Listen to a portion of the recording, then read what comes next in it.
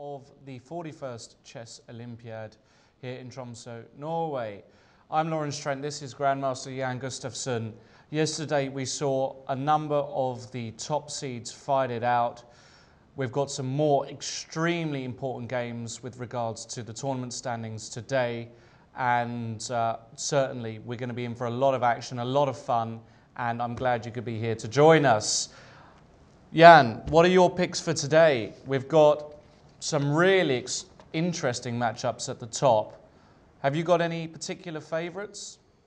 Well, the match on board one is France against Azerbaijan. That's certainly a big match to keep an eye on. France have been looking very, very good. They beat defending champions Armenia yesterday, 2.5, 1.5.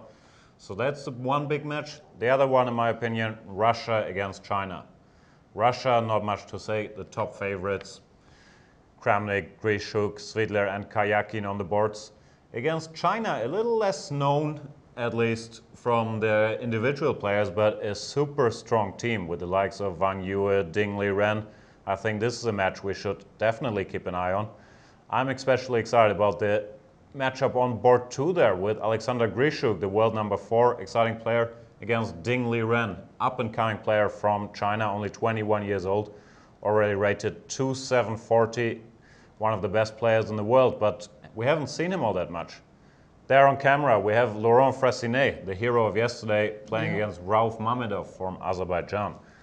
And he was a hero, wasn't he? He clinched the victory for the French, beating an out-of-sorts Sergei Movsesian, who really has looked in poor form this tournament. But Laurent Fressinet, with his victory yesterday, brought his team up to 3 out of 3 wins, playing against an Azerbaijani team we haven't really seen yet, but let's not rule them out.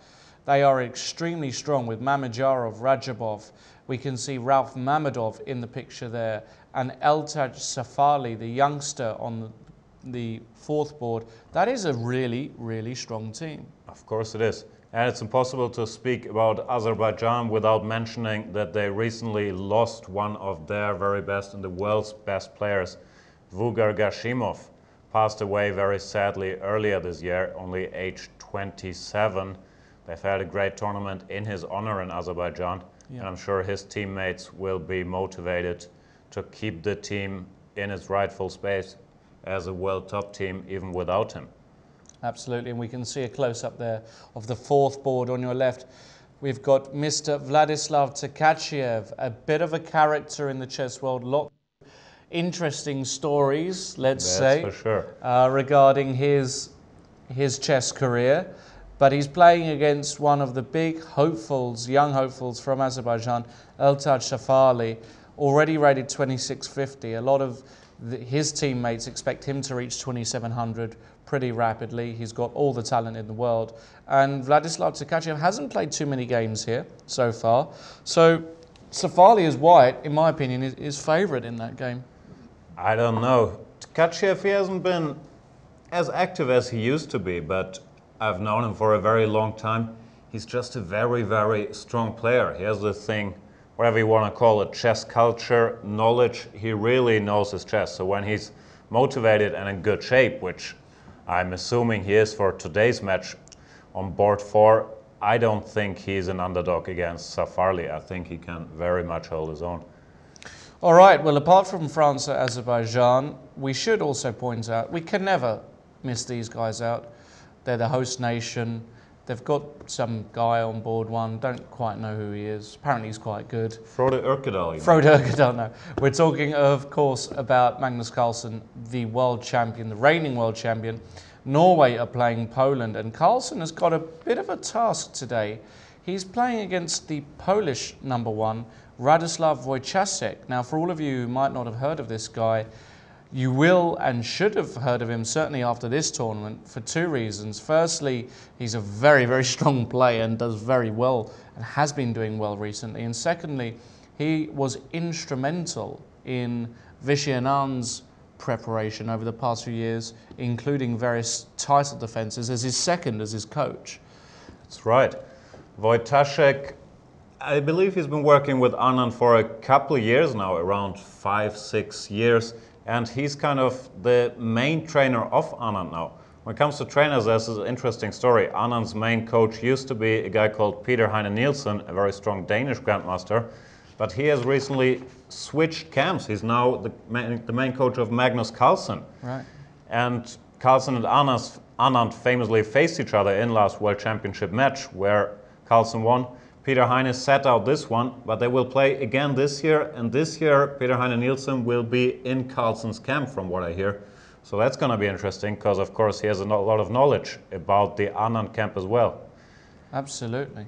And Wojtaszek here, of course, will be eager to test Carlsen in some lines, but maybe we can go right into the game. It looks like Carlsen is not looking for a theory battle today, knowing whom he's dealing with, of course, and he played more of your kind of chess. Well, I wouldn't go that far. I haven't played close Sicilian, I don't think, ever, but... Oh, I'm sorry. I thought the anti-Sicilians, that's what we call this. Anti-Sicilian is a big... there are area. a lot of them. But what is interesting, let me explain why Carlsen chose an anti-Sicilian today. Wojtaszek, as you mentioned, in terms of experts on the Najdorf opening, which it begins after a mainline Sicilian like so, and after these developing moves, the move a6, characterising the Najdorf, Kasparov favourite, various other top players. Wojtaszek, it wouldn't be a stretch to say that he is the world's leading expert on this opening at the moment. He's done so much work with Vishy on it. He's produced so many ideas in it, and I think Carlsen just thought, you know what, I don't want to get involved in that. And of course, it's very possible Wojtaszek also got a little briefing from Vishy telling him, you know, check what Carlsen has up his sleeve in this line of the Najdorf. Let's see what he has to show. And Carlsen says, I'm not having any of it. I'm not showing you any of my opening secrets. I'll just play very solidly the close Sicilian, we call it, which is really a way to get the pieces out and delay the battle into the middle game. Not considered to be very critical from Black's point of view, but it does counter Wojtaszek's arguably main strength, his enormous theory knowledge, because the players will be left to their own devices pretty early. This e5 we've seen plenty, and knight h3, not a common move. That's certainly not common to play it in this position. Normally the knight goes to e2 rather than h3.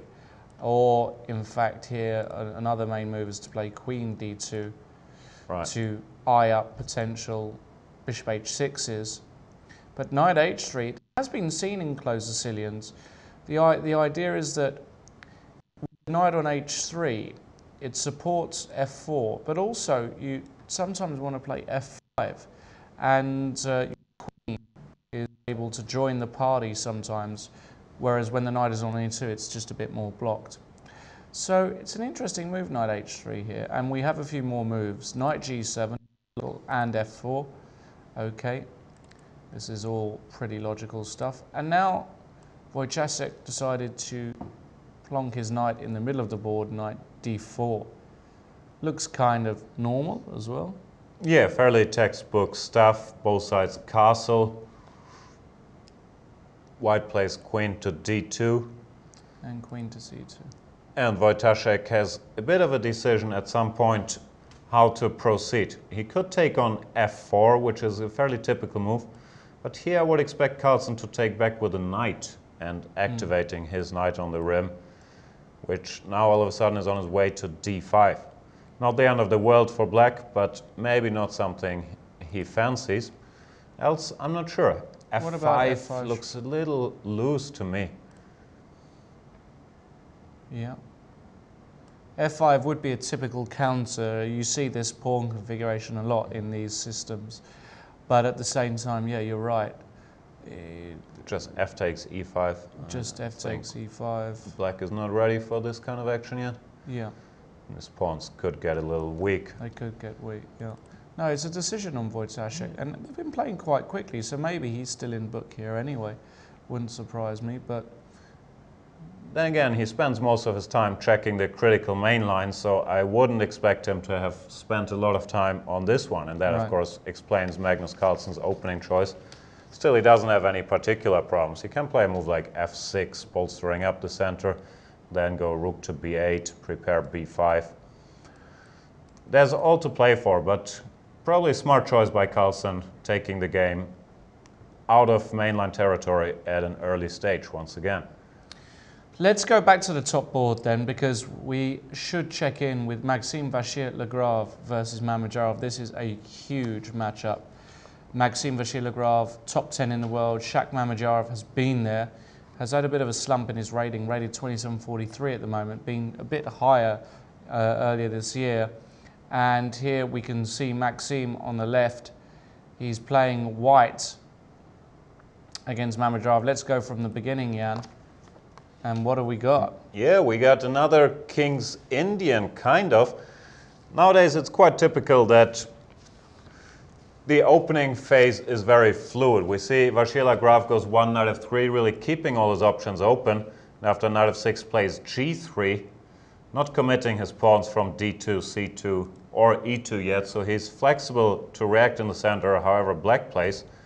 Mamedyarov has been expanding his opening repertoire a little bit recently. We've seen him doing some King's Indians, some Grunfelds. In general, Mamedyarov is not an opening expert. He's a fantastically gifted player, very sharp tactician, a lot of imagination. But the Sharks, sometimes they manage to catch him out in the opening a little bit. And we'll see how that went for Maxime Vachier-Lagrave. Plays c4 here, still not committing his d-pawn. Castles, and now he goes d4. Bit of move order trickery, and we're back into King's Indian territory. The very solid setup with g3, bishop g2, knight f3. Mamedyarov plays d6, more in his style than more solid setups with c6 followed by d5, which we've also seen quite a bit of. Knight c3, knight bd7. Do you know something about this line? Yeah, I play this line with black against the g3 systems, and after castles, e5, e4, this is one of the main tabia, one of the main lines of the whole opening. There are lots of moves here.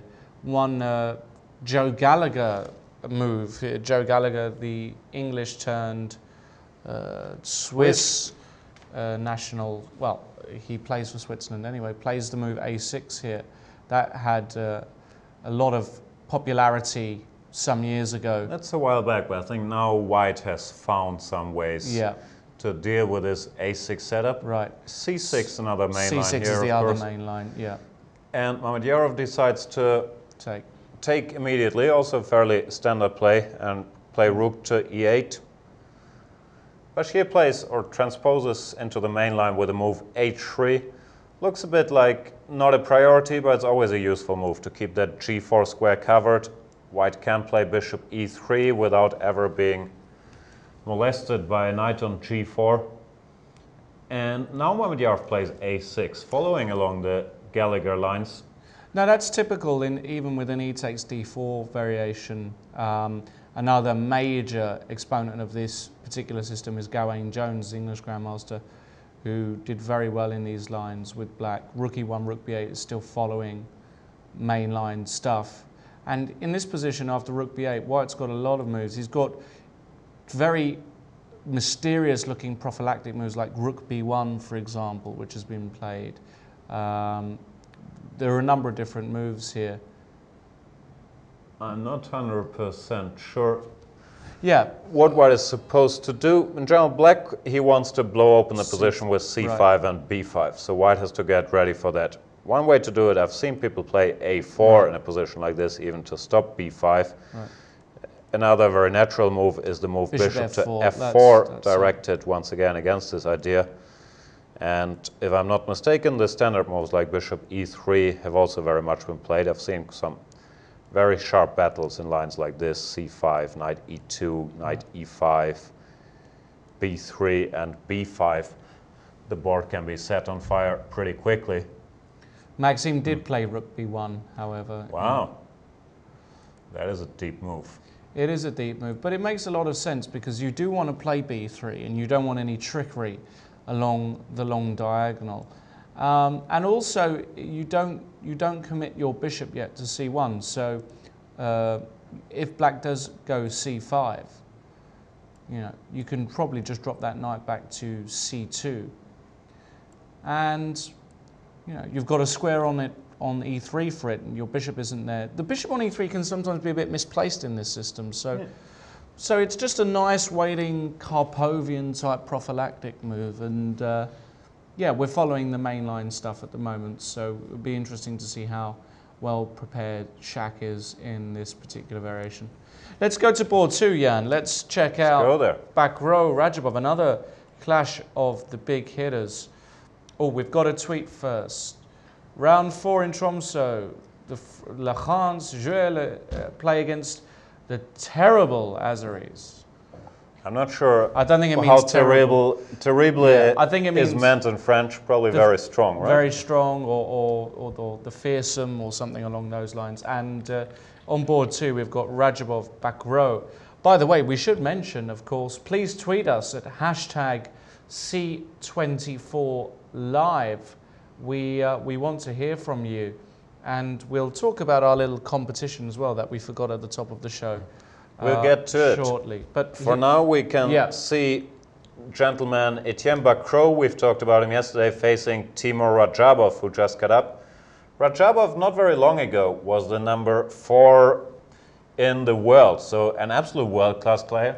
He's been in a bit of a slump, starting with the candidates tournament in London, where I believe you've been doing commentary, where he did terribly. Yeah, he had a shocker, really, if we're totally honest. But he's still a world-class player. He's rated 27-24. He's playing against back row rated 27-20. And he did beat Magnus Carlsen very recently with the black pieces. Very recently, so he cannot be underestimated.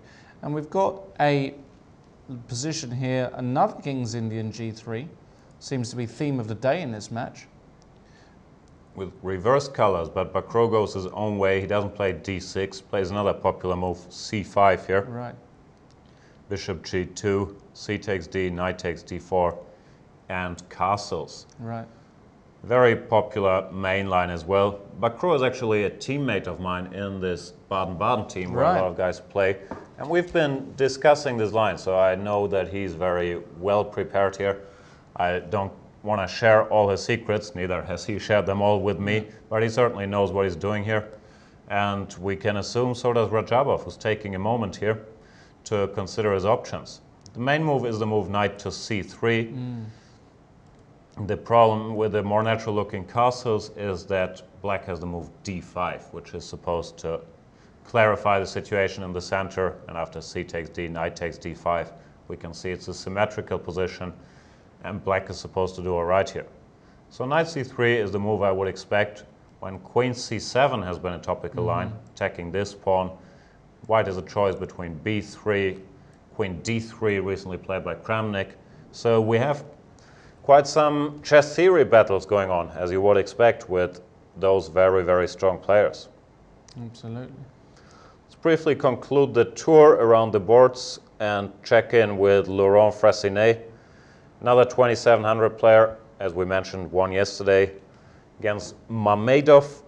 He's been around for a while as well, Rauf Mamedov.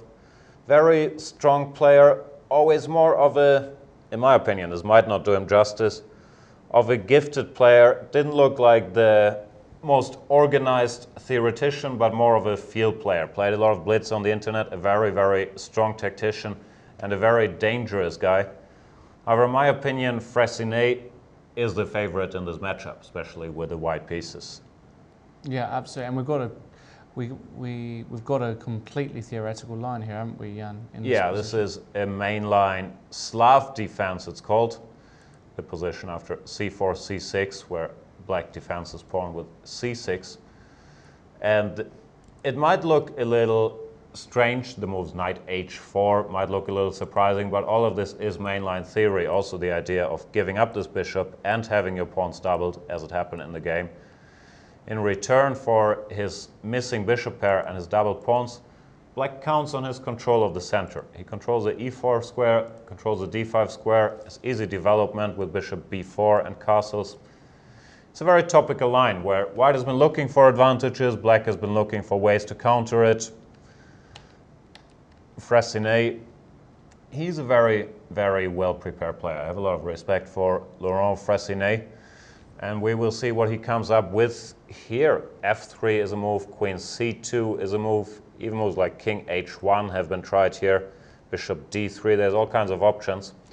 I'm sure Fressinet has studied this position, and we can see him here studying his options, probably taking a little time, and he goes for queen c2, which is the main line, attacking the pawn on c5. F5. Black will normally react on f5, I'm sorry.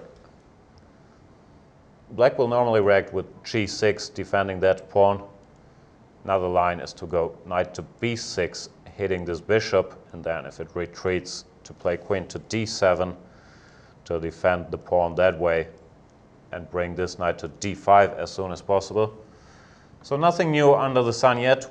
Here in this match we see something we haven't seen that much in this tournament yet, which is mainline theory battles on all the boards. Absolutely. All right, let's go to the final game. Why don't we just pick up the action from the current position in Safali Tkachev, because again this position has been seen before from a d3 Spanish. Nothing too new here. I do remember Levon Aronian chalking up a few wins with black in this position, and I remember watching a game of Luke McShane's against Levon Aronian. Luke really struggled in this position. Right. I think one idea for black is to go rook b8 in this position, to potentially look at rook b5 in some positions. You have to be careful of bishop a4, of course, but I think rook b8 is one of the main moves, if I remember correctly. Yeah, this is not the completely normal theory position. There normally white has his pawn on h3 and not the knight on c4 yet. But still, black normally tries to get in a combination of the moves rook b8, as you mentioned, queen to c8, which might look funny, but defending this pawn, also making way for the other rook to go to d8. At some point he will probably want to play h6 to defend this square. And we can expect a slow maneuvering battle. Actually, I've played this position,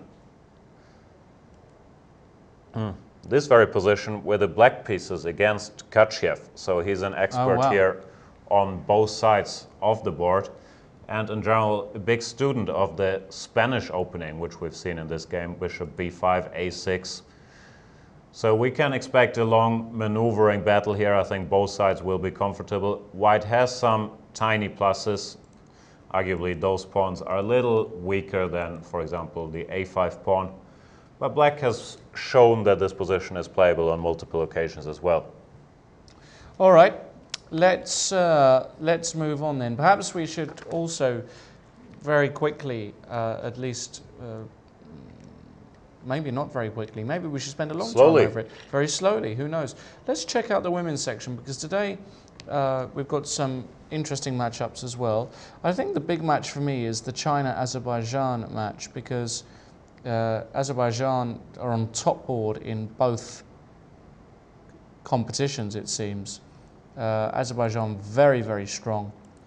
And interestingly, there's a bit of family business there, isn't there? If we look at the Azerbaijan women's team, I'm sorry. Yeah. We can see a familiar name on the top board. Right. And not only on the top board, actually, also on the third board.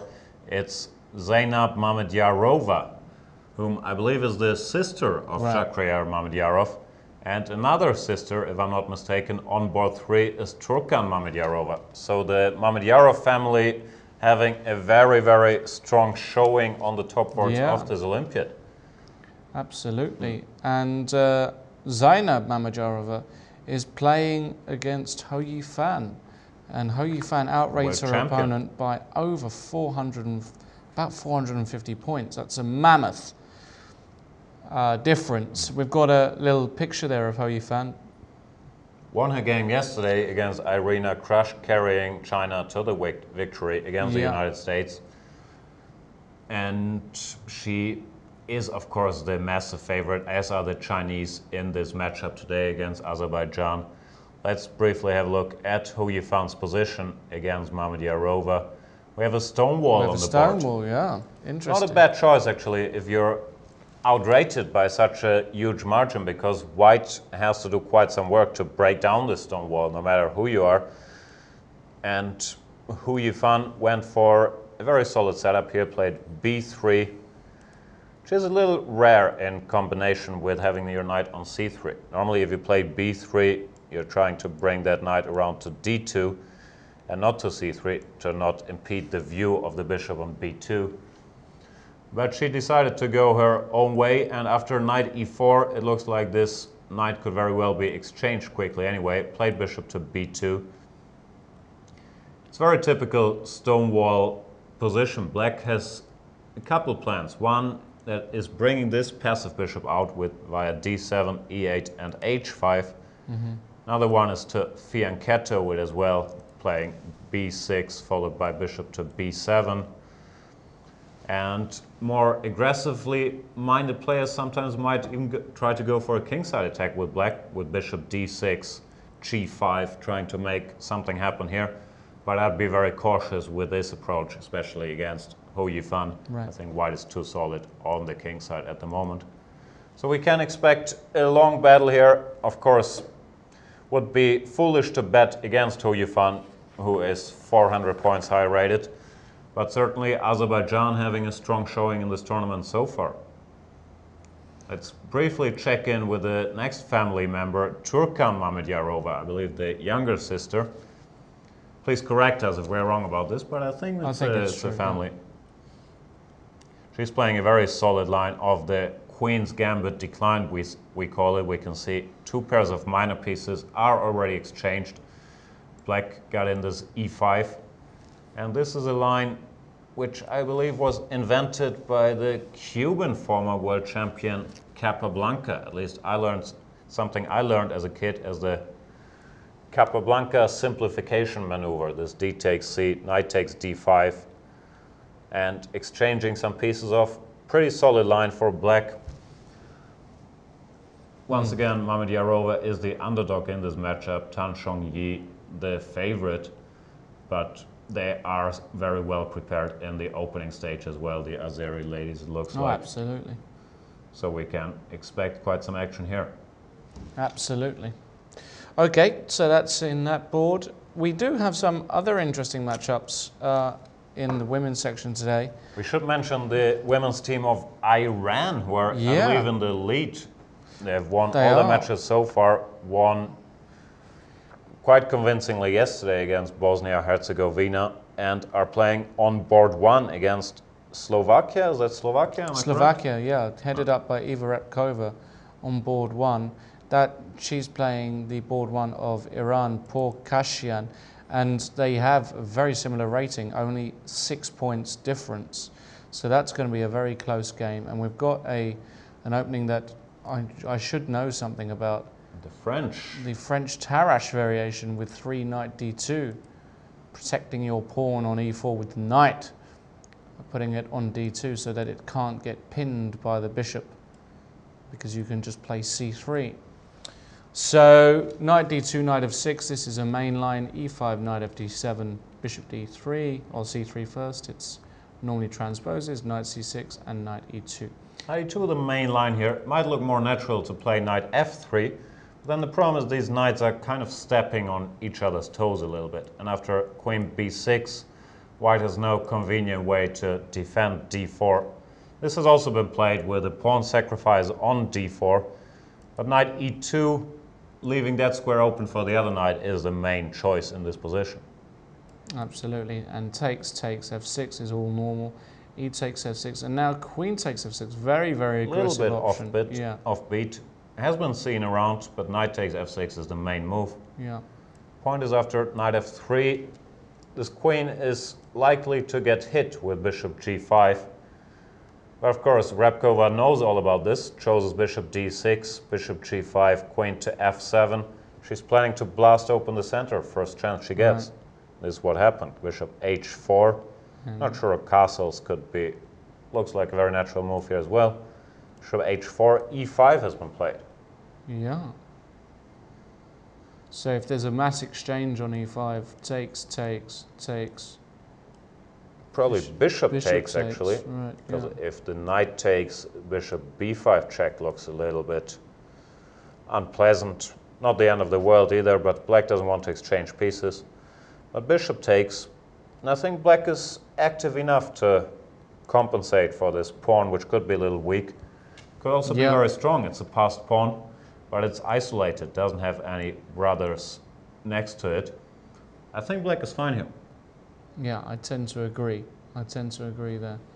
So big, interesting match there in Iran versus Slovakia. A lot of it. And one last match, well, there are perhaps two, but certainly one last match that caught my eye in the women's section is the match between Germany, your home country, your Mutterland. Can you say that? Mutterland, I think Mutterland. Versus Russia. Where are they? They are board 5, here we on go. board 5, and we've got Elisabeth Paetz, the German #1, playing against Valentina Gunina, who's been on a rich vein of form. We've got a very theoretical line of the Caro-Kann. It's a mainline Caro-Kann. Both players playing extremely quickly, it seems.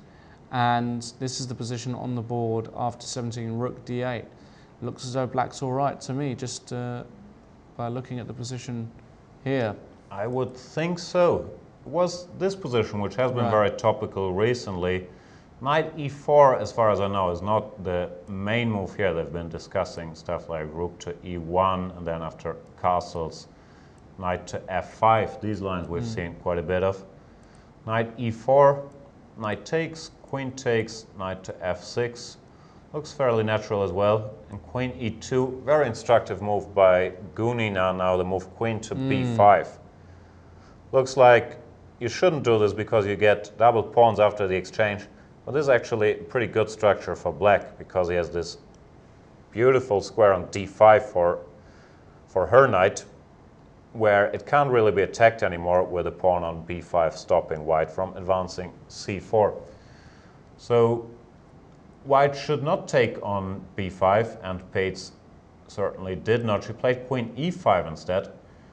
Queen e3 or queen e1 also come to mind, but I'm not fully convinced about this knight e4, queen e2 she played earlier. Queen e5 has been played, rook to d8. Once again saying, okay, I'm fine with the queen exchange.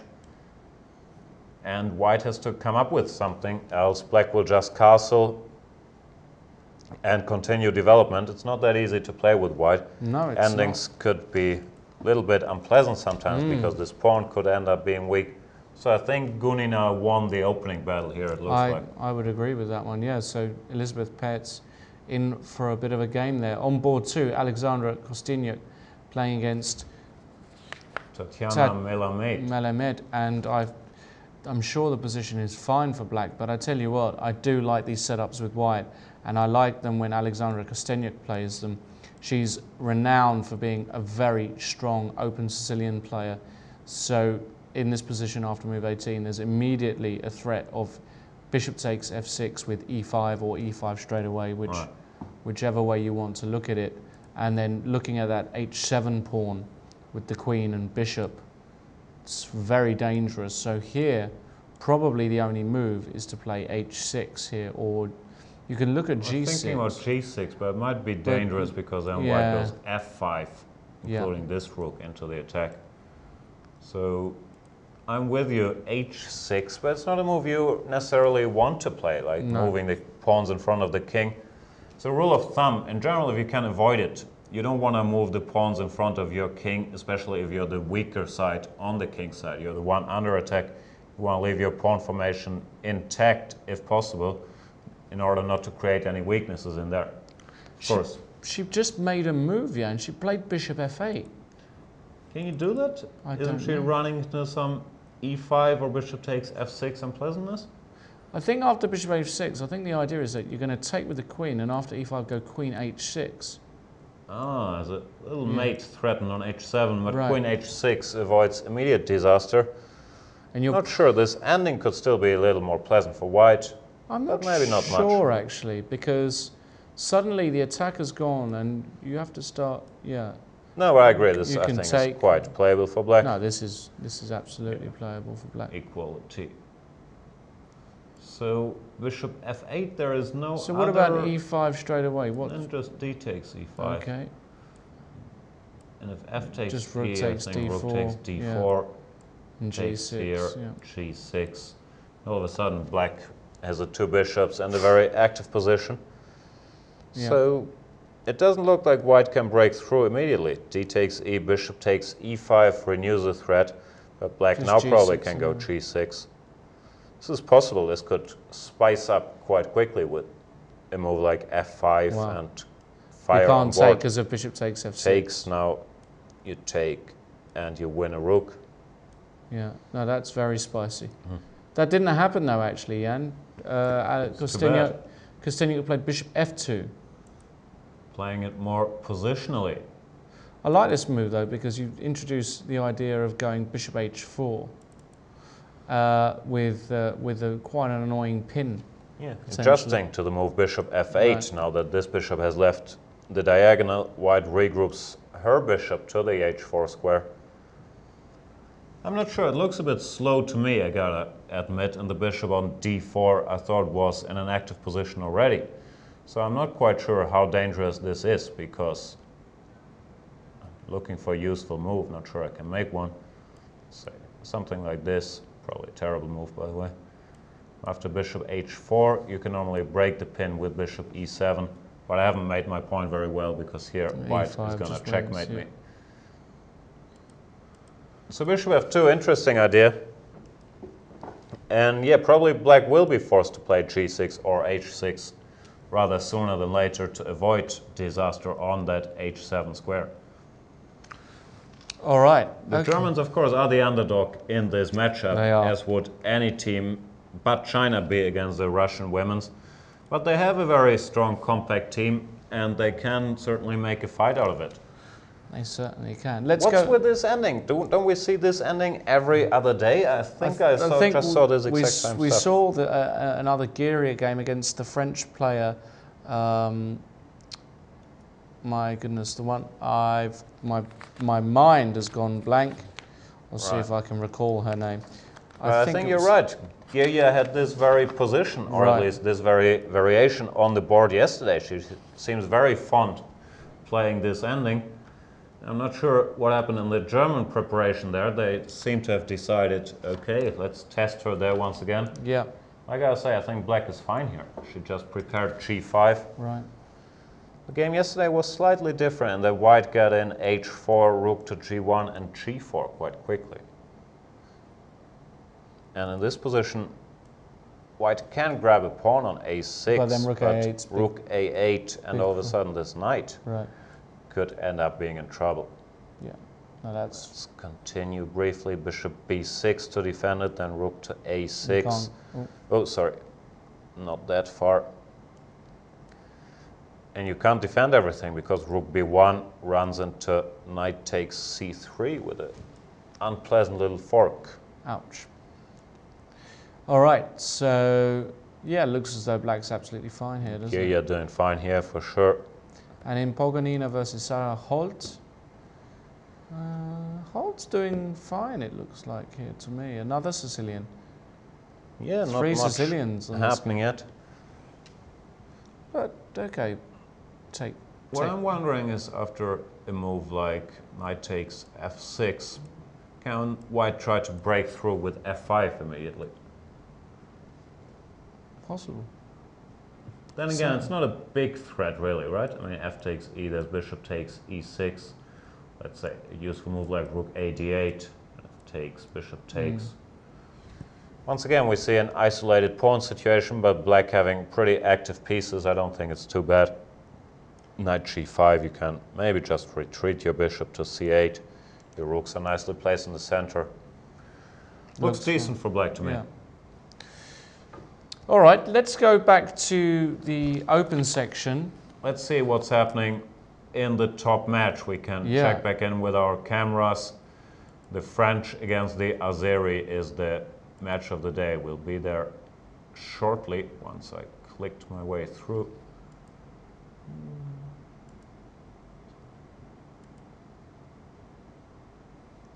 We've got it, the position there. Here we are. This is Shak Mamedyarov. Not sure what he's looking into. I think he's trying to his crystal ball.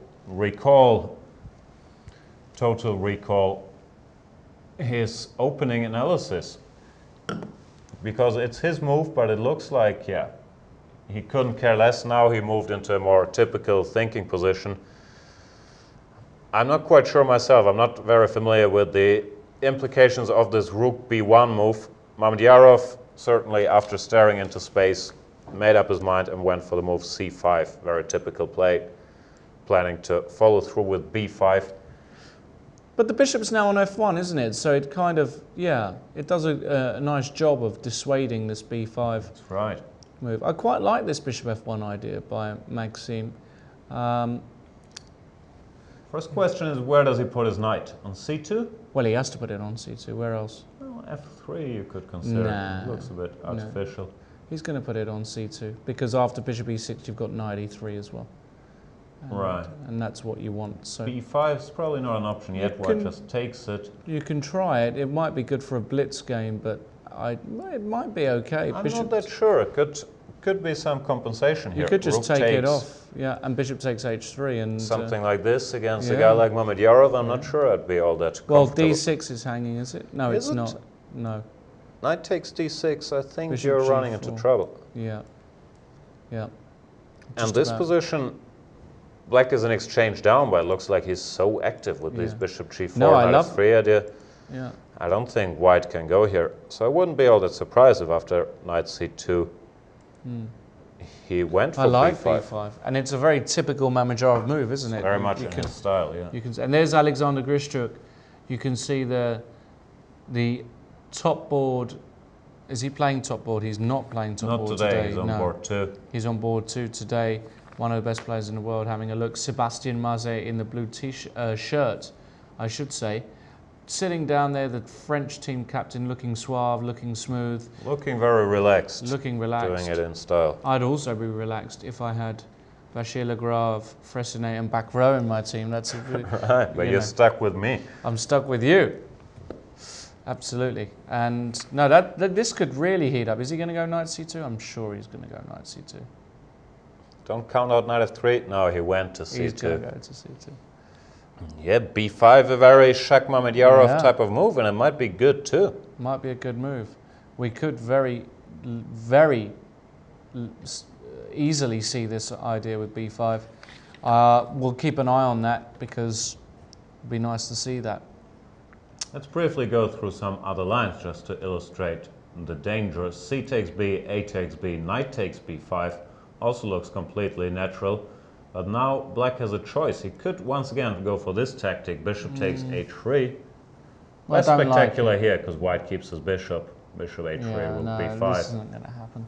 White is probably all right. I think it's playable for Black anyway. His pieces are active.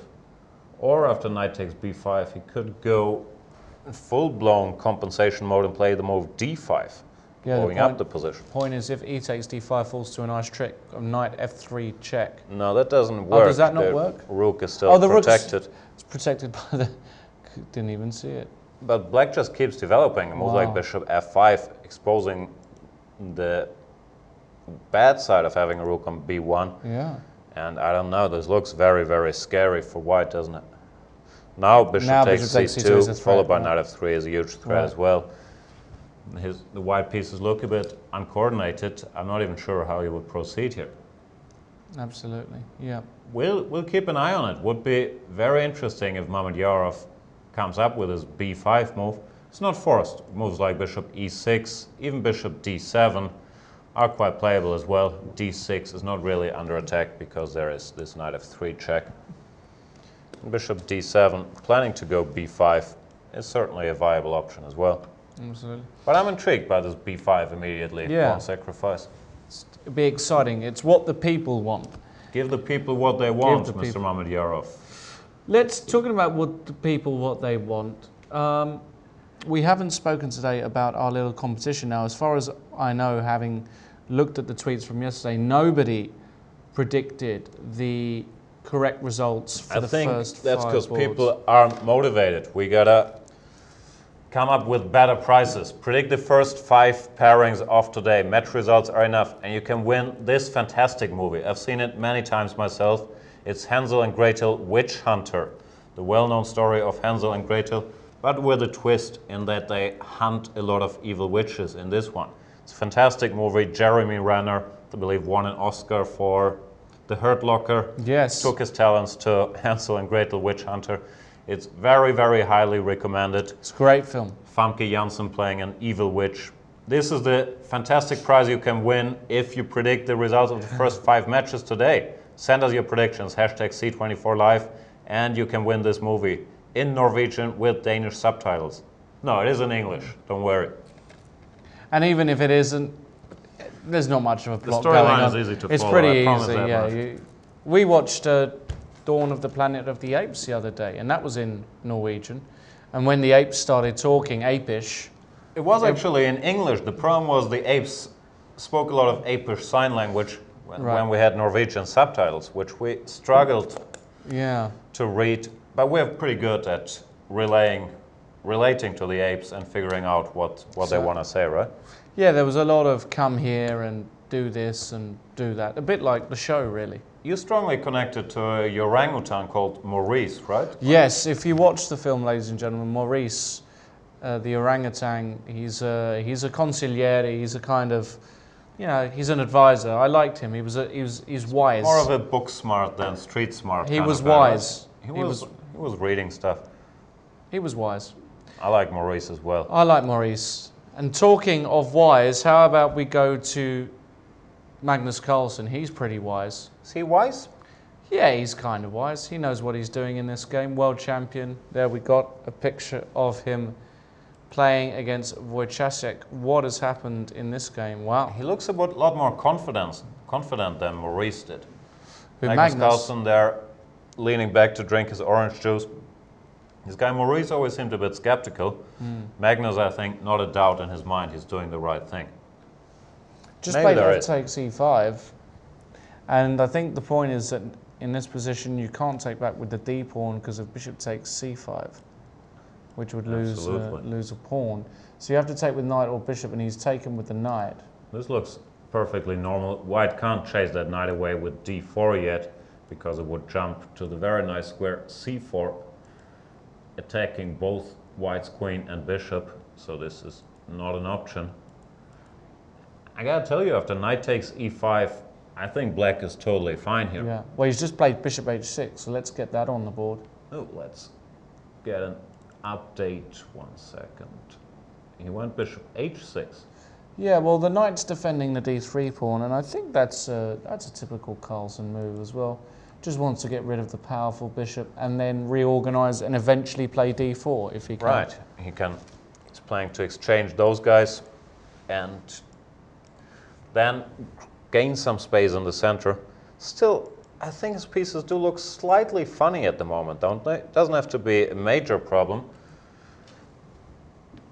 They do look a bit weird. The knight's on h3 and f2. Yeah. But you only need one move to play knight f4 for it to come back. That is true. And then f2 is actually quite useful, covering a lot of key squares, like the g4 square. And of course the d3 pawn. So yeah, this bishop h6, very strong move as you would expect from Carlsen. And I'm willing to change my mind any minute here. I always am, especially... You love a favorite, don't you? I don't like to mess with the Magnus Carlsens of this world. You love just the hierarchical system. I stick to it very strictly. You do. Also in sports betting, I always go with the favorites. That's why you never made any money. That could be one problem, yeah. But I think I did everything right. I never bet on England in football. Well, they're never favourites, so that's a good idea. I did bet on Brazil a bit too much. Oh dear, that didn't go. Let's not go into detail. But your team did crush Brazil. Yeah, I didn't expect that. I was a bit of a traitor there because I love favourites too much. But Brazil aren't massive favourites over Germany in football. Anyway, that was a while ago. That's all forgotten about. Right. Who were world champions again? I can't remember. I have no idea. Can't remember. Norway has the world champion, is not a world champion caliber team yet. At least they haven't looked like in this tournament. And today is kind of a big match for them. It's the first time they face someone of approximately equal strength. The Poles don't have a Magnus Carlsen, but are a bit more compact, but stronger on the lower boards. So this is a very close matchup. I believe the number 14 against the number 15 of the rankings. And it will kind of determine where the trip goes for Norway. They haven't looked very sharp so far. But of course, it is early in the tournament, and if they catch speed, with the likes of Magnus Carlsen, Simon Aktestein, Jon Ludvig Hammer. They can't be counted out at all. Their fourth board, Kjetil André Lie, who's playing today, has struggled a bit so far in this tournament. Didn't really get into it. Maybe felt some pressure, maybe even from Magnus Carlsen's speech at the opening ceremony. Did you see that? I did see that. No, I don't think that's the case. I just don't think he plays that much and has got going really. Right. I think he just needs to get warmed up. Here's a little bio of Radoslav Wojciech, the Polish #1, born January 13th, 87. Elbląg, where's that? Elbląg, Poland, no idea. Tweet us, #C24, where is Elbląg in Poland? I'm not sure. If you're from Elbląg, let us know. Could be on the Elbe. Does that go through Poland? You're asking. No. I have no idea. Don't test my geography on this show. Please, Mr. Gustafsson. Anyway, well, we can speak about peak rating 2735, and that's right now. He is at his peak, and that is a pretty serious rating, as you can probably tell if you've watched the show a little bit. Anything above 2700 is very special. Anything above 2800 is called Carlsen, Caruana, or Aronian. Is that true? I think it's true. That's about true. There have been others over 2800 in the past. Not at the moment. Not at the moment. And there we can see Radoslav just having a... Olga Dolshikova, the top board of the Norwegian women's team, checking in how their German team... They're German? German? I think you're just wishing that Carlsen was German, right? You got Nishipyana and you're like, yeah, we'll convince Magnus as well. Yeah, we got some ideas, like Levon Aronian's living in Germany, Vishianen spending a lot of time there. Magnus, I think, has once been to Berlin, so we all consider them Germans. How their Norwegian team, of course, is doing. Yeah, absolutely. What about some of the other boards? And why don't we check in with Russia-China? We highlighted it before as a big match. 1 second, I want to have a look how Kjetil André Lie is doing today. Against Mateusz Bartel, pretty strong player, at least for the fourth board in his own right, 2640, 2650, that neighborhood. Very creative player, and we can see a little offbeat play once again here. Kjetil André Lie going for the Najdorf, maybe had similar intentions as Wojciech, but Bartel went his own way, e5.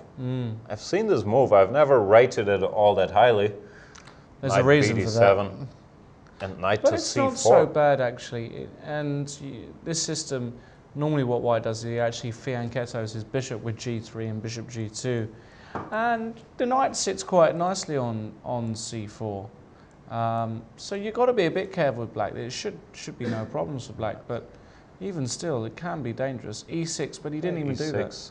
He played queen f3, which is another line. Fianchettoing his queen instead, and trying to stop black from getting this b6, bishop b7, or rook b8, b5 kind of setup. Right. And Lie played bishop to e7, natural enough move. I would expect Bartel to fianchetto this bishop, b3, bishop b2, and actually go for an attack. What's going on? Yes. Here we go. b3, bishop b2. Maybe some plan like long castles and g4 even. Very possibly. Just been tweeted by Graham Clayton saying Elbląg, I can't pronounce that for my... Me neither. Elbląg? Elbląg is just to the east of Gdansk. Gdansk. Thank you very much for that. We know that place, so... Thank you very much. We want to hear more from you. #C24 Live. We're getting loads of tweets through. We'd like to hear your opinions about what's going on in today's games and various other things in life. Maybe you're a philosopher. Maybe you can help us out. We need some inspiration.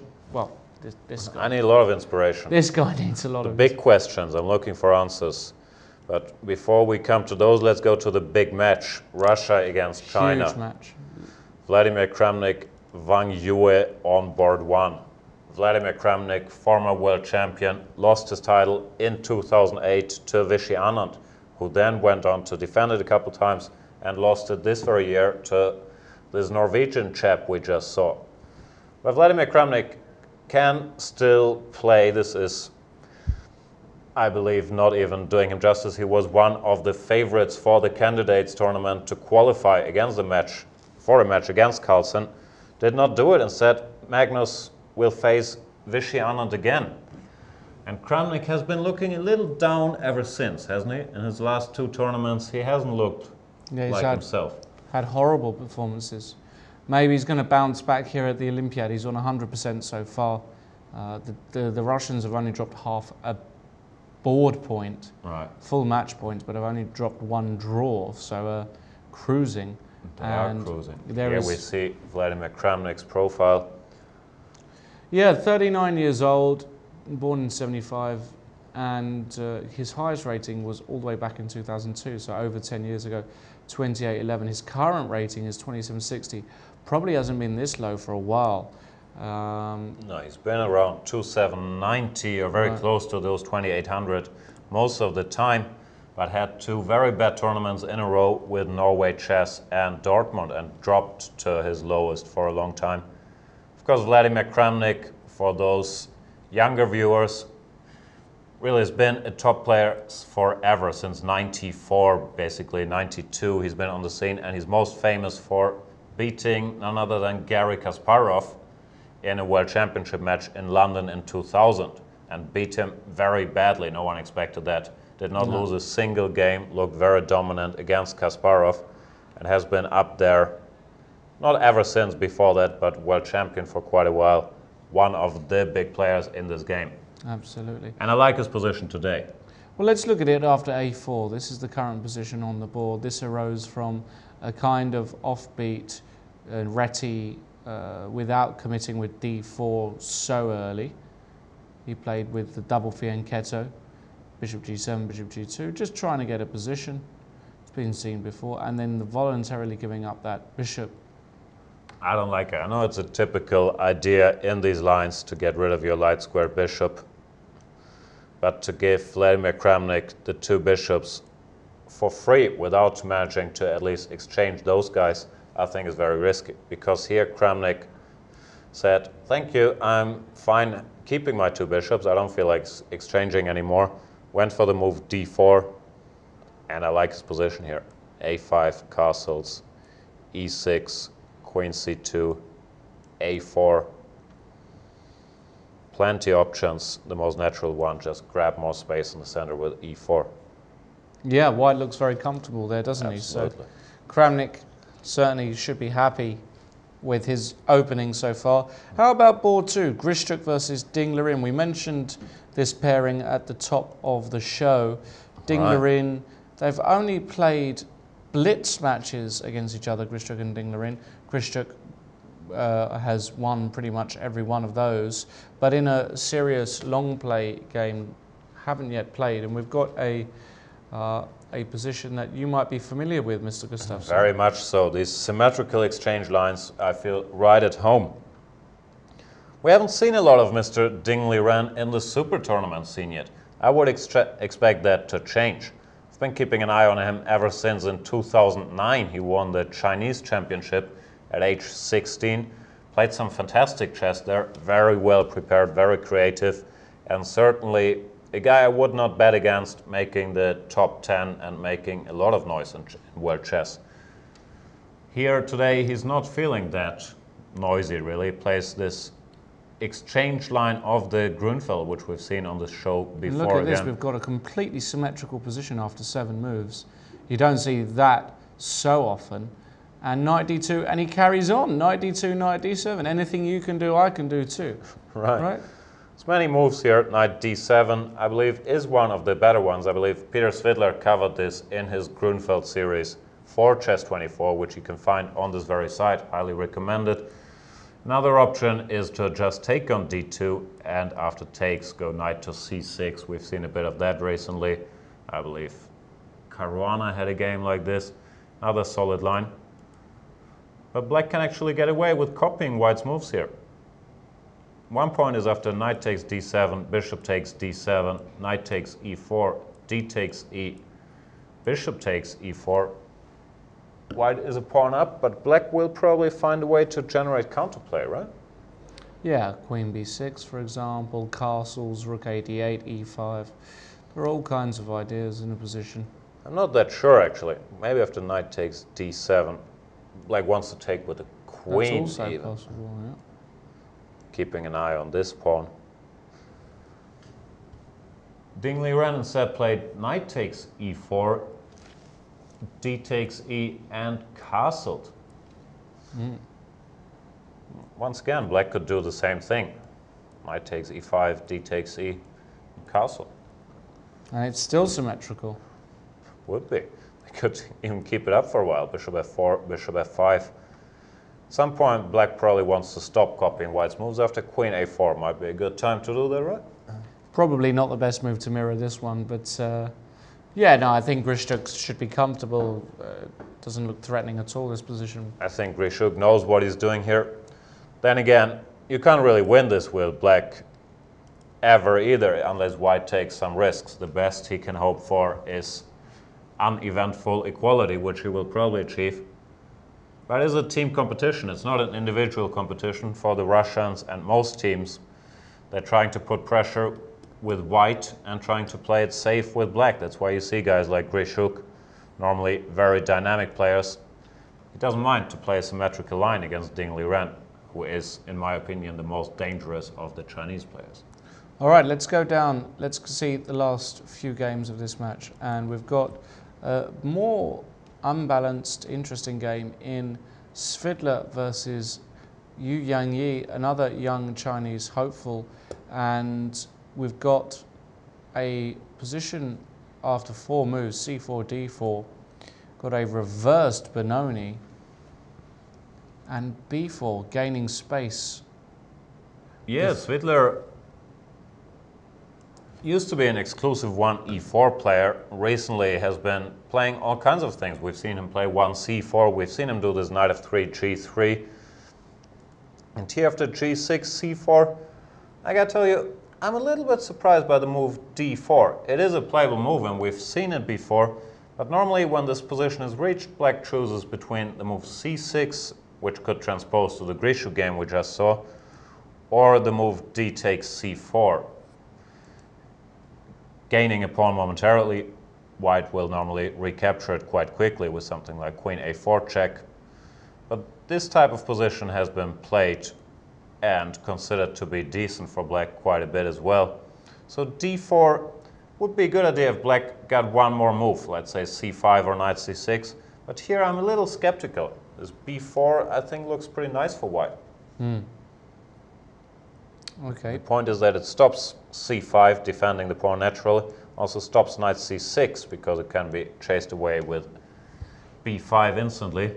Stops is perhaps a bit strong. I think you can play c5 anyway. This is just Fair a enough, reverse Benko gambit position actually now, where if you take on c5, knight c6, you know, you're always rounding that pawn up on c5 at some point. But yeah, it can't be bad for white, as it's a Benko gambit with an extra move. There's some things to consider. The most natural plan for black to round up that pawn, let's say castles, would be e5 and take it with a bishop.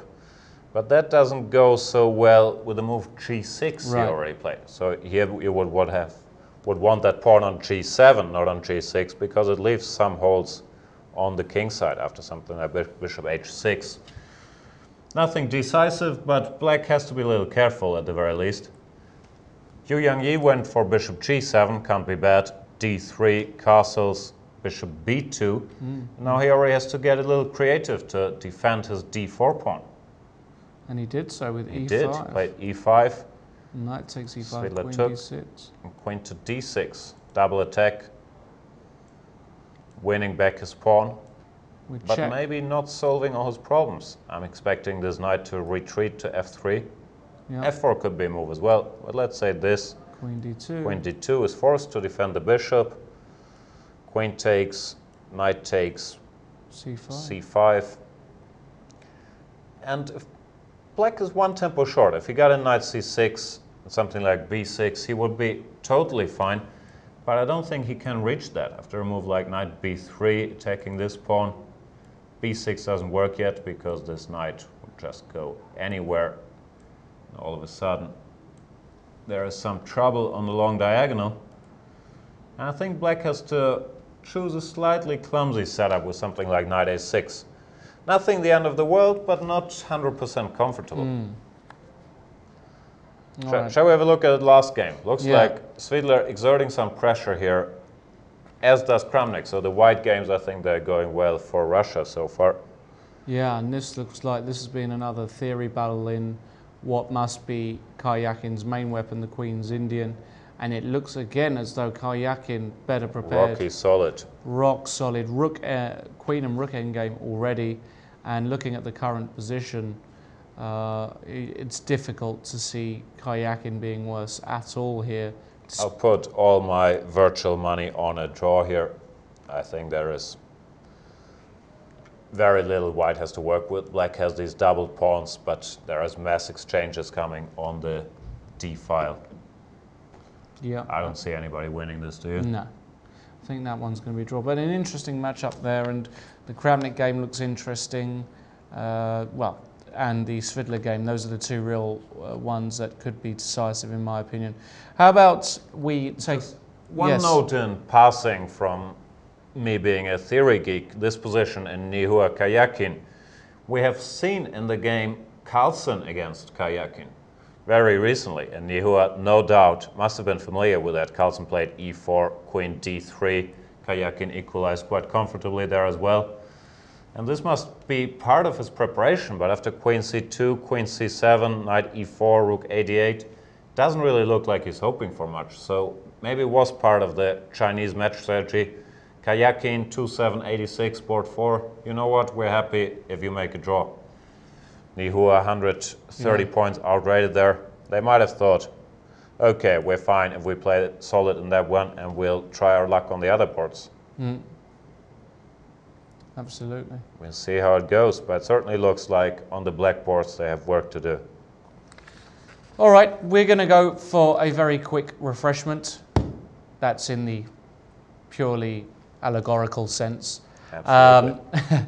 We'll be back in a few minutes with further coverage of today's round. Don't go anywhere, or if you do go somewhere, how about you go and play a few games of Blitz on our website. Very simple. It's on my left-hand side. There is a button. It's in line with my head, I think, something like there. It says play now. Click on it, choose 1, 3, 5 or 15 minutes, and off you go. You can play. Don't choose 15. You're not going to be back in time for the show. Choose 1 or 3. Or 1 or 3. 1 or 3. 1 or 3. We'll see you in a few minutes.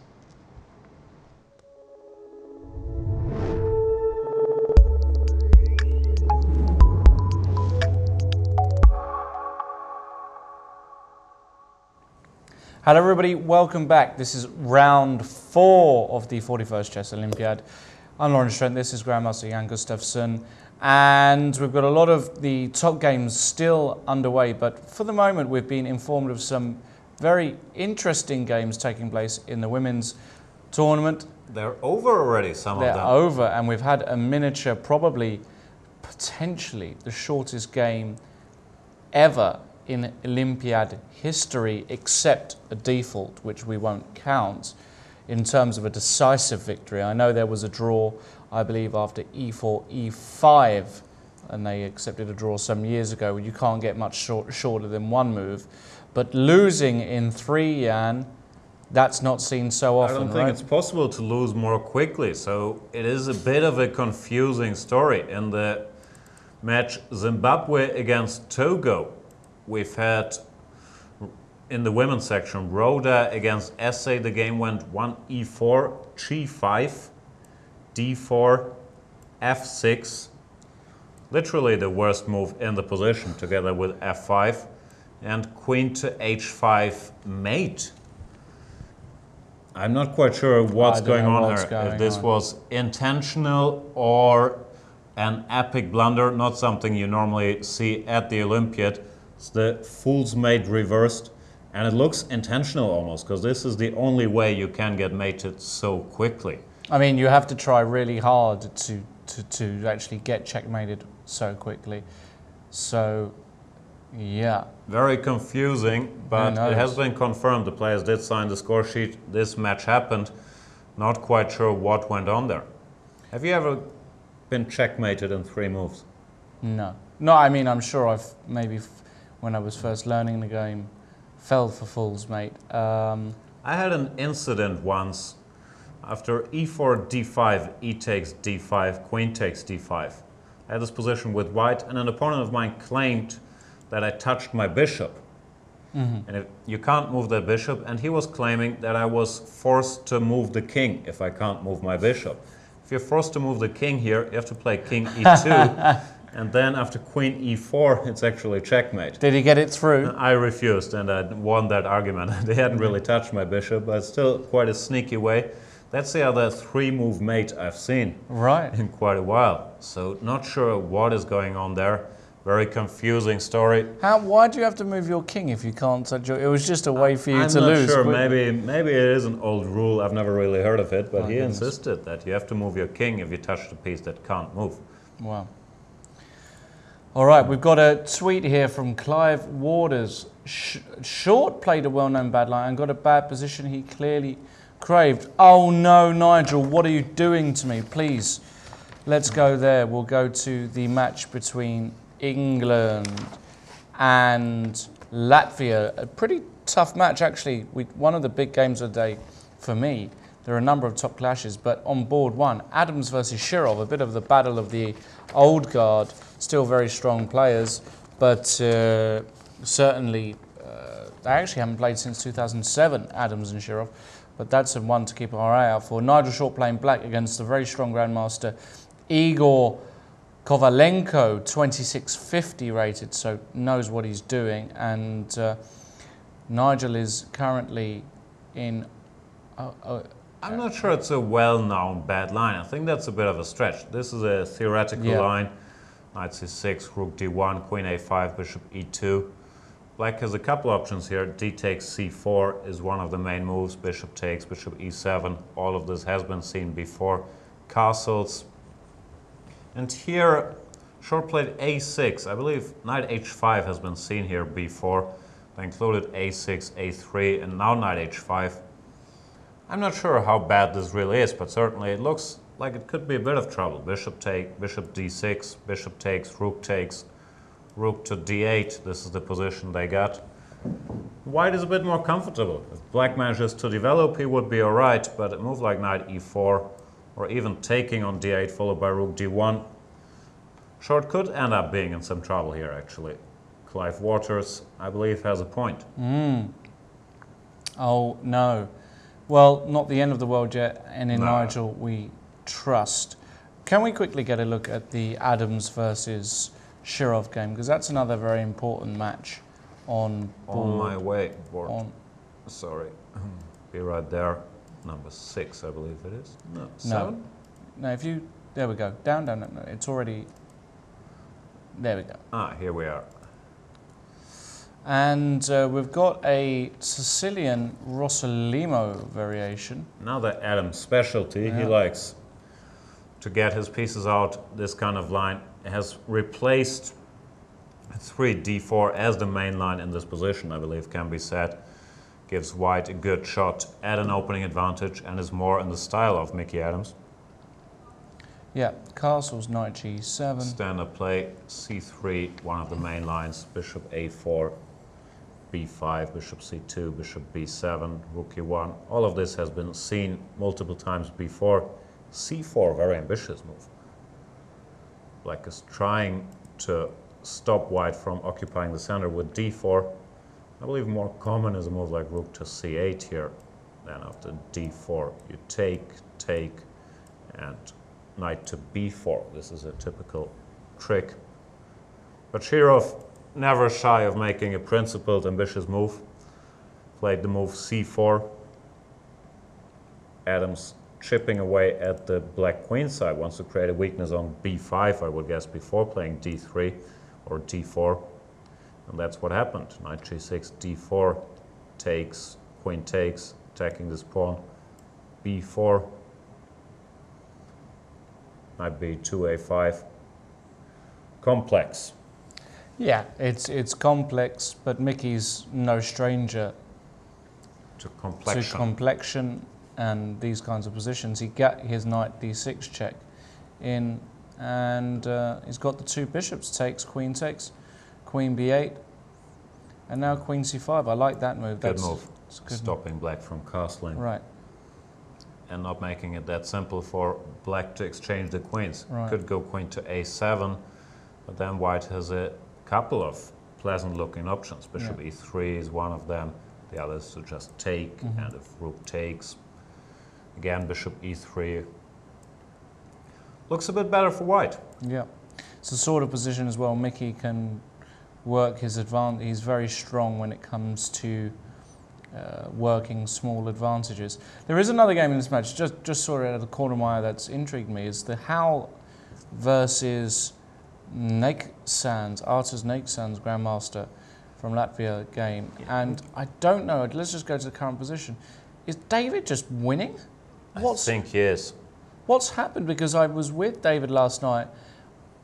Well, I'm going to take some of the credit. As you should. I'm going to take some of the credit. We briefly looked at something similar to this. I'm not going to go too much into detail, but no, we did. He thought he would play Naiksans, and it looks as though he's got his preparation in here. What's going on? Where did it all go wrong for black? Let's have a brief look. It should be to d5, e3, c5. Mainline theory, knight c3, and knight c6. D takes c4 is the move, yeah. Dangerous move here. D takes c4, more normal. Now c takes d5. Black could, of course, play e takes d5, but then he's having some positional troubles after d4. So he tried to avoid those with knight takes d5, queen takes d5, d4, rook a to d8, and the typical move knight to e5. Yeah. We've seen some very strong players, I believe Morozevich recently, play queen takes g2 check, as crazy as it looks, in this position. Yeah. King takes, knight takes e5. Not enough though after f3. f3, c takes d. Only 2 pieces for the queen. Yeah. Should not be enough, but they've been trying these kind of things.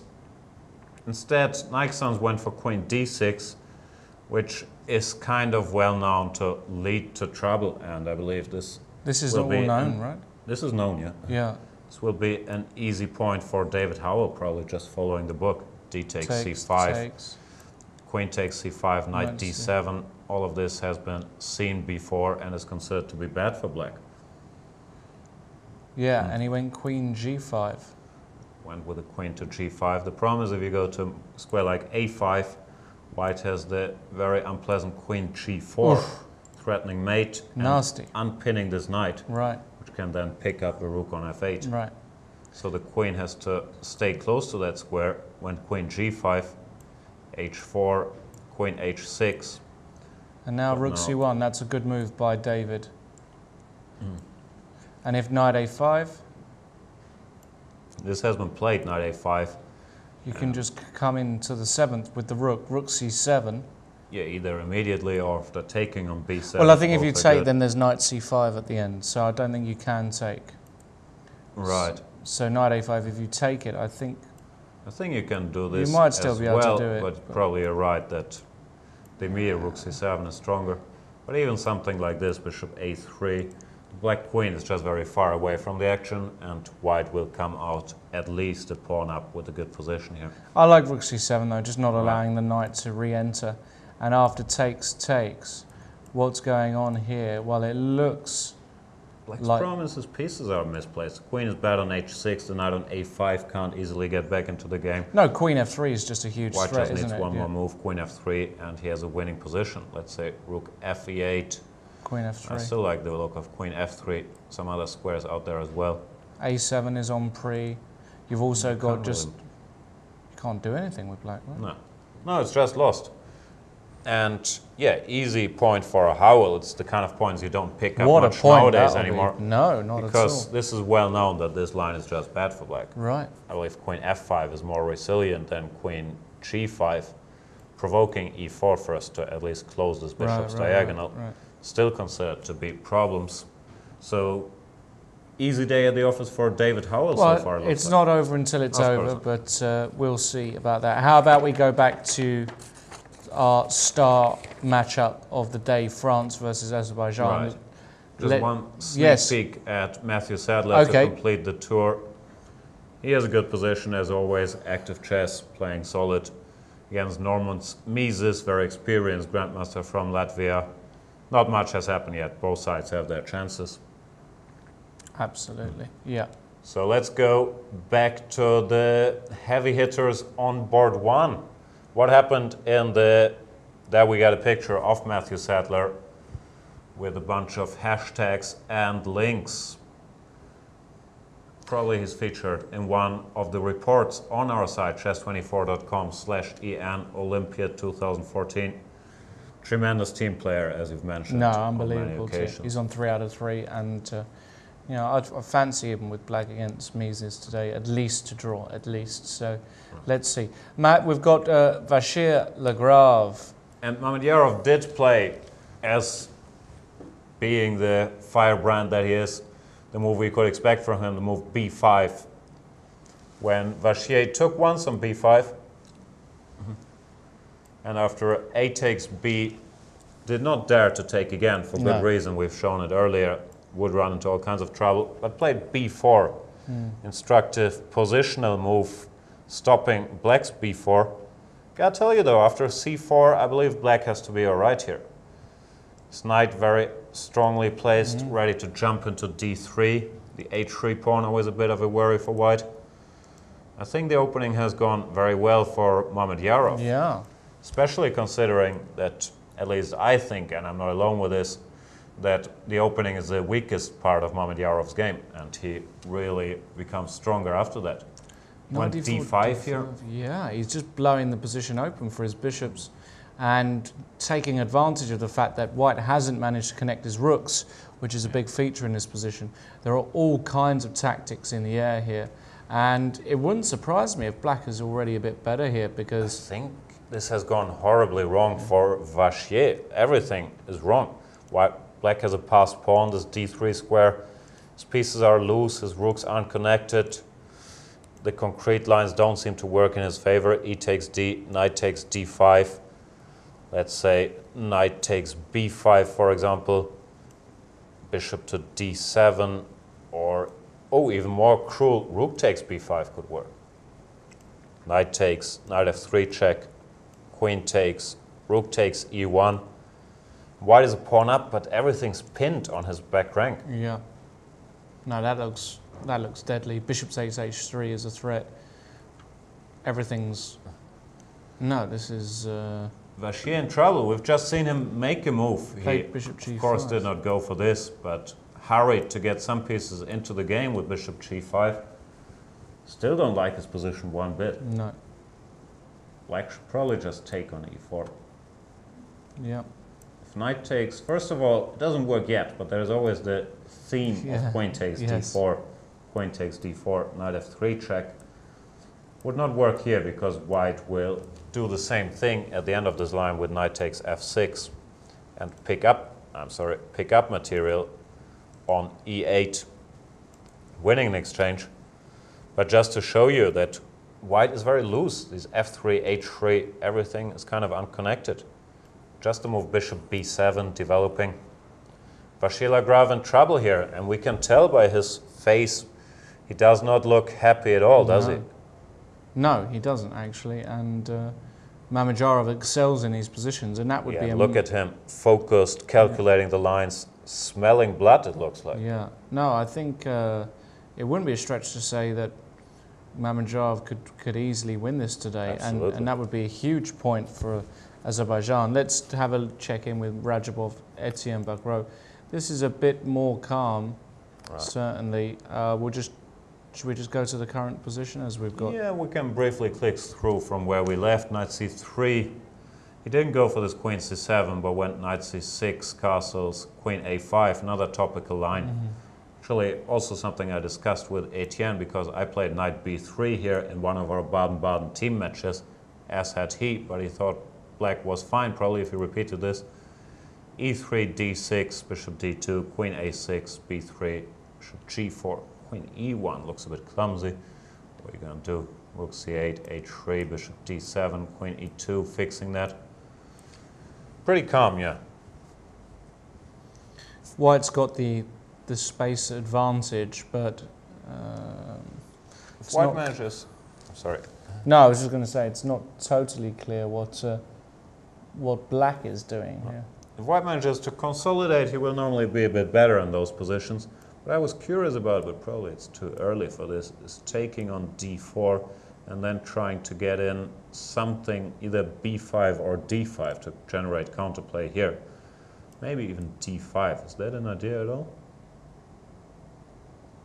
Probably too early. White can play bishop takes d5. Might come out on top. Not sure he does. Bishop h3. Could be a way to at least free the position, spice it up a little bit. But Bacro didn't see the need for it, just played the move rook fd8. Staying solid. This will be a long game. I slightly prefer white, but nothing bad has happened yet. All right, Fressinet Mamedov then, and looks like Mamedov as well has had a very successful opening here against Fressinet with black. Looks like he held himself very That knight on d6 does a great job of protecting b7, f5, controls e4, b5. It's an octopus on... Perfectly placed there. Perfectly placed, and very difficult to see how white can make anything work in this position. Looks like it's... No, black is absolutely fine. And that knight on d6. His colleague on f6 also doing well. Could jump into e4, go to d7, d5. Very good knights.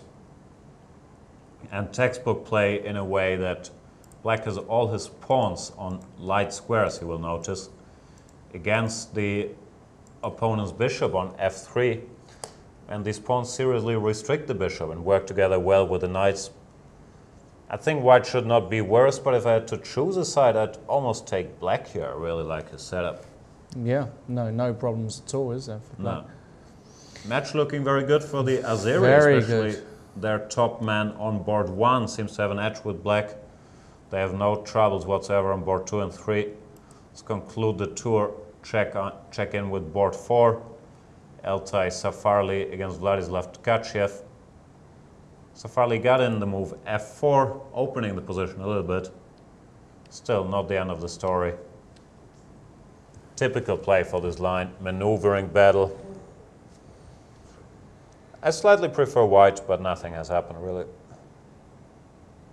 You like white, don't you? Yeah, the open f-file, the bishop on b3, looking at f7. Feels like there's more potential in that sense, but black is super solid, and yeah, I think... If you're black here, you're always looking to break the center open with d5. It feels like he's probably not in time to do it yet after e takes d, knight takes d5. I would expect something bad to happen. Not quite sure what, something like queen to f3, queen to h5, knight to e4. Looks premature. So I think black still has some work to do before we can call it an equal position. The match looks very good for Azerbaijan, I'll tell you. It's looking good so far for the Azerbaijan team. Let's go back to Magnus Carlsen, Wojciech. We can see Magnus just taking his seat again. We got the position here, and very similar to what we were saying before, in as much as bishop h6, if we go to move 15, that was 4 moves ago, happened. Knight 7 to c6. So just I'll tell you, I'm not sure about the move knight 7 c6, because this knight on e5 is bound to be hit at some point with d4, and you might want to retreat it to c6, I thought, where now his... You've always got knight c4 though, I'm not... Yeah, it could be. And then d4's hanging. Let's see what happened. So Bishop takes. king takes. Yeah, and knight Knight f4, f4. that's more like it. Just get the knight back in the game. It's another reason I dislike this knight to c6, because you don't have a knight covering the d5 square anymore. I don't know. Of course, as usual, easier said than done, and it's not that easy to be black against Magnus Carlsen, but I think Wojciech got slightly sidetracked here. Okay, so what happened? He played rook Queen a1. d8, Carlsen played rook d1, Yeah, preparing d4 once again, rook c8. c8, queen e2. Not in a hurry, he wants to play d4 without being attacked. Right, exactly. Why knight c4, h5. That's A bit loosening as well, isn't it? well, I Makes think sense. But he wants to put the knight on g4 exactly. He wants, so after d4, takes. This has actually happened. This has been played, right? Yeah, Takes, knight g4. And h3, just kicking that knight. Knight takes. Queen takes, I would expect. Once again, magically, after having his pieces on all kinds of funny squares on h3, f2, whatnot, all of a sudden Carlsen has the center, a nice active knight on f4, controlling the d5 square. Nice pawns on e4, d4, potential to win more space with the move d5. You have to be careful with d5 because at the moment you don't want to give black that square, but he has all kinds of options. Bit of pressure along the f-file. So in short, he is better. Yeah, and typical Carlsen style, out of nothing, an equal position, slowly but surely starts to outplay his opponent. Not anything too serious just yet, he took with the queen. Yeah. But you've got to be careful. I don't really like black's position. There's always these central breaking moves as you've got e5 in the air, and you're just more compact. Yeah, you don't have good squares. You would like to play a move like queen b6, but that runs into all kinds of trouble, but mainly knight d5 will just always chase it away. Queen to f6 would be even more trouble after knight takes h5, winning the queen. Yeah. So no, does not look good for Wojtaszek, and that means it looks good for Magnus Carlsen in Norway. Yeah. I'll briefly have a look at how the other guys are doing. We'll get to the women's section in a minute as well. There we have a tweet by Beta Tamasebi. Sure. We have to get back there as well. Let's briefly conclude our tour of the Norway match first. Gajewski, very solid player, beat me once painfully in the Dresden 2008 Olympiad. I think my best ever game was against Gajewski. Wow. I draw him? I beat him. Okay. I got my king to g3 with all the pieces still on. My black, I was black as well. In the middle of the middle game, my king just went on one of these. I was inspired by this short Timon game. Maybe that's what Simon Achterstein should have a look at. Yeah. Long he way can't to go. cross g4 though, that's the problem. But seriously, looks like Achterstein is totally fine here. More or less equal position, but I like what he's doing. He's putting some pressure on the c4 pawn. Doesn't seem to have a problem in the world. I'd actually prefer the black position here. Me too. No, Achterstein doing well. And what about this game? Jon Ludvig Hammer against Jan Christoph Duda. Duda, a bit of a sensation in the chess world. I think he's only 15. The rising star of Polish chess. Really is. Rated, I don't know what he's rated, 2580 in the neighborhood of 2600. 2580, yeah. Only 15, and his position here is absolutely fine. He's currently a pawn up. Question, I don't think, the question is if white can take back his pawn with impunity. Bishop takes h7 comes to mind, but then just king h8, and these pieces they could end up dropping. Like queen takes g4, knight takes g4. Yeah, it's all hanging. All right. So queen g4, so probably you have to take, and take, when knight takes h7, rook fe8, but how do you get that knight back out? It looks stuck there behind. Looks like Hammer might be in a bit of trouble here, actually. You can start some kind of saving mission with h3. This knight has to go to h6 and g4 maybe. It all looks highly artificial. Might be all right, but you know, playing this over the board is a different story entirely. And no, I don't like what Hammer's done here. I think he's miscalculated. There was a few exchanges, a bit of a combination a few moves ago. Not sure exactly where he went wrong. Well, they have this position, which is perfectly normal.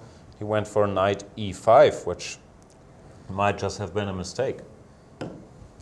Yeah. Here you have all kinds of sensible moves, bishop f5, h3, queen c2, you name it.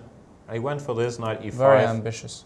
And was just taken, queen takes e5, and something must have escaped his attention. Maybe he miscounted the piece, maybe he wanted to go knight takes d5. Knight takes d5. Then after queen takes d5. Wins 3 pieces for the bishop h7. This is and knight h7, rook takes d5. Sometimes this happens that you count from afar, oh, I'm a queen up. But then when you recount, you see, oh, the guy has a rook and 2 pieces. That's too much for 1 queen.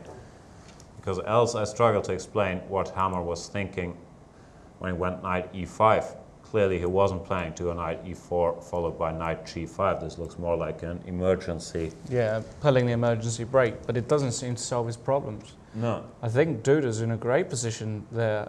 So that would mean that, you know, one of these guys, Carlsen or Agderstein, will have to win. Kjetil Lee, let's have a look at his game against Bartel. Well, Kjetil, he's not in too much danger either. Looks like he's doing all right against Bartel here, right?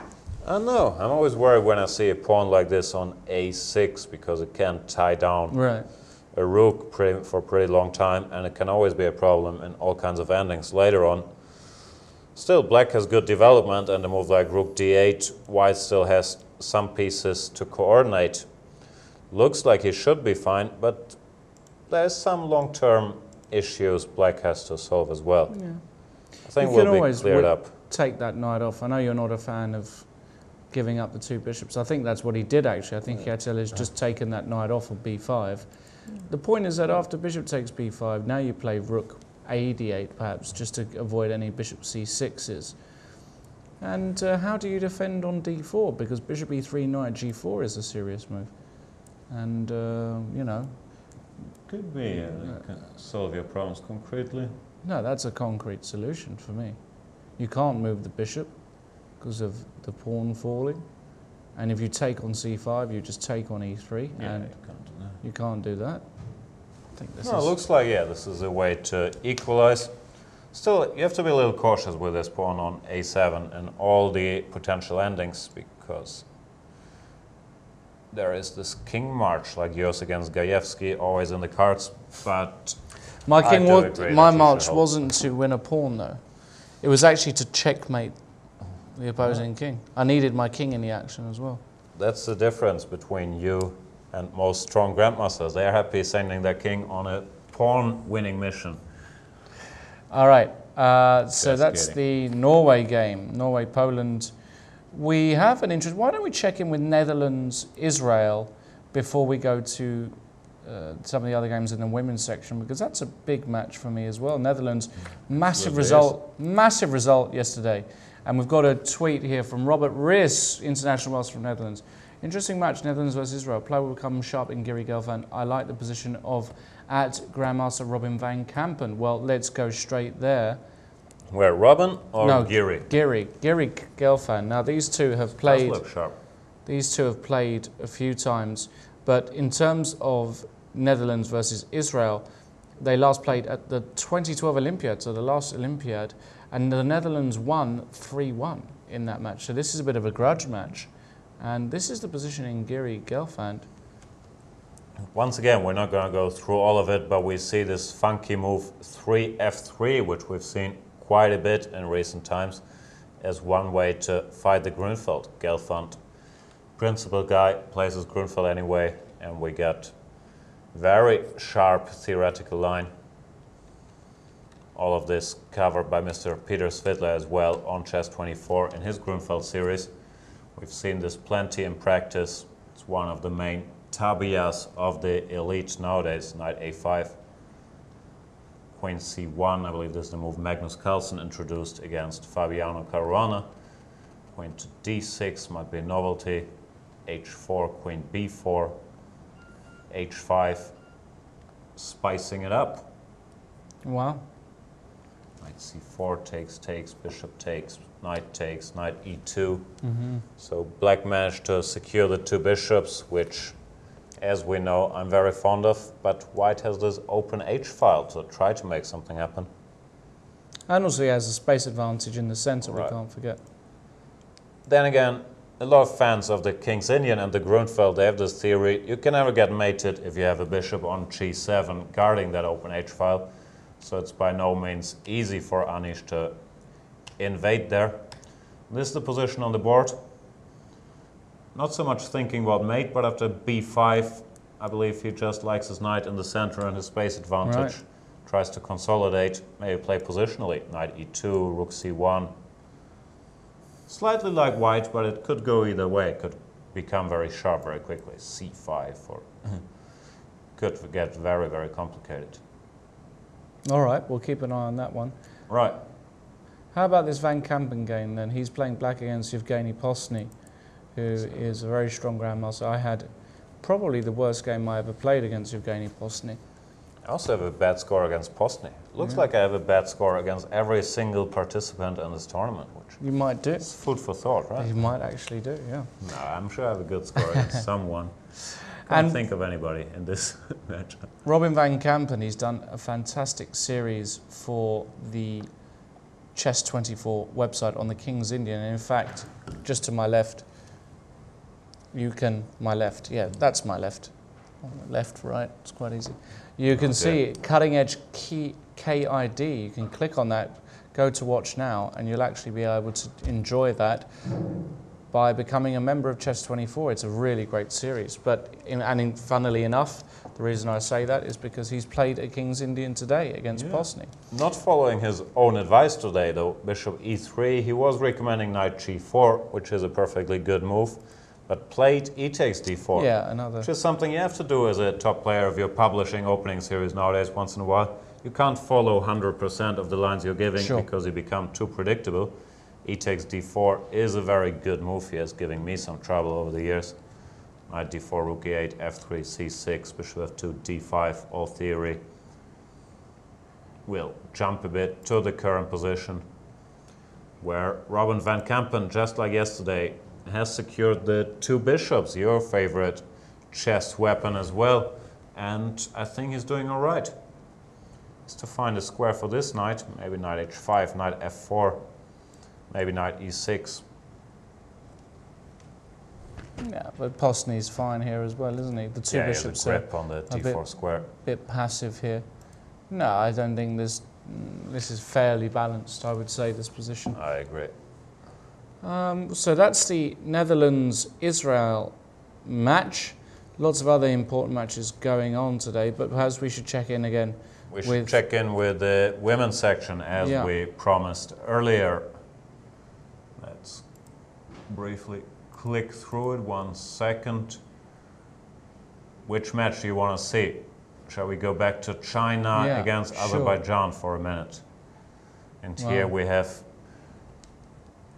Hou Fan doing the business, putting pressure on Zeynep Mamediyarova.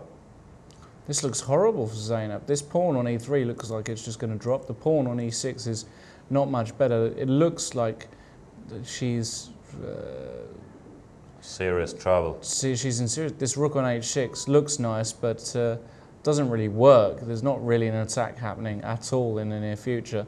No, I think Hou Fan, this is almost a technical win for her. Just going to pick up a pawn, it looks like. This pawn can't be defended. Black would like to play the move c5, but that runs into the very strong reply d5.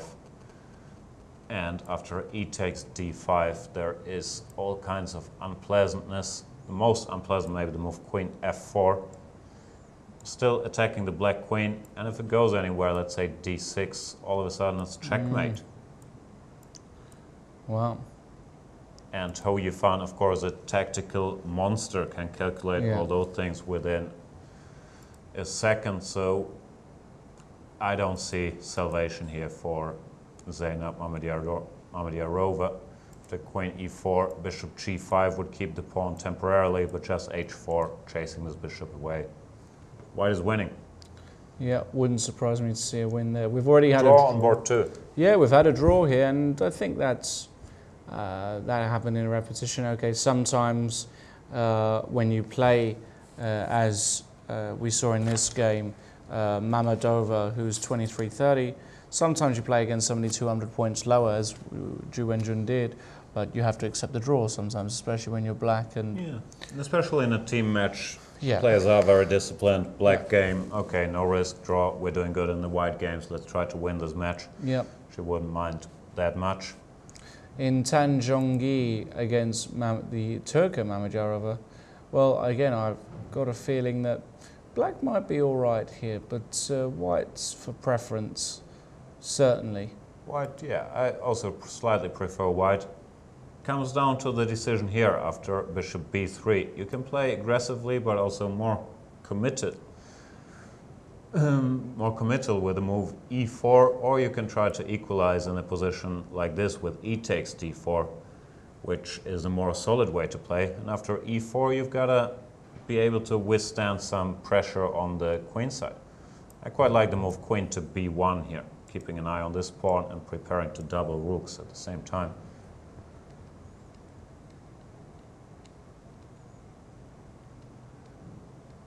Yep. Yeah, white is a bit better. Some pressure, not a lot of a black king side attack going. White can try to gain space on the queen side and open it up with a move like b5 at the right time. Slightly more pleasant for the Chinese player, that's for sure. In the final Last game, though, looks as though white's doing all right here, unless I understand that she's a pawn down, but she's got the two bishops. Black has got double pawns, and she's got a nice outpost, potential outpost for this bishop on e5. I think white might be better here, actually. Could very well be, yeah. If there's no counterplay against the white king, but it looks fairly well covered at the moment. I'm with you, I also like the white position. Can just try to gain some more space in the center. Very active, fights for the rooks. At the very least, easier to play with white. Absolutely. Okay, there's some of the match standings as it is.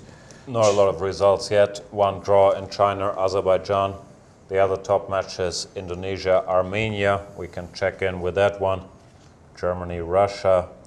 By the way, if you look at the evaluation bar in the middle, you can see at a glance who is better in these games. The more white you see, the better white is. So in the Hou Yifan game, right there, if you do a mouse over as we're just doing, you can see a sneak preview of the board. And the bar shows you if there's more black, black is better. If there's more white, white is better. So you can get a very quick overview who's doing well in what matches. And we see here that Elizabeth Pates looks in trouble against Gunina. We can go there for a second, while the other matches aren't all that clear yet. So let's check it back in with Germany for 1 second. Yeah, absolutely. This is a big match. Let's have a look. This is a position after rook f1, move 24. And so Gunina has picked up a pawn here with rook takes h5. A couple moves back.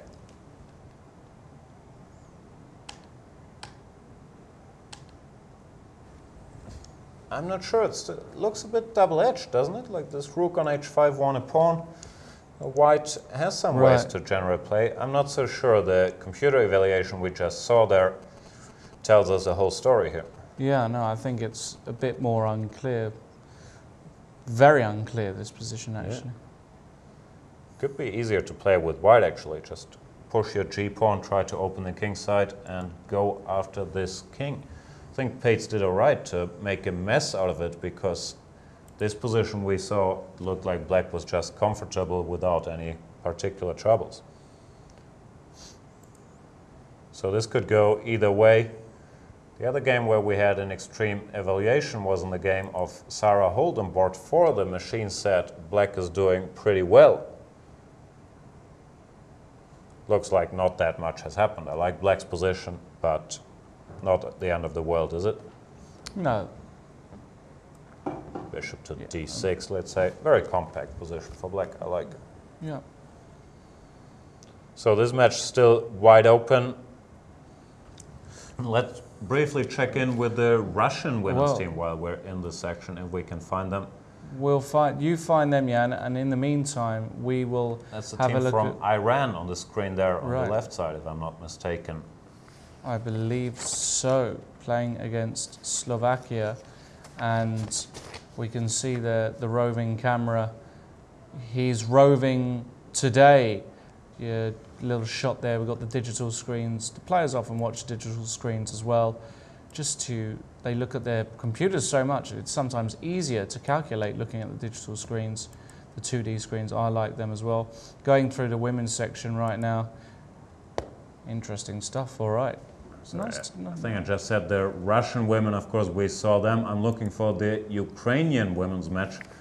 The other favorites in this tournament, China, Russia, Ukraine, and Georgia. I'm pretty convinced those are the only 4 candidates for the gold medal. Can you give me a quick hint where we can find them? I can't find the matches. Yeah, I'll briefly look at it, which boards they are at. Get that up as soon as possible.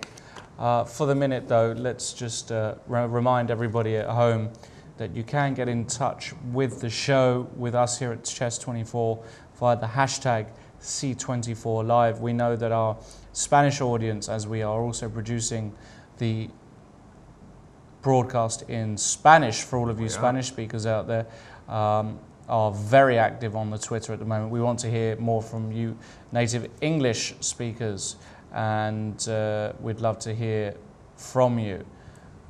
The hashtag C24 Live. Okay, there's an overview of the playing hall. The playing hall. This is the Georgian women's team. Right. So one of the favourites again, and we'll try and dig out the Ukraine match as well. They're playing Turkey today. Okay, so they are on board. Looks like 12. Let's find them. Here we are. Yeah. This is what we got on the board right now is a top board of the Dutch women. Xiao Qingpeng, the multiple times Dutch women's champion. Not sure how many times she won it, 10, 12, 14, in that neighborhood. Did not win this year. Her streak has been broken, but very strong player in her own right. I believe also former European women's champion. Playing against Bela Kotinashvili, very, very strong Georgian player. Quite an unbalanced position, and Kotinashvili faces a bit of a decision at the moment. Either B takes C4 or D takes C4. D takes C4, very committal. 2 passed pawns on the queen side, but giving up the center, giving up the E4 square. This is the move you would play if you're trying to win this game by all costs. The more solid move is the move B takes C4, which maintains a more or less equal position. So this is bound to be an interesting match, but Georgia, I think, quite strong favorites against the Dutch women. Yeah. We'll check back in with those. And I did find the Ukraine match playing Turkey. Turkey, bit of a rising force in women's chess. They've had a lot of chess in the school programs, a lot of women's chess programs. Spent quite some resources on developing a good training culture, hiring good coaches, and it's starting to pay off. They're having a very decent team. Here on board 1 we see Anna Musicuk, number 3 or number 4 in the women's world rankings, very strong player. 25. I think she lost a little bit recently. She was even higher rated. She was around the 25-80 mark not so long ago, but at the moment she's rated 25-55, so just lost a few points, but still up there, maybe number 4 in the women's ranking.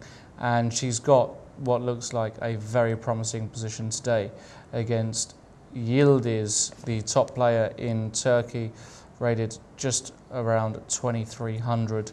And yeah, I mean, the king looks like trouble for Yildiz. Yildiz is a pawn up. We should mention that. This was a pawn sacrifice, but White's pieces are going to swamp.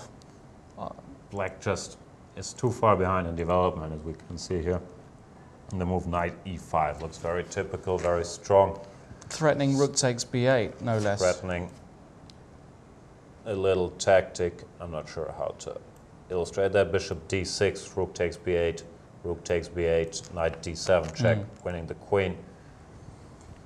So black would have to keep moving her king around, king to g8. But now bishop b2 with a discovered threat. No, this is very unpleasant for black. This is very, very hard to defend, if possible at all.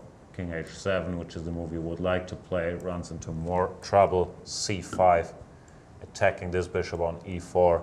If it moves somewhere, bishop d3 check, you can already see all the white pieces just naturally spring into action. Yeah. No, absolutely. And on the second board, we have the sister of Anna Musicuk, Maria Musicuk. Funnily enough, they used to represent different countries Anna Musicuk used to play for Slovenia, I believe, the last couple of years, has returned to the Ukrainian team. Maria Musicuk always played for Ukraine, very strong. Is she a grandmaster? I believe she's a grandmaster. No, Maria isn't quite a grandmaster yet, no. But she has a 2500 rating. It's only a question of time. Oh, she's right? 25-30, Exactly. and I remember seeing Maria play. I saw her play in Gibraltar earlier this year. We played the same tournament. She beat Sutovsky without much difficulty, and she also played Karpov last year at the Cap d'Agde tournament in France. I witnessed that, and she is so tough. Karpov really struggled against her. Karpov, former world champion, of course. So Maria, rated 25-30. Wouldn't surprise me if she overtook her sister at some point. And in this game today, she's got a massive material advantage. If we count the pieces, Maria has got a queen for 2 pieces. But No, 3 pieces. 3 pieces? count 3 3. pieces. I beg your pardon. Sorry, I am miscounting. 3 pieces. So it's about actually equal, but she's got 2 more pawns, so maybe slight material advantage. It's a very difficult one to assess this, isn't it? I like White's position. I like the move bishop c4, hitting f7, forcing a concession from black. e6 looks like the most natural. But then knight the G4, pieces yeah. really start springing into action. Knight g4, bishop can come into e5 or g5. I think this is kind of unpleasant to play with black. So bishop c4, you have to go bishop e6. Could do that, but it's also fairly ugly. Bishop takes e6, f takes e. And knight c4. The knight knight somewhere, bd3. I'm not sure, d3 or c4, say c4. I'm not sure. Black might be okay. I think I'd prefer white here, but with these pieces you always have a lot of active possibilities, ways to regroup. Knight to f3, the other knight to e5, knight to g5. Could go either way. Yeah, I'm not totally convinced, I have to admit. I'm not. My queen can also hop into action. My rooks are going to be activated as well. It's very unclear, but I think there are chances for both sides, certainly, in this particular position. Right. Let's go to board 3, and we've got board 3 of this match. Interesting matchup between Anna Ushinina, the former women's world champion, playing against Kayala Iskandarova. And this is the position as it stands, and it looks as though Iskandarova is doing just fine. Absolutely. Outrated by 300 points. But White's king, where is it going? It can't really go anywhere. It doesn't want to castle queenside. On f1, it's not safe. You know, yeah, something like this would be already losing. So I think White's in maybe not serious trouble just yet, but has to find a way to try and neutralize any pressure. But actually, I don't think it is serious trouble. I hate this position with white. It's so easy to play for black. Rook e8, rook g8, active bishops, everything's active. Doesn't look good for Ushinina. Little background on the Women's World Championship cycle. Ushinina was the world champion when she won the FIDE knockout tournament, which happens every 2 years. And the winner of that tournament becomes a women's world champion, then plays a match, I believe, the next year, where Ushinina lost her title to Hu Yifan, who is the current women's world champion. But they have this slightly strange format to have a match every 2 years and have a knockout tournament every other 2 years. So I believe Hu Yifan is going to have to defend her title in this knockout very shortly, which of course makes it very hard for the reigning world champion to keep her title. So I'm not a huge fan of the system. No, I have to admit, neither am I. Let's briefly check in with the last match. Sorry for mispronouncing names. Kardilan Shemhan against Ina Gaponenko. Gaponenko playing for Ukraine, the favorite in this matchup. But White looks to be doing pretty much all right here. Can just develop the bishop, bishop h3, bishop g2, not sure where.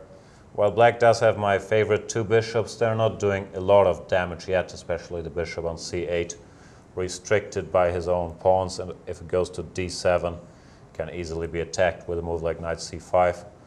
So I think White might have a tiny advantage here, actually. Nothing too serious. Bottom line, Turkey in trouble on board 1. doing very good on board 3 with 2 more or less equal Yeah. unclear positions. Could go either way. Could go either way, and what an upset again that would be. The Ukrainian women's team really should be aiming for medal positions, but seems like they're struggling a bit at the moment. 2-2 against Spain yesterday, also Yeah, already was an Spain upset. Looks like they're not fully there yet. Yeah, let's go back to the open section. Here we And we'll check out the games. We've got a quick tweet from Beta Tamasebi. Thanks for that. Which team is favoured to win on the women's side? Well, it's quite clear that the two big favourites are China and Russia. Those are the favourites. Russia reigning champions. China are now superpowers with Hou Yifan leading the pack, Zhu Wenjun 25-50. Those two teams are big favourites, but you never know. I slightly disagree with that. I think it's really 4 big favorites. I think I agree with your order, China, Russia. But I think Ukraine and Georgia, if at full strength, by rating they're not far behind and they can very well win this tournament as well. Of course they can. No, and they've done well in various team championships. But I think if you had to pick 2 clear favourites for me, Ukraine are there. Of course, you've got the Muzichuk sisters and Ushanina. So yeah, absolutely. But it feels like China at the moment are just they've got somebody on board 1 who can just beat everybody, and that's huge. That's very true. That's huge. We've got some pictures there of, I'm not quite sure which match this is, I must say.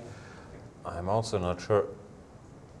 Is that the second or the third Norwegian women's team? It's the...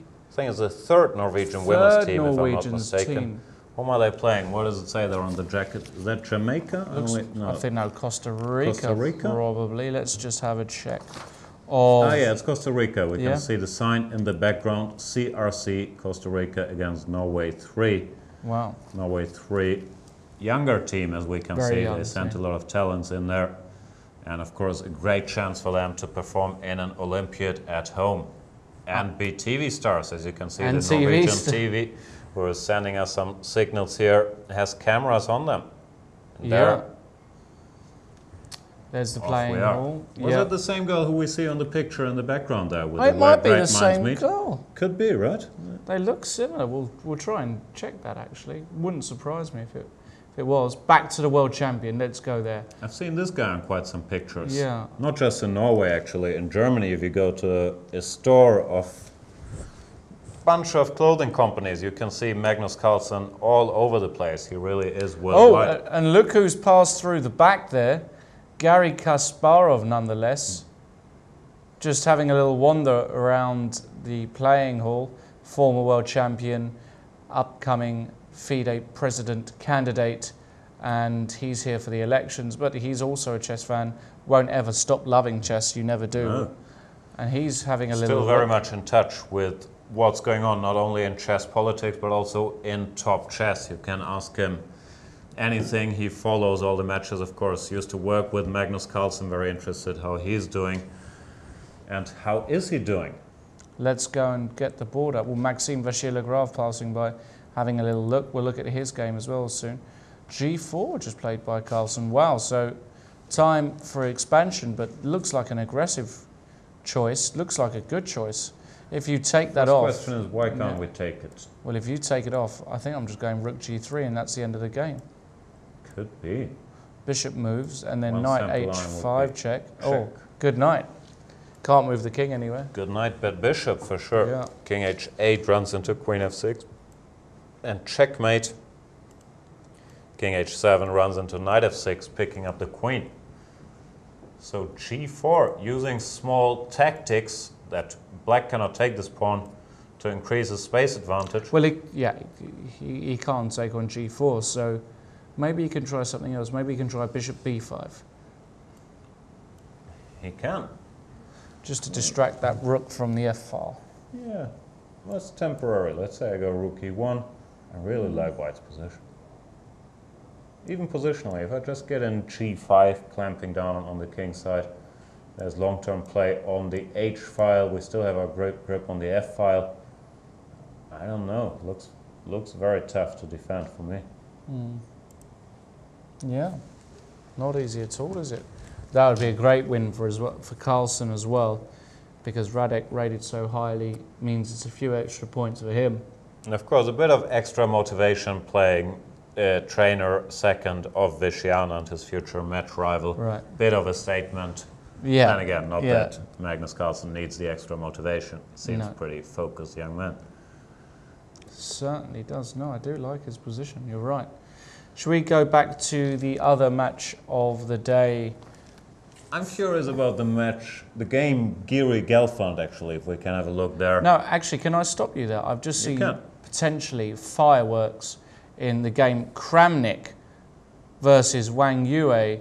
Hold your horses. Jump right in. Whoa. Here we go. Kramnik sacrificing one of these horses. He's hold your horses or not, as in Kramnik's case. But he's literally just played knight takes f7. It's not a real sacrifice, I believe. It's a petite combinaison, because after king takes f7, he will win his material back. He will play c5, and the black queen can't keep contact with the knight on c7. Let's say it goes here, then queen f4 check. Whatever black does, next move, the white queen will pick up the knight on c7 with a pawn with an extra pawn. Yeah, that looks like a nice little tactic there by Kramnik, doesn't it? Knight f7, knight f6 is probably a similar story, just to move queen to f4. Once again, if king f7, c5 wins the piece back. And rook takes d4, I was briefly wondering about, but white can go c5 if he wants to. Yeah. And somehow it all holds together. Rook takes f4, c takes b6. Knight b5. Ah, it's not the end of the story. It's not the end of the story at all, because if pawn takes rook, knight takes bishop, and I'm threatening your rook and knight. I'm not sure you can do that because of knight to d6 here, I think. White comes out on top. Oh, yeah, that's annoying. So does he have to take... Oh, he can take the other horse first. And after bishop b2, black has lost an exchange, but he got a good position in return, actually. Yeah, not that's sure not how good, but it doesn't look so bad. Well, you're taking on f4 quickly. And if you take, and then bishop takes d5, e takes d5, look at those pawns. You've got a beautiful structure. That is true. Still, rook it F1, is an exchange, and rook e1 clamping down. Yeah. I believe it should favor white in the end, because black's structure is pretty, but he's running out of pieces to use it. Something like this. I believe white will find a way to create some entry squares for the rook, let's say, attacking these pawns. Yeah.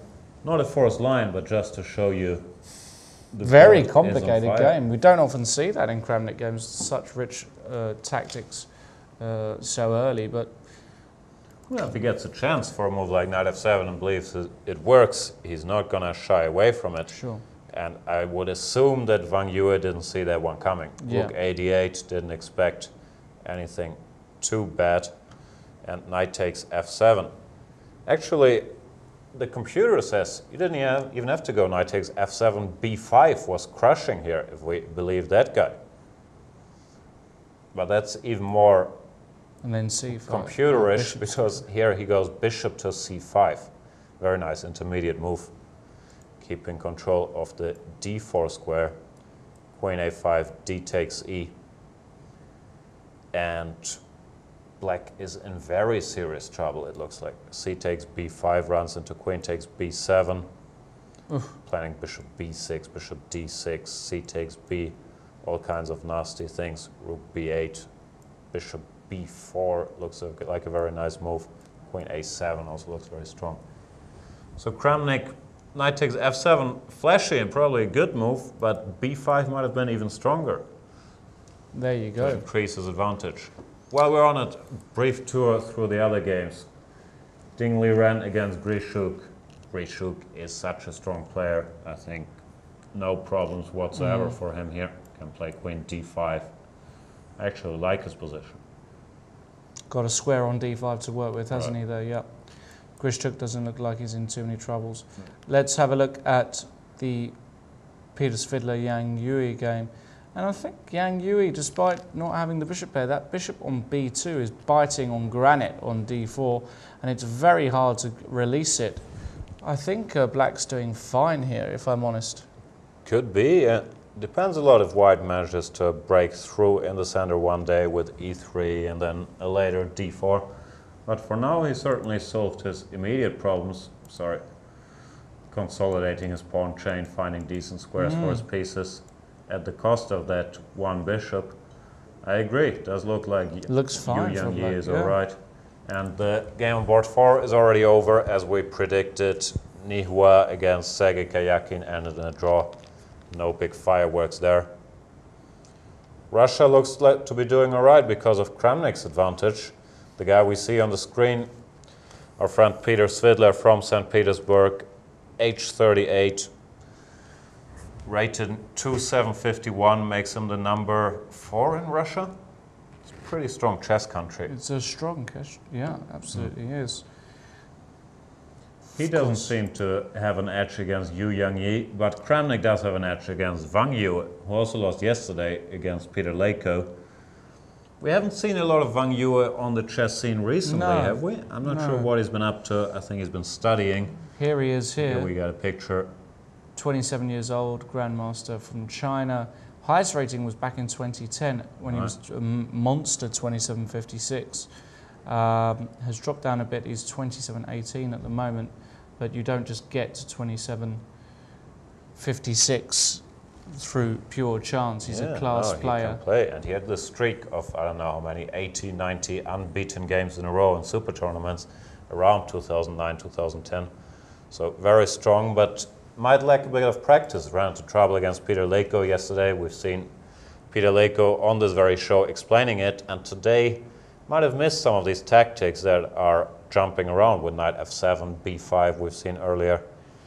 Could take a couple games to get him back to full strength.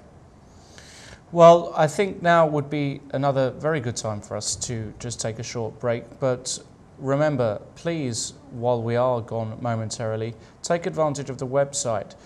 Above, on my, I believe it's my right, you can see the read button. And if you want to learn about more about the players, just click on the players. You can watch their you can read their biographies. You can see a glossary there when you hover over read. Some very interesting information.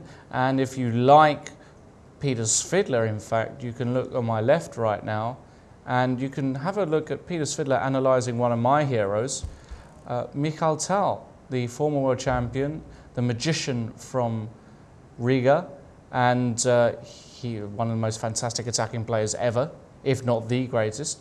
Peter Svidler takes a look at some of his games. Click on the Watch Now button, follow the instructions. We'll be back in just a few minutes.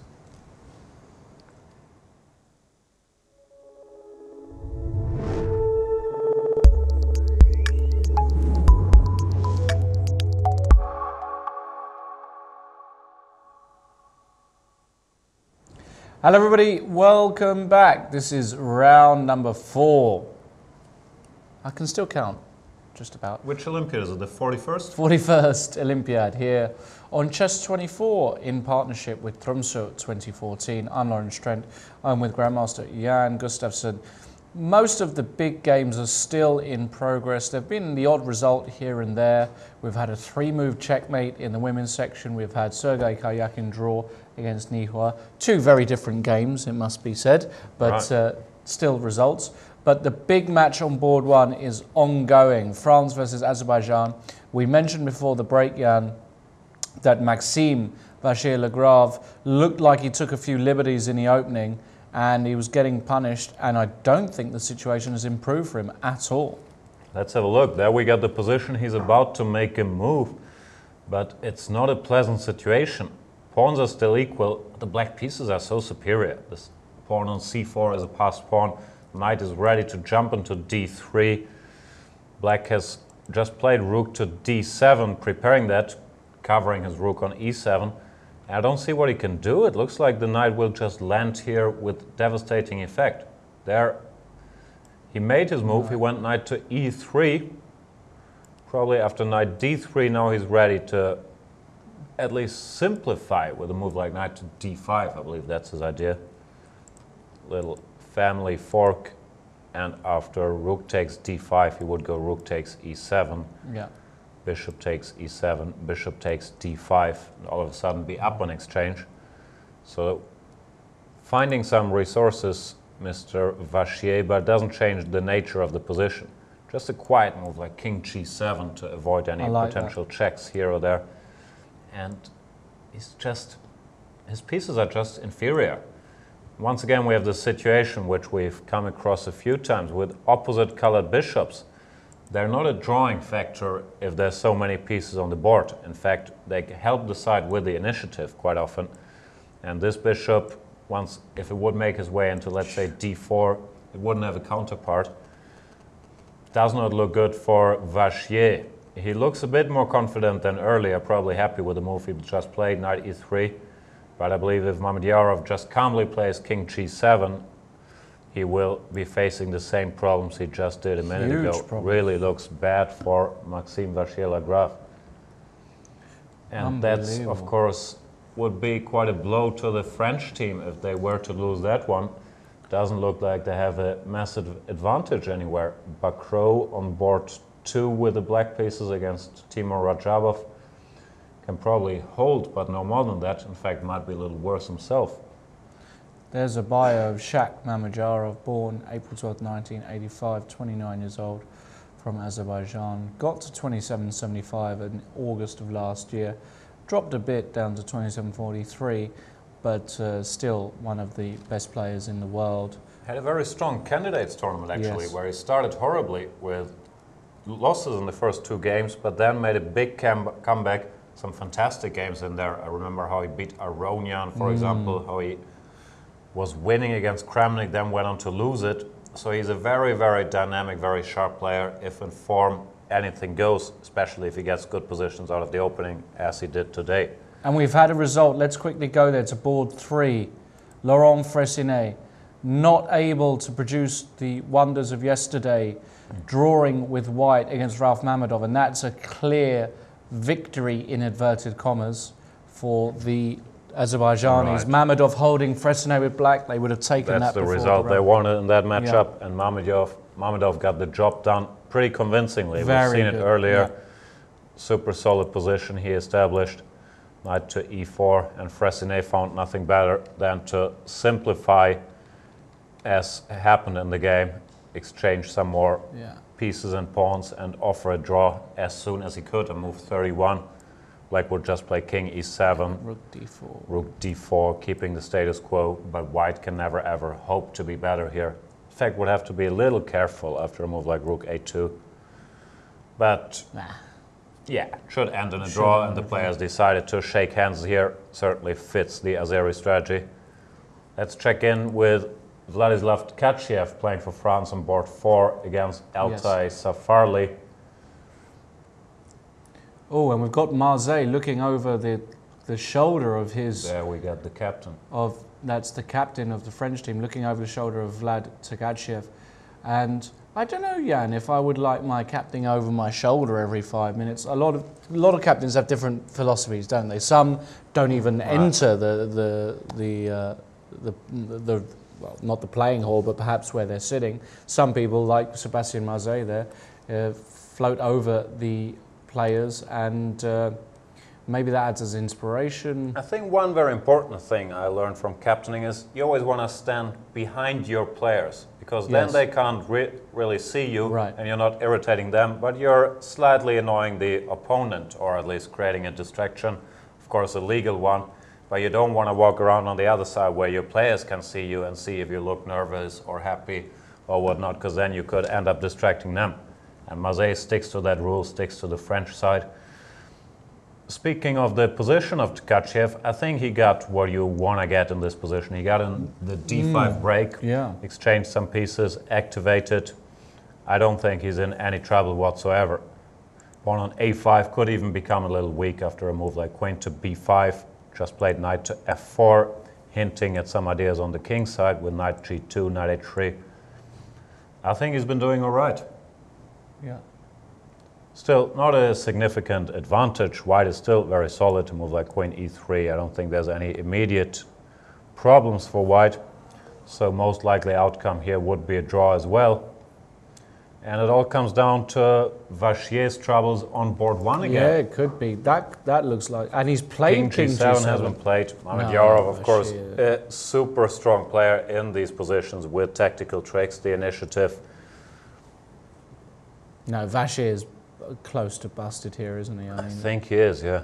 It's just even difficult to suggest a move here. Knight D3 is coming. And many other ideas. Queen D8, Rook to D2. Black can really choose which way he wants to infiltrate the white ranks. Let's go over to the world champion. Let's check in with him, of course. Here we get a few results. Not a lot has happened yet in the Serbia-Czech Republic match. Nikola Sedlak.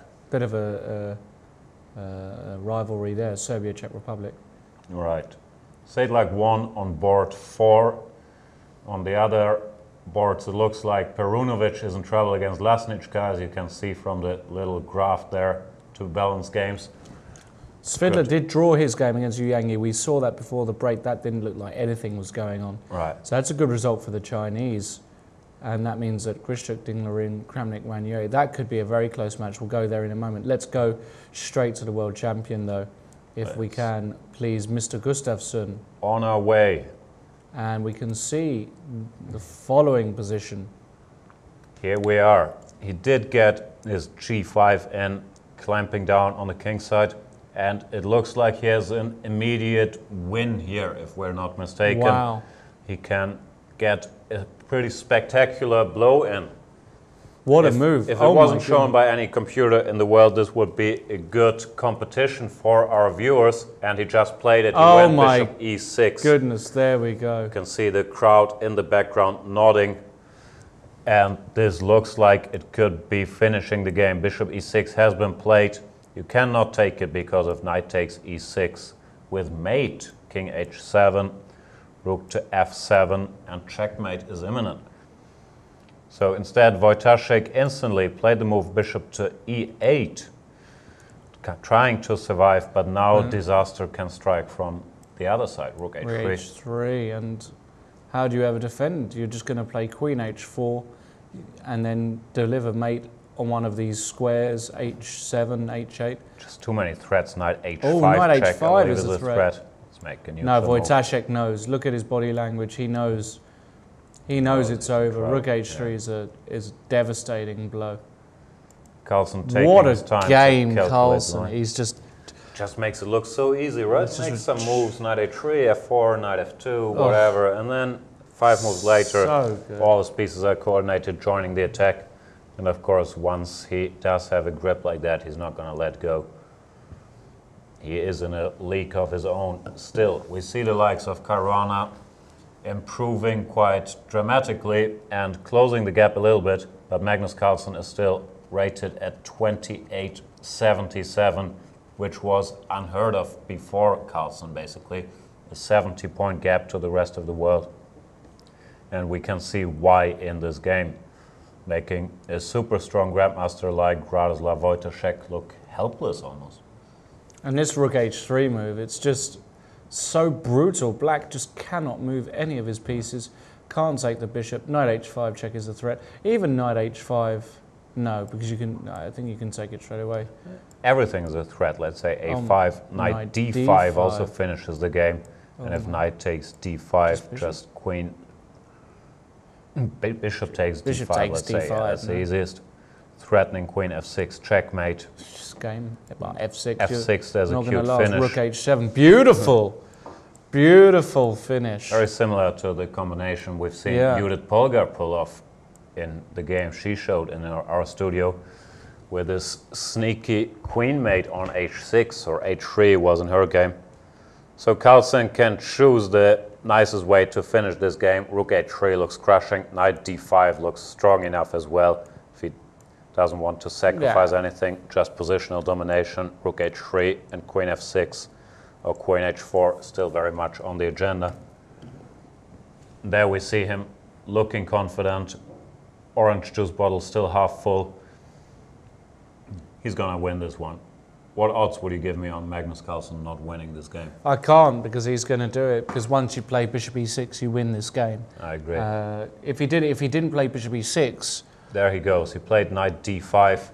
yeah, Not the cruel rook h3, but he doesn't need to. Knight d5. Less fireworks, but just as good. Wojciech is going to have to take. Bishop takes. And he is defenseless. He's defenseless, isn't he? The bishop can't move. No, he knows. And we can see from his facial expression, he knows he's in trouble. Took the knight off. What else is he going to do? Knight takes. Bishop takes is going to follow. Has just been played. Get rid of my beautiful arrows, but the position remains what it is. Magnus Carlsen is going to win. He certainly is. Let's join the roving camera. We've got here, I believe, the Iranian team in the women's section playing at Slovakia.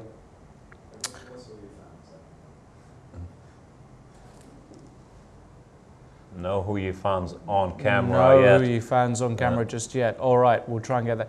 In any case, let's go to some of the other big matches of today. Netherlands, Israel. Why don't we check in with Giri versus Gelfand? We haven't I'd like been that. there. That looked like it was bound to heat up. Ooh. Wow, let's just look at it from the current position. Looks like Anisha's made some progress. We don't have the position on screen yet, but we can already secretly study it and then come up with our knowledge. Here we go. Rook c1. Anish has established his horsey on c6, a nice square. Yeah. He has to worry about this b2 weakness, though. If the You queen always ever do. makes it to this diagonal or to d2 all of a sudden, could end up checkmating him. Yeah. He just attacked the queen, so he has to move somewhere. I'm assuming to e3. And what does he want to do? We would love to. Well, if he had one more move, it'd be game over. He would put his queen on d2, and there's no way to stop. Well, you'd have to go e5 or something that would lose coordination at least. So I think after queen e3, the most logical move for me is either to drop the queen back, but probably rook hd. But rook hd when you've got queen e2. Right. Plus I want my rook on the h file. So yeah, maybe you just come back with the queen, because I think actually white would like queens off here. If you could exchange queens. And I think we've got a result, ladies and gentlemen. Wojciech had enough, hasn't he? Yeah, just thrown in the towel. Let's briefly check. I think it ended right after knight d5, bishop takes d5. Yeah. Wojciech couldn't see a defense because there is none. He could just see rook h3 was coming. Yeah, it's just... And he did throw in the towel. Looks slightly disgusted there. It wasn't a great game by Wojciech, but then again, you know, Magnus Carlsen, how many times do we see it? Making nothing out of the opening, slowly building, a few maneuvers, queen d2, queen e2, these little moves, and then suddenly, already by move 33, he's winning. It's just unbelievable. Nobody has played chess like this ever, and he's looks like he's in full gear, fifth gear. That's what the Norwegian team needs, of course. If they want to compete for the top spots, they need Magnus Carlsen in good shape. 1-2 games in a row, looks like he's starting to roll. His teammates, I think they're up to the task today as well. Kjetil Lee has drawn his game. That's a great result for the Norwegians, taking out the higher rated... Biggest mismatch. Yeah, Bartel. So Kjetil Lee drawing that. What a brilliant result that is. Seaman Aktestein is also doing extremely well from what I can tell. We have his position on the screen here. Yeah. Just attack the rook on a1, and if that rook were to move to b1, then he could just pick up a pawn. No, the Poles are in big trouble today, huge trouble. Yeah, they're down 1.5 half. Gajewski's in trouble, and the hammer game, that was their one hope, I believe, where they could potentially wait for an upset. But Jon Ludvig Hammer is hanging in there, isn't he? Has the two bishops, which I always like. He's still a pawn down, but black has lost a bit of coordination, it feels like. Black is a pawn up, we should mention that. I just said that Hammer is a pawn down. That's the same, right? Is that the same thing? I don't know. I think it's similar. I think it's just different there's a views direct on life. correlation. If white is a pawn down, black is normally a pawn up. Yes, but, you know... All right, I'll give you that one. I'll give I'm you not that. sure, but if you I'll can give come you- up with an exception, I can't I'd really be find curious. one. But I'll tell you what, Jonathan Hammer doesn't look like he's in big trouble because the two bishops and the hanging pawns. Yeah, these pawns are a bit loose. If the bishop were to go, let's say, here, Hammer could probably just play f3, chase this knight away. And after knight d2, let's say, if it ever ends up there, can't make up his mind. Just play rook takes c5, and I don't see Hammer losing this position with the active rook going to c7. Never. He's gonna do all right. Looks like the Norwegian will beat their first strong opponent. Yeah, I think that would be a massive win as well for the Norwegians, and will mean that, well, good confidence builder. They struggled to start the tournament, all the expectations. We've talked about this plenty. If they beat Poland today, a very solid team, always up there, that will go a long way for them, I believe. Absolutely. Let's check in with some of the other games of the day. Perhaps I'd love to have a brief look at the Kramnik game, which we left after knight f7. You are a Kramnik fan. I am a Kramnik fan. His birthday is the same day as mine. Is it? I didn't realise it that. is. Okay. Well, he's a much older man than me, obviously. But 2 years isn't that old. 4. Ah, 4. Kramnik on fire, says Gunnar Jagiel. Get him an extinguisher. It's a choice between 21 c5. Oh, that's a bit old. c5, rook f4, cb6. Well, we'll go to the current position. Let's because just jump right in there, because it was the sequence knight f7, knight f6, queen f4. We've seen that, rook d4. That's the position Gunnar Jakob was talking about. And Kramnik went for the move c5 with crazy complications, which I believe we've seen this line. Rook f4, cb6, knight b5, knight d6 is what he played. We were looking at g f4, thought it should end up quite nicely for white as well. King f7, bishop to b2. And I think they actually get the same position. Kramnik just being the jokester that he is, distracted the knight first. Knight takes d6, g takes f4, and the knight will return to b5. Bishop b2 played. Oh, he will play bishop b2. And knight d7 played. They got this. Knight d7. Probably a better move than knight d5. I think we were looking at knight d5, which white could then just take, keeping his b-pawn. Yeah. But knight d7 might be a more resourceful defense, trying to, probably not bishop a1, trying to pick up the b6 pawn. Well, successfully picking up the b6 pawn. And white's pawns on the king side are a bit weak. Those are not great pawns for, to use later on. And black has got a queenside majority. Now, of course, only white can be better here. But white is an exchange up. White is an exchange up. But at the same time, it's not easy to win this. And I am delighted to see out of the corner of my eye a very special guest is going to join us shortly. One of the most enterprising, entertaining players on the circuit, a Super Grandmaster over 2700, and it's none other than the winner of his game today. He seems to have had a great game against Manuel Leon Hoyos from Mexico, and it looks like a bit of a crush as well, so we'll get him here. Grandmaster Badur Jovava. Badur, please come, take a seat. Hello, guys. Hi. How are you? How are you? How are you doing? Nice to see you. Nice to see you. You made a great job. Thank you very much. It looks like you did a great job as well today in your game. So perhaps, actually, before we go to your game, let's have a chat, because we haven't spoken yet with you. People out there, we have lots of new people watching, new to chess. Tell us a bit about you and how you're finding things here. Yeah. Okay. First of all, I want to thank organizers. They organized very good tournament for first experience of Norwegian, and it was short of time. Yeah, they had some problems, financial problems, but they could arrange it, and I think that all players and visitors have pleasure. They're happy. Yes, I hope so. Yes. So with Tromsø is a very beautiful city. The weather is not so stable, but okay. Anyway, we play chess. The beer prices are quite stable, but that's probably a good thing. So I think we'll enjoy. And Georgia, we haven't focused so much on Georgia yet, but if you win your match today, Balor, then you will be on full points? Will you be on maximum points if you win? You mean me or match team? Points, the match points for the team. No, we you made draw. You made a draw. Yes, yeah. 4 draws with Turkey. It's right. Very strong team now. Turkey is a very good team. I think Italy has hard time today against Turkey.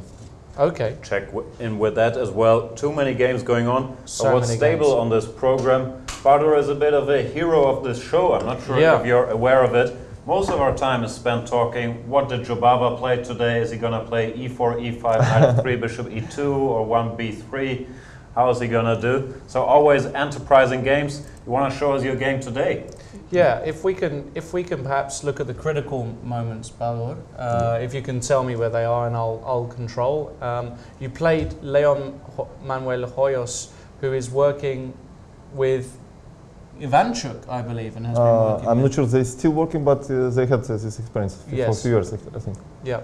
Tell us about your game. Where was the first critical moment, would you say? Okay, first of all, I choose knight f3 because when I checked his games, that's for example, for e4, first move, he played c5, and after, for example, knight f3, he could play d6, e6, knight c6. It was hard to prepare anything. Okay. I'm tired to play my variations d4, knight c3, so I decided to play something normal today, like more solid. And for team competitions, it's very important. Yes. To not scare your teammates. During so I decided to play very solid move first, knight f3. Okay. G6. Yes, I thought that maybe he will go to knight f6, e6 variations, and I want to play the c4, g3, but.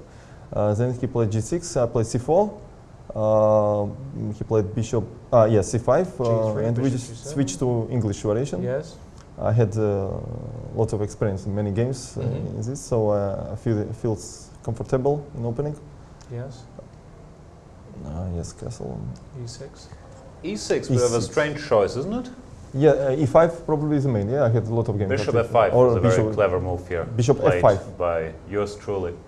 Oh yes, Jan is big expert of opening, so I don't know. I am agree probably. Bishop f5, interesting. Doesn't really matter, but it has some points. Yes? Okay. Yeah, maybe. But e6 and now a3, so you... Yes, I choose a3. Okay, he could play a5 here, yes, and then it's normal English, like you can choose variations like d3, then knight e1, knight c2, or rook b1, and okay, it's another story, yeah, it's typical position. But then he played knight g7. Yes. So I decided to play b4. Yeah, I even did not calculate much because it seems like you have to play. Yeah, I have to play after a3. Yes, because if he take twice, maybe even bet after bishop a3. Because if he plays knight e6, I have queen a4. I think, and some strong initiative. a5 bishop b4, and he's pinned both ways. Yes, and he must return with knight on a6 probably instead of a5. And I have a big compensation probably, maybe even knight e4 to sacrifice this rook. I think so. Okay, sometimes you must trust your intuition. Yeah, of course. You don't calculate much, but you feel. So knight e4, and I thought that it's a very good compensation. Even here. Yes, and after castle, maybe bishop d6 or knight d6 even. Yeah. Knight d6, bishop a1, rook a1. I think it's very strong compensation. Absolutely, yeah. Probably. Okay. After b4, can black play knight takes b4 or no? That's just a blunt. Maybe queen a4 check after, queen and I go with knight c6, and you have something to win. Or directly knight e4, bishop a1, queen a4. Yeah, probably. Okay, he played normal move. Castles. Castles. Yeah. Okay, I need to play rook b1, b6. And over the board I found this idea, knight b5. It was very tempting, I couldn't say no when I see this. So idea is to provocate a6 and to create some weakness on b6 and some ideas. So you would just come back? Yeah, it's nowhere to go. Yes. Yeah. And the second idea is, for example, if he plays something waiting move, something like I want to play d4. And the idea is after a6 I take on c5 twice, for example h6, some stupid move, but to see idea d4, a6, and to sacrifice the knight, dc maybe, and ab, cb is very strong, I think, compensation, or cd or cb maybe. Yeah. Maybe cb is even better, and this cb5. Another cb5. This guy is a little slow, so you have to spell out the move. cb5. Yes. This seems to me very strong. No, I think. I don't know. I'm not sure. And okay, he played bishop b7, normal move. Yes. And I had choice to play even here d4, but I was not sure. If I played d4 here, he could take with knight. I'd have to take knight f d4, bishop g2, knight e6. Wow. Okay. Yeah, fe, king g2, and d5. I was not sure about this position. That's why I don't enter here. So I choose some solid move, bishop e2. Bishop e2, good solid move. Okay. And now he played. He has to play e5 probably, yeah, because it's very strong bishop on g7. And e5, a logical move. I had to take bc, otherwise it's no sense. He cannot take dc because of knight e5. So, and I played normal d3. Okay, let's go. Yeah, where's the next big moment in this game? Because it looks like it. I'm not sure about my idea with this queen e4. Okay, I wanted to win this b file, but it seems that it's not nothing special. So maybe it was better for me to play e3 directly and put the queen on e2 and then knight e3 and okay, just normal play, yeah, like typical English variations. And I can't mix ideas to go knight d5. Second knight can go from b1 to c3 and so on. So, but I wanted to make some concrete ideas to win some time. So I play queen e4. Typical practical decision. So he must play bishop e2. He lost about 20 minutes for these easy moves. Wow, okay. So I played knight c3. Rook b c8, knight d5. He played, I think, g5.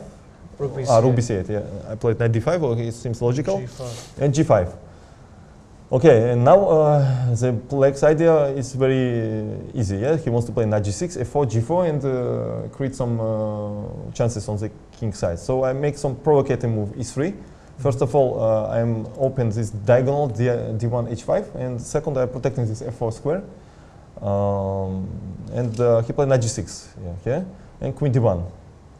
So you come back? Yes, I want to put this queen on h5, and seems very good position for this queen, blocking the h5 pawn. And he played g4. I'm not sure about this move, because after g4 it's by force we get this position after f3, and here I think he made mistake, h5 probably his mistake. Maybe he should take gf directly, and after queen f3 go to queen on h5, but it's a very complex position.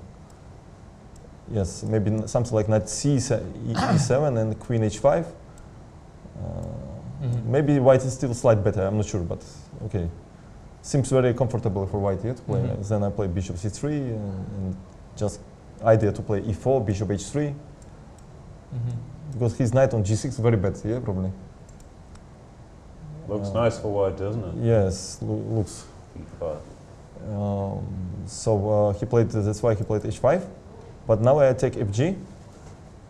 He must take which h pawn, because otherwise just free e4 square, yeah, I have. So I played h3, and now it's not easy to find useful moves. If he takes gh, I play bishop h3, then queen comes on h5. It seems very hard to defend, yeah? Then queen h5, e4, and this f5 pawn is very weak. He chose knight c7. I took hg. No, I took on g4, yeah, g4. Because sometimes, if he, for example, if he play knight d5, maybe it's smart to not change these light squares and play cd, because suddenly my bishop is more stronger than his on a8, because he don't have any future. Yeah, I play maybe even I'm gonna play knight c4, e4, bishop c3, and knight comes on e3, and seems very hard because bishop g2 is very strong, I think, in this position. He protecting king, and a8 bishop does not have any future. But maybe he had to choose this, because what he played, it's even worse. He played fg, queen e2, and I think he made very bad move after queen e2, king h8. Oof. He probably missed this bishop e4 with idea take on e7 and queen h2 check. Asking for trouble. Yes, and king g2 also is coming. King h8. Yeah, and I think here he made decisive mistake, bishop d5, very bad move, because now I have free two bishops. Maybe he could play bishop h6 to sacrifice pawn. After knight f6, queen e6. It was better to play this. Of course, it's bad, but anyways, seems more better chances than in games. So I take on g4, and then king g2 comes here, probably. Looks quite horrible as well, doesn't it? Yes, but after bishop d5, it's such a strong bishop, yeah, and cd, and now, bishop, I have space, I have two bishops, and I have c4 square. So it seems strategically Just winning. winning, Yes, yeah. probably. He took rook f1 and knight f1 is stronger than rook f1, I think, because of he want to change rook f8, both rooks. And he went to fourth variation in time trouble, and I think it's losing by force. I play knight h2, rook g8. Knight takes g4. Knight g4. And now knight h4, Yes. so trying something. Yeah. Last ditch effort. Knight e5, I think. Oh, beautiful. Yes. Wow. Wow. He cannot take twice because queen h5, Queen rook h5. b8 also coming and Oh my just goodness. finish, I think. Okay, let's go. Yeah. Rook Check g7. queen h5 anyway. Rook b8 is made as well. Rook b8, knight g8, but okay, it's the same. Queen h5, it's just winning, I think. It's no protecting. Game over. Yes, and b8, big threat. he chose rook g3, Yes. king f2, King f2. and I think it's just losing now because he must play queen h3. But now you have a discovered check. Yes, and rook b8 check. Stronger than knight f7 because then he has king f8, king e7 in the end. Yeah? Okay. Rook b8, he must play, okay, king g7 just made in 2, yeah? Knight f7, knight g6, knight h8 made. Oh, that's pretty. Yes, like this. Wow. Beautiful. Yes, so Knight 8. It's nice to checkmate with the knight in the yes, corner. yes. And okay, he played knight c8 and then I take rook c8. Okay, he cannot take because I have double check on g6 and knight e7 check. Fork. Oof. Oh my goodness. Endless problems. Oh my god. Yeah, okay, 2 bishops, yeah, Yeah. it's like very strong. See, Yeah. Barter also confirms I two love- bishops are No, very you strong. misunderstood. In open position. Years. In open positions. No, No, don't- just in don't every give them any position. maneuver. for- yeah. In every position. every they're very position. In strong. every position. No, I love the two bishops in open positions, as Baldo demonstrated. Yeah, and then knight c6. King and g7, knight c6. Yeah, okay, it's Hard. Oh, but this is the king f7, queen h8. Yeah, it's- most unpleasant. Huh? Queen h5. Yeah, beautiful. Mm-hmm. Wow, what a win. So crushing win. So how many points do you have in the tournament? It's 3.5. 3.5 out of 4. Very Yeah. good tournament so far. Yes. You've been playing some great chess recently. Well, look, Thank you.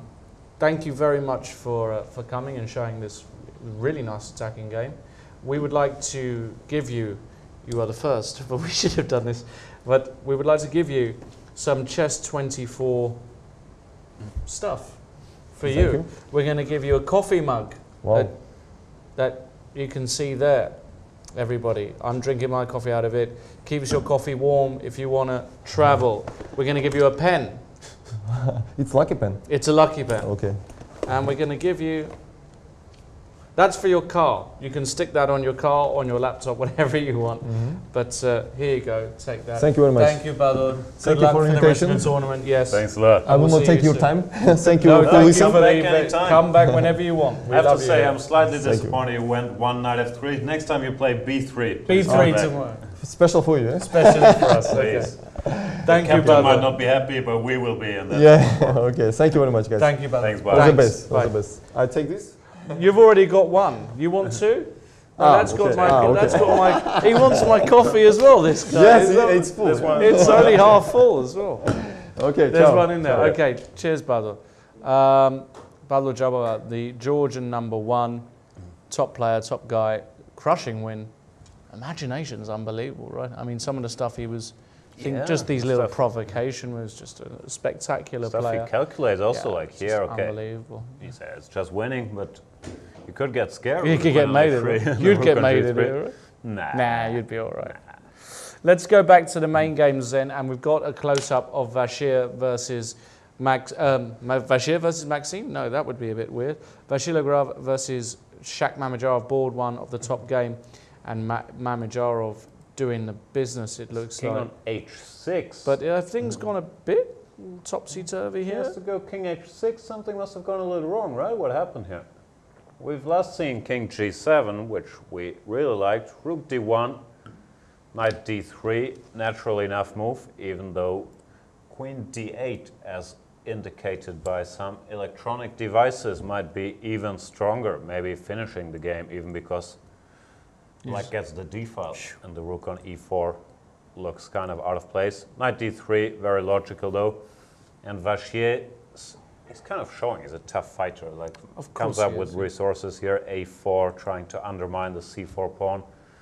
Rook E4, bishop E4, rook D4. A5. Already white reached something. It's probably still worse, but at least he has some hope for the future as well, right? Queen D6. He went Queen G4. Next little threat, knight F5 check. And King H6 has been played. Not sure about King H6. Maybe H5, as crazy as it looks, was the way to go. Knight F5 check, just King F8. Of course, very computerish play, but this could have been quite strong. Knight takes D6, H takes G. The white pieces are hanging. Yeah. Not the end of the story. Bishop takes D3, and who knows what's going on. But it looks like black is still in the driver's seat here. He played Queen H6, and now, is he still better? Well, it's suddenly, and he's just played Knight C2. I was briefly curious, but I just don't think it works about Knight F5, G takes F, Queen takes F5. But yeah, you can just go King G7, Queen H7, King F8, and that's the end of the white attack. So he played Knight C2. Let's get an update here. What's going on? That rook's trapped. But wow, Knight takes F2. There is this boom little he's done it trick. Wow. Has been played, and Vachier saw that coming. Plays rook takes D4 instantly. The point being, if bishop takes D4, I think he has to go bishop takes D4. Knight G4, rook D6, he's material down. Yeah, so bishop takes D4 only move. And now... now his idea is he wants to go Queen F4 check, is it? Or Queen H4. No, he can't. No, he has to get the queens off. Yeah. He has to get the queens off. Queen F4 check. Takes. And the point is the bishop is on pre, so any knight check. Thanks to this guy, the knight endings might not be so bad for him. Knight takes no, E4, the knight endings losing. D4, this is gone. All of a sudden, this pawn might win. So rook takes D4 on the board. Let's go straight there. We should point out as well, ladies and gentlemen, that the other games have been drawn. So you can see there in the background, when we'll get that up in a minute, we've got most of the French team looking on. Vlad Tkachev, Laurent Fressinet, I can see immediately, looking on to see how Maxime's doing. It all rests on this game, and with it being so complicated, all three results possible. The other results in so far, Serbia are beating Czech Republic 1.5-1/2. They are all square in the Russia game, and Norway is winning. But for the moment, there we can see Maze, the captain on the left, does not look happy, does he? And Fressinet. He doesn't look happy. He never looks happy, you know. No, he does. I've seen him look happy. I've seen him look happy. They all look a bit. They're all tense. They're all nervous. It's their team. Big game. It's huge. And the price of a move is very high here. Like one mistake by either side, and it could drastically turn. Rook takes D4. Mamedyarov. He has taken back with the bishop on D4, right? Yeah. What else is he going to do? No, you have to play Queen F4 check here. There is no other move. Calculating. We could think about even crazier lines like check. No. Bishop takes G6. Not going to happen. Well, it's worth thinking about. No, not going to happen. I'll give you 5-1 on this. 5-1. What's the price? He's playing Queen F4 check.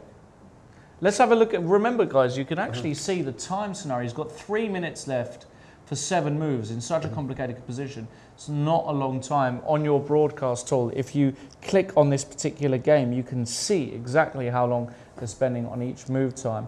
Let's do business here. I'll take you up on the 5-1 if the price is a Norwegian Diet Coke. No, the price is a Diet Coke from La Linea, South Spain. Okay. All right, let's just say a Diet Coke. We can choose where it's being. It can also be a Pepsi Max. We have no association with Coca-Cola, Pepsi, Max Cola. What other colas are there? Anyway, we're in business. They're Cuban. Come on. No, actually Queen F4 is the best move. I want him to play the best move. But He's playing Queen F4. It's not out of this world. Yeah, but then you have to look at Knight G4 check in this position. Yeah, that's what he's doing right now. Knight G4, King F1 is what he's calculating. Yeah. Well, he might be a great calculator, but no, this is just no. Problem for him is it's not very good. It's just not very good. G6, he's in trouble. Because let's say Queen takes G4, Black goes all the way back. There's my 5 Diet Cokes, ladies and gentlemen. He has played Queen H4 check. That's 5 Diet Cokes in the south of Spain, right? Wherever you want to pay them out is fine with me. Oh my goodness. I accept Coke zeros in return as well. There you go, ladies and gentlemen. When am I going to learn? 5 Diet Cokes coming your way.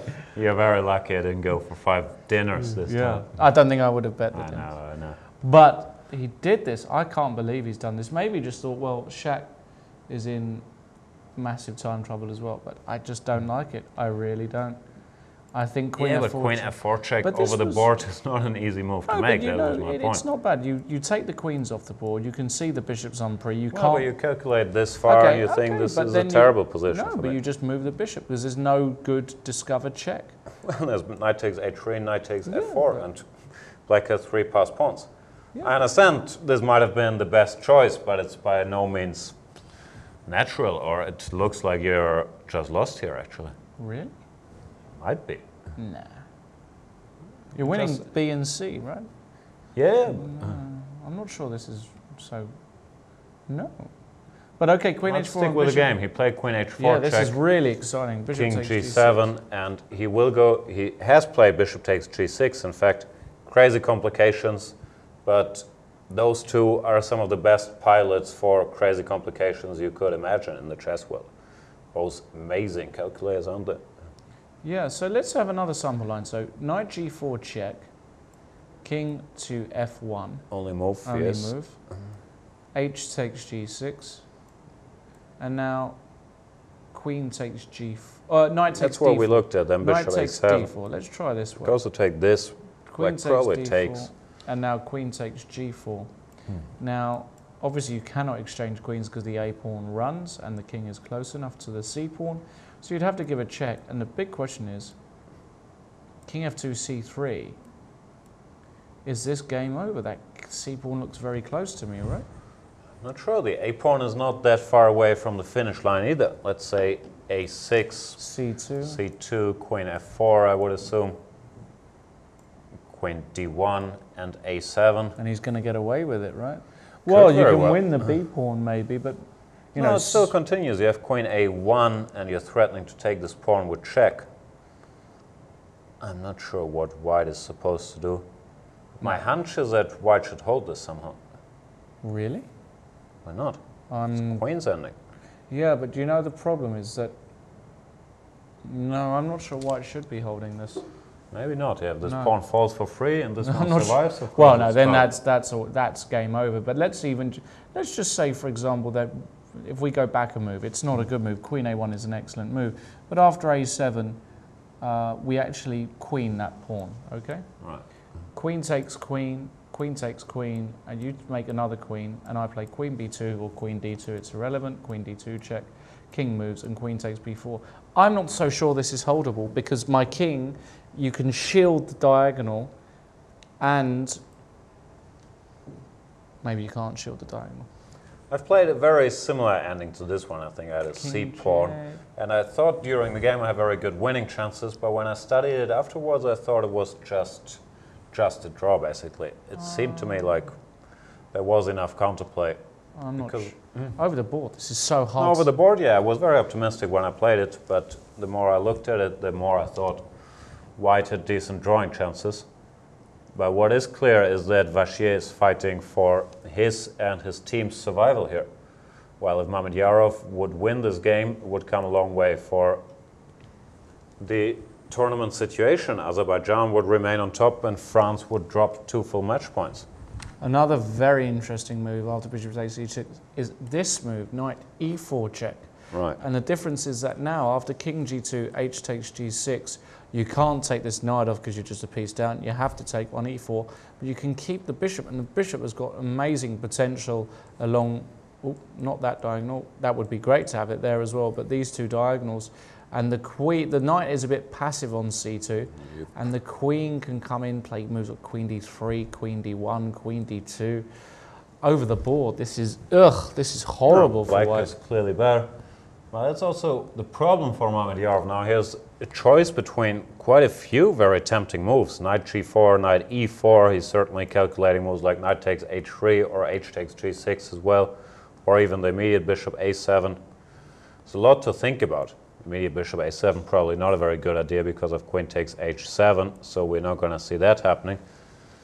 But this is a very, very important moment in this tournament so far.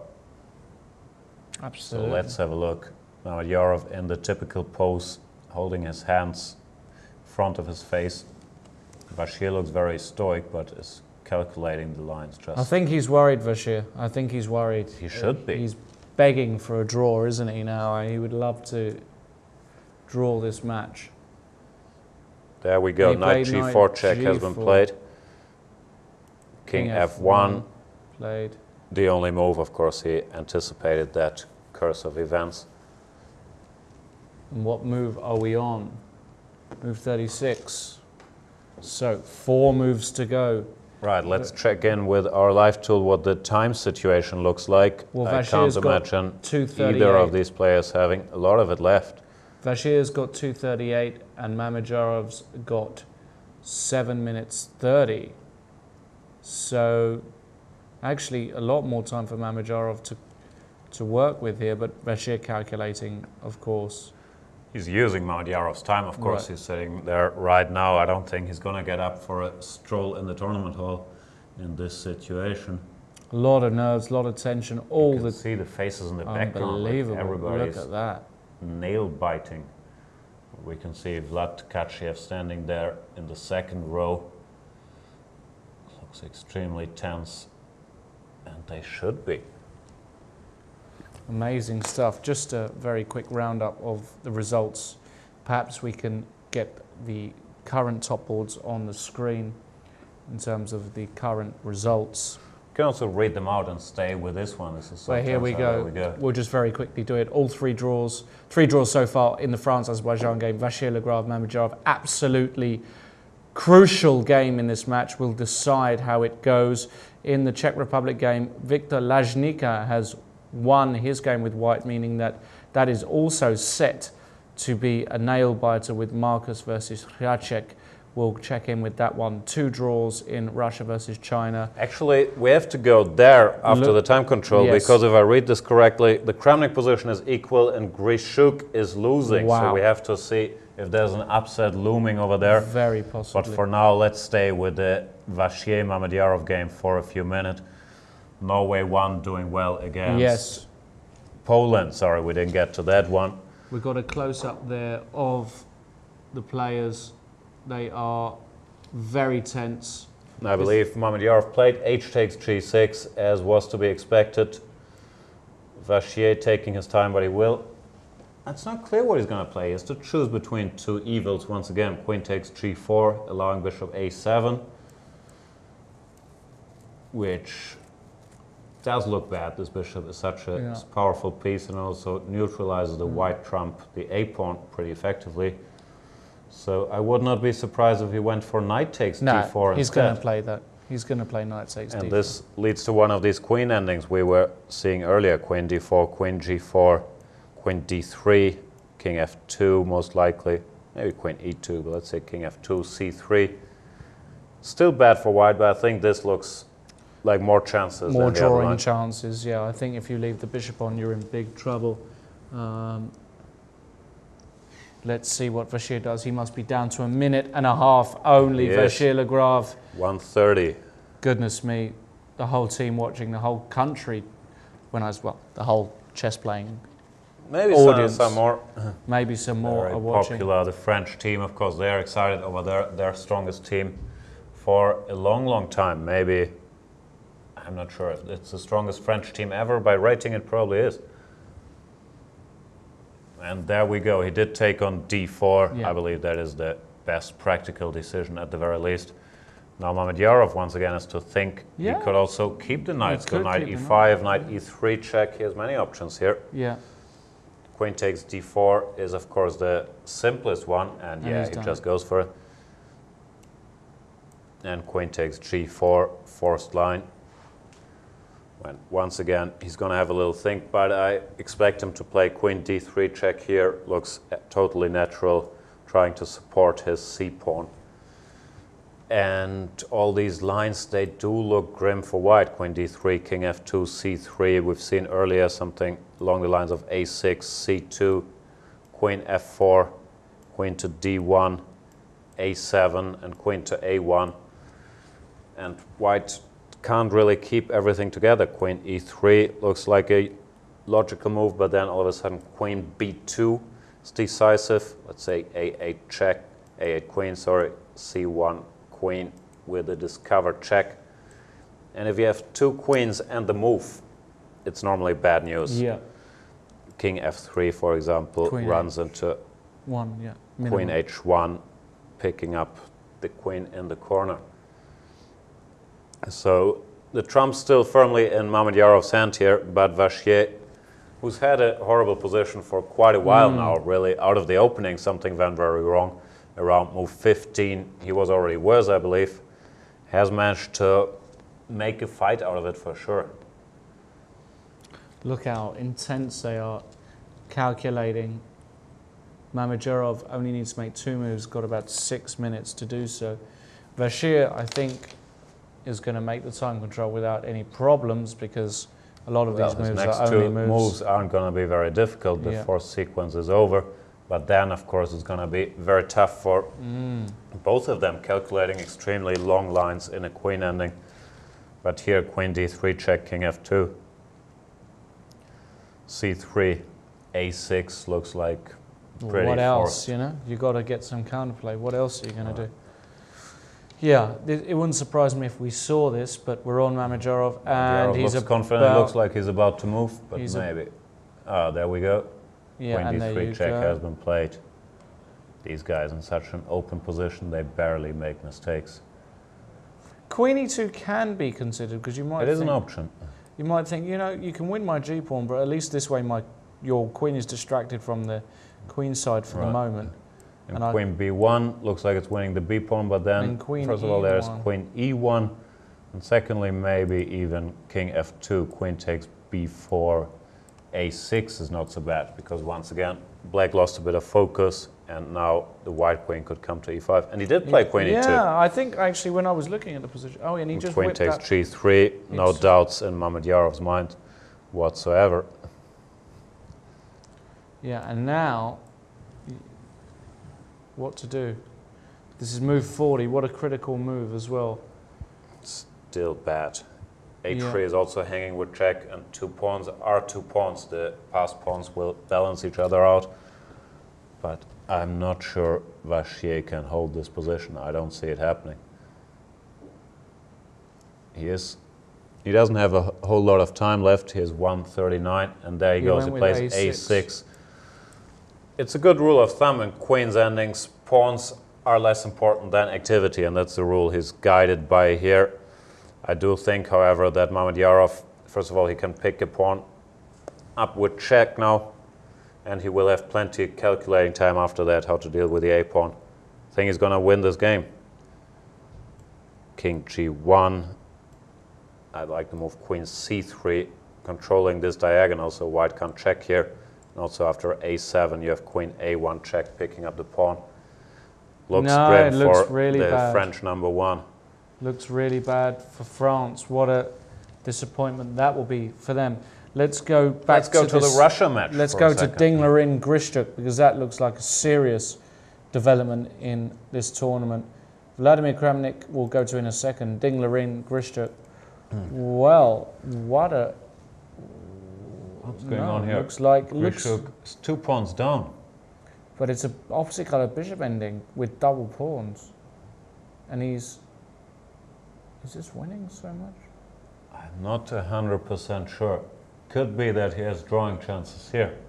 Or he certainly has drawing chances, but I'm not sure. I think he doesn't, because I think white manages to create a passed f pawn and a passed b pawn. And I think those pawns are too far apart.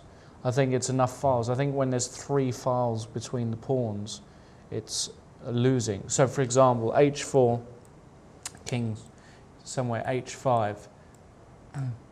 And if you take that off, you can do that, but let's say he takes it off, just for argument's sake, to demonstrate one of the endings, king d6, let's say, I don't know, Yeah, you've also got this king e4, f5 idea. Well, that's just game over. No, that's gone. This should be winning, Yeah, I agree. That's gone. I don't think black can take on h5. I think he has to stay put. But then maybe you can play there h6. is a move h6. Yeah. Yeah, this is one question. Yeah, because black can never use the bishop to... Yeah, you can always play king e4 as well. No, I think this is gone. Could I very think well this be is losing gone. here. We'll Well, keep an eye on it. Two pawns are 2 pawns, even in opposite colored bishop endings. Shouldn't be easy. So is Wang Yue performing miracles as well against Kramnik? that's what I was thinking. The Russians would need Kramnik to win, Oh but my it doesn't look like he's goodness anywhere me. near it. What has he done, Kramnik? He looks like he's bungling it. Looks like he might be losing. He might be C3, losing. A2, like a super active. Move 38. How long has Vladimir Kramnik got? Let's just get a check Right. on that just very, very that. quickly. What an unbelievable development that would be if the Russians lost to China and the curse continues. Can't seem to win this Looks tournament. like both favorites might be going down, as we see Shakhmatyarov just took on A3 with check. I believe he's going to win his queen ending, sealing the match victory for Azerbaijan. And Russia is in trouble on both the first 2 boards. They drew their ladder boards on 3 and 4 because they thought they were doing very well. Kramnik was doing fine on board 1. Grishuk had no problems. But now they could very easily lose the 3-1. Kramnik has got 30 seconds. What is he going to do? He just played bishop b3. Well, I think that's a good move. I think that's a good move, but I'm still not at all. Still not a fan. Knight c3 Knight or knight c3. b4. I'm not sure which one's better. Knight c3 looks fairly natural. White can only hope for a draw here, realistically. Yeah. Probably has to keep his bishop on this diagonal. Might go to A2, over here, a2, rook A7, rook a7. and now... I don't know. I like knight c6, bringing in more enforcements for that That must pawn. be losing, right? Looks very bad at least. Rook a8, knight b4. Just pick up the f4 pawn. Oh, or you can move the h pawn for a Yeah, you start. can't go bishop h7 because it's knight c2. White's this going to is- have to try to bring his king into the action as quickly as possible, but certainly looks like This looks he is gone. in trouble. This looks totally gone. You can't go... Ah, king e1, you've No, got you have a1 this equals idea. queen, but then your knight gets trapped, and then that's a draw. Right, I got you. Oh, maybe some outside hope. Some hope, but it looks very bad even after any move. King h5, king d2, knight e4. White has to scramble. We actually had knight b4, bishop c4 play, I went to b4, not to c3. which might Also be a good looks move. very logical. Knight b4 in this position. Bishop c4 played, Bishop c4. and it's move 40 for black. Wang Yue has 1 minute 30 to make... You know what might be a good move here? I'm not so sure about bishop c4. Maybe should have gone all the way to g8. Knight dc6. And stopping rook a7 and threatening knight to a5. Oof, but that's a tough move to see, isn't it? Decentralizing the knight. Yeah, but stopping this, and it's a very strong double multi-purpose move, I think. And might just win after a2. I don't see what white can do. Wow. Let's see if Wang Yue comes up with it. But what a sensation that would be. No, I think I'm this, not 100% sure Grishuk doesn't have a way to draw this, but it certainly looks like white has a lot of options to work with here. yeah, it certainly King does. can't really move over because there's too many weaknesses over here. Dingley ran, just made the time control, would have all the time of the world to evaluate his options. Smells like the Russians might be going down today. Well, it absolutely does. Let's have a look here as well at the other games. Carlsen with an important victory against Poland. Hammer seems to be doing just fine against Duda. Agderstein seems to be doing just fine against Gajewski. They're going to probably win that match. Always going to win this one. And Kramnik in bit of trouble against Wang Yue. Grishuk in trouble. Amazing. Let's just wait. We have had a move. And Vachier in trouble. And Bashir in trouble. We have had a move in Wang Yue. Means that he gets the time control. Plays the move F3 knight check. f3, which It's a strange move. yeah, it's just kind of Hoping strange. for king f1, knight d2. Yeah, but that's not going to happen. Said Kramnik would go here. It's a bit unclear what he's up to. Knight d2 maybe? Bishop to g8. Yeah. But this looks like he got a bit distracted with his knight, doesn't it? 40 his move, of course. Happens. Had to do something. Still, no matter what happens, I can't see Kramnik winning this position ever. No, absolutely not, no. Can you not play h5? I kind of want to conserve, or h6. I want to conserve that h pawn. Can. I just don't want to. I don't want to let You're that. very conservative. Okay, but that's just. Yeah. No, I'd take black here. I'm not so keen on the 40th move by Wang Yue, but nonetheless, I don't think he's doing badly. Absolutely. Grishchuk going to be grovelling for a draw. One thing is for sure, we are going to be keeping our eye on these games. Everybody seems to have made the time control. I think this is a good moment for us to, as well, take a little break, and after that we'll be back with Grandmaster Einar Gausel to give us the scoop of what's happening in the outside world. Yeah, so we'll be back in just a few minutes. Don't go anywhere, some really important games still in progress.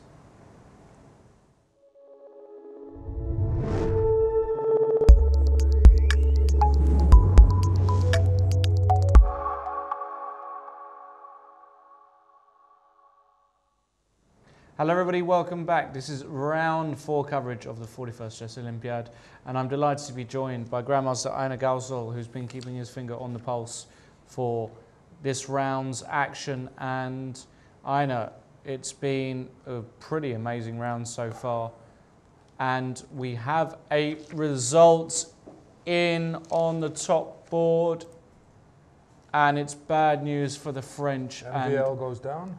Maxime looks in, I don't know if he's obviously very upset. Maxime has lost against Shak Mamajarov, meaning that the Azerbaijan first team has beaten France. That's a huge result for the tournament.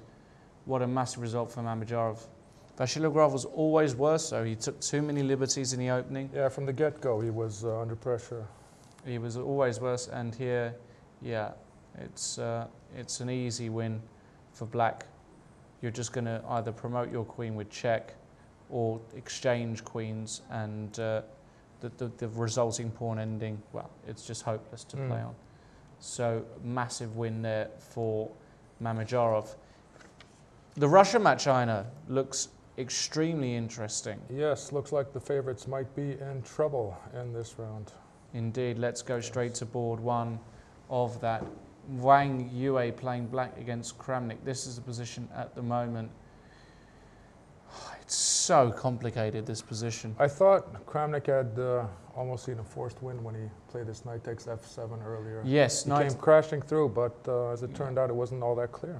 No, knight takes f7. It looked very good, didn't it? I'm trying to locate which move that was around here. Move 19 looked very, very strong. But Wang Yue, tough player, was 2750 only a few years ago, can play chess, and he sailed the muddy seas. Muddy seas? You don't really have muddy seas. Murky waters, maybe? The murky waters he sailed, seems very well, and has reached an ending where he's got these two beasts of two octopuses. They're not quite octopuses, are they? They look very powerful, those knights. They are very strong. This looks much better for black. I saw that you and Jan were doing an ending where white was the exchange up, but it was more one-sided. Here, there's a lot going on. Black has serious play. Well, black has got an easy plan of just going c4, blocking this bishop, protecting a2, and going a2 at some correct moment. And also, let's face it, if you can keep the kingside pawns intact, you're winning another pawn here. Even those positions with, if I were to set up a position where, imagine these two pawns, A and C, were gone, and you had the two knights versus the rook and bishop, I'm not sure that's losing either. That might either. be a fortress as well. I think that's, you put a knight on f4, knight on e5, g5 and h5. I never ever see white winning those positions. So I think this could be a bit of a free roll here for Wang Yue. Looking very, very dangerous for Vlad, though. He has to play so accurately, because in the other game, Dingler in, Einar, this ending, this is a total free roll. Yes, although it's not easy in these opposite colored bishop endings. As it is, white can't get his king over to the queen side, or he can't penetrate. So we were thinking maybe of running the h pawn, and then some fine day, if we manage to get in f5, that would create a square on d5 for the king. But well, let's try and run the h pawn again. The possibilities of blockading for black are always there. Yeah. What about king e4 first, just to shore things up? If you and go if back, I go h4, you want to go h4? well, just if white goes king e5, he's going nowhere after Right. bishop c7 check, check, king d4, and then check again. Right. So that's not progress. So something like this. If I go h4, you wanted to play h5, didn't you? And now there's a target later on h4 for the black bishop, but Right. taking on h4 with black, if you go someday go bishop d8 and bishop takes a4, that will allow white to advance his passed pawn 2 squares. And it'll be right next door to the queening square. So It's very close, isn't it? You just require, so if Magnus Carlsen was playing white here, I'd be very confident. But Dingler in, he's rated 2742, I believe. He's only 21 years old. He's going to be a powerhouse, isn't they he? keep cranking them out, though. Yeah. These young Chinese players are incredibly strong. So. Yeah. We've got Wei Yi as well in the squad. Let's not forget about Wei Yi, 15 years old. And they have some strong players at home as well, who Yeah. aren't even here. So That's true. a force to be reckoned with. Absolutely. All right, so that game is still going on. We'll see what happens. Let's go to the Norway match, though. Oh, we've just got a quick bio there of Ding Liring. Age 21. 2742, highest rating ever, 19th in the world. Younger than Carlsen by nearly 3 years, which is saying something. And But these days, do you have to be over 2,700 when you're no longer a teen? If you're not 2,700, can you make it into the top 10? It seems that everybody's who gets into the top 10 is practically a super GM defined by 2,700 already. So it's getting getting to the stage where if you're not somewhere around 2,700 at the end of your teens, you're not going to make it. It's very hard, though. I mean, no, it's very rare that we see players develop as they in their 20s or 30s to get to that. Well, at least take the jump from like say 2,700 to crossing 2,750. Precisely. So you were talking about Norway? Let's go and check out Norway. Why not? Let's check out. We already saw the Magnus Carlsen game. Brilliant game. That was. It looked like just an effortless game, but he just dusted him off the board. It's so easy, isn't it? I don't know how he does it, but nobody it seems knows. So simple when you see him do it. It's just amazing. Yeah. Well, Gajewski playing white against Adgerstein. Good news for the Norwegian team. Seaman is a pawn up, but hardly trivial, is it, to convert this? There's some counterplay for white if he gets his rook to the 7th rank. And that c pawn, it might not be easy to get that going. Right. Black's extra pawn might take a while before you can set that thing in motion. So. Might be difficult to actually make any progress here with black, right? Because also he's going to try. Oh, he's going to try, but just as to demonstrate, if the rook tries to come down and take this pawn, you've always got check and perpetual check. Because if the king ever ventured, well, this way would lose the rook. Drops the rook, and the other thing this way is mate. And then if you come this way, you've got knight takes g7 with another. This is a nice little drawing. Yep. Check mill again. Yep. So you can always come this way, but Can he do that? Maybe he can do that, but even sacrificing this h pawn to threaten mate like this. And then he has to go rook g2 to stop that. Yeah. No, I think there's. But then we pick up the f pawn. This is not cleared off. Yeah. Black's for choice, but still. Maybe he will do that. Who knows? In the other game, Hammer. Yeah, we were more excited about this game for a while, but what has happened here? Looks like Jan Ludwig is doing great, no? Yeah. He's this is a great little move. F4, threatening mate. Excuse me. E5 mate, and if you take on if you play rook h1, I can block, and it doesn't matter if you win this bishop. Still, yeah. Because there's still a check. It wins the rook. Wins the rook, probably with a winning position. So he's gonna play f4. Makes sense, right? Yeah. Well, is there something else tempting? No, there is not. No, this is the move you're gonna play. And if g5, e5, and f5, and thank you very much. Oh. That's the end of the game as well. Anything like this is, of course. Well, here you can play any move since rook h8 is not working anymore. Yeah. So I think Jan Ludwig Hammer might have a winning Well, that position. would be what's on the last board? They drew, right? They drew shook already, hands, yeah, right. So we're looking at potential 3-1. We're looking at a 3-1 there. What a great! So that's a great result. Well, they're finding their stride now, and this is the sort of opposition they've been preparing to play against. Basically, where all the players are in the top 150 in the world. So amazing. Still some other important games going on in, for example... Have you checked Serbia? Yeah, I was just about to go there. One game going on. It's all square at the moment in Serbia. Against the Czech Republic. Yeah, but Hracek looks like he's in a horrendous position. Tried to make that work. Don't know if it worked. But he's in dire straits. No, this is gone. Pawn down. C-pawn falling, outside pass pawn, knights hate outside no counterplay, yeah. No counterplay. Yeah. Marcus is going to win this. Marcus is going to win this without too much of a sweat. Well, it's especially depressing in this position that the white knight will go to c7. You can never try to get active with king d4 because then knight e6 happens. So. Right.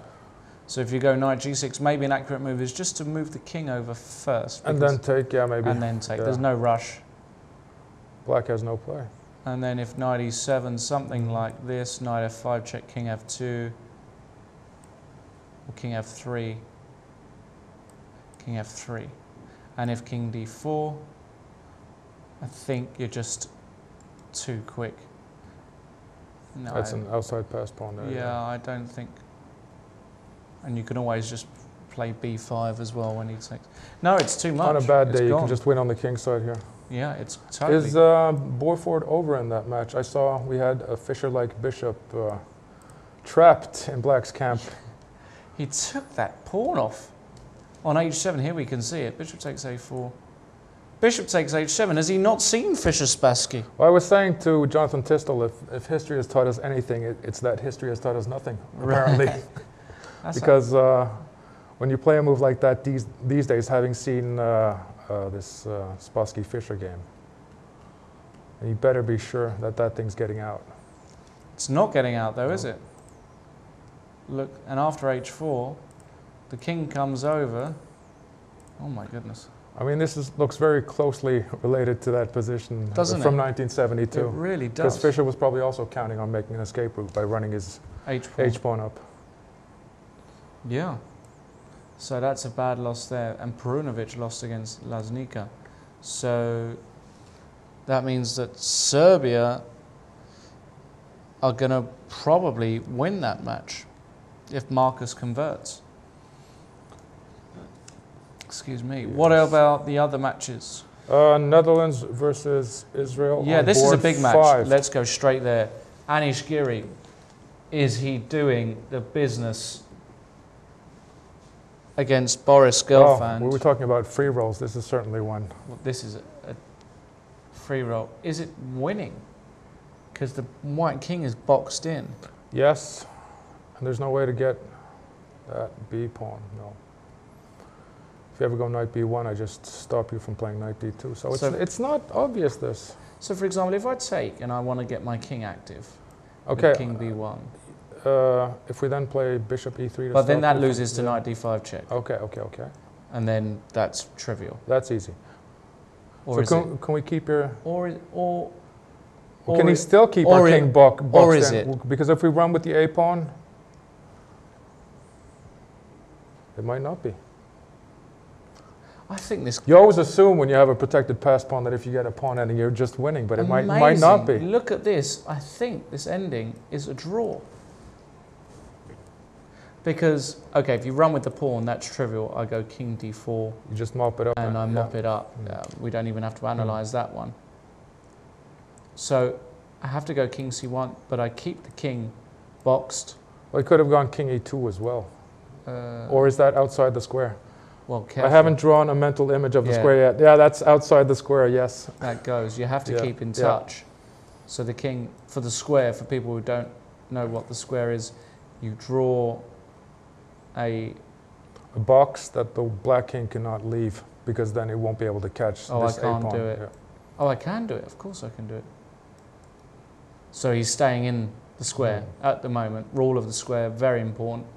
If the king goes to e2, that's outside. All she wrote, yes. We'll just illustrate that.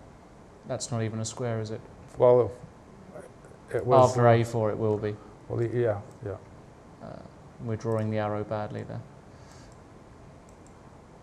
And the square, you're outside. So you have to go king d3, which means that after king d1... We can go to e3. Yeah, as soon as you go to c4, it's losing. You have to keep the king boxed in. a4 again, king d4, king d2, king c4, and... Well, it doesn't matter if black loses this b pawn. It's because you play and take the opposition. Very important with a standard draw. So you can't go a4, or rather you can't go, well, excuse me. Need to find the right line here. Let's see. Something like we're this. Here, yes. If king e1, then is there time for king it's c2? Black to move. Okay, well, king e3. Only move. Yeah. King e1. And then king d3. And then if you come this way, you can actually lose if you're not careful. Because black is quickest. Because black is. So that means... Well, that means that you can play bishop e3 maybe and keep... and bishop e3. The white king boxed in. I think it could be a draw. It's unbelievable, isn't it? Because if the white king's... Did this have to happen, though? I mean... Well, this is the position now. Yeah. Maybe he's got... Maybe after king takes f4, he can go check and knight c1. Haha, that's huge. That wins the pawn. But then we have this business with the pawn queening on the wrong square vis-a-vis the bishop. Does that matter in this position? No. Well, no. This is trivial. We just avoid, with a knight. We avoid him sacrificing his bishop for the b pawn. No, this is trivial. This is trivial. So knight c3 played by Anish means that if you can't take the pawn, he's going to go knight e2 anyway and knight c1. Maybe that's it. Yeah, there's no way to stop both. Sometimes maybe it's that simple. Yes. Okay. Sergei Tivyakov, his teammate of Anish Giri, his king is wandered up the board. Doesn't look healthy, does it? With the queen and rook dancing around. This looks like the kind of position where there might be a forced mate. Well, immediately I look at rook h5. That for me should just settle it. Because if king d6, queen d8, and check rook e5, yeah. No, and even if you don't play rook h5, even a move like queen g3 is strong. It looks like a position where every move wins. Yeah. No, that's going to go. So that means Tibyakov's going to lose, meaning that it might all rest on this game because Van Kampen already drew, but this is a dead draw. This is a beautiful example of a fortress, ladies and gentlemen. The rook and bishop and pawn connect to stop black. White can even lose his g-pawn, I imagine. And still draw. Maybe. I don't think he's going to do that. But I might be... Well, you've got to be careful. I might be wrong, but this looks like the sort of ending where white could potentially lose both the bishop and the g-pawn and still draw, because you could set up one of these fortresses with your king on g2 and play rook e3, rook g3, back and forth all day long. in some positions might Yes. work. Some positions may do, but I don't think he even wants to get to that. I mean, that's how safe white is in this position. He can even shed material, but of course, no reason. You can just park the pawn on g5 and move your king for the rest of the game. King f7, g5, and then move the king this is forever. Yeah. And there's literally nothing black can do. There's no so that's way. a draw. That's a draw. So what are we looking at? We're looking at a tie then. 2-all, yeah, we're looking at a big 2-all there. Dinglerin still trying. Oh my goodness, look at this. The Kramnik game, let's go straight back there. Kramnik's king has left the building. Okay, so he's not going to use that but for a while. Hold on a second. What's Dinglerin doing about this pawn?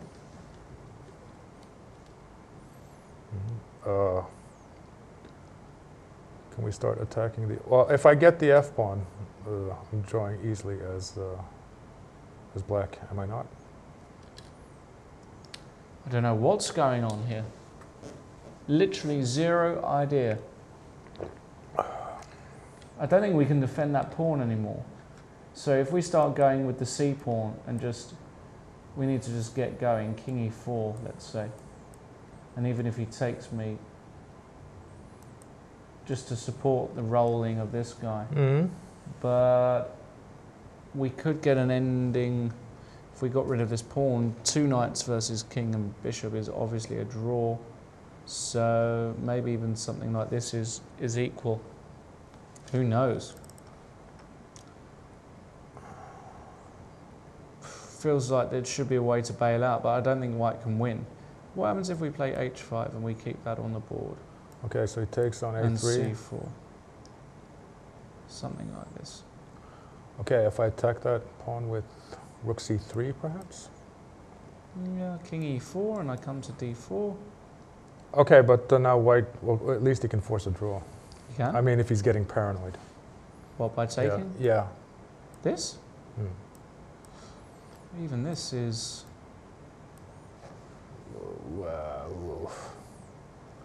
King g1, knight h3. Yeah, you're just about... King f1 takes, and then I go bishop f7. Yeah, and you're just holding, right? Yeah. Yeah, you're just about holding. Well, it feels very safe.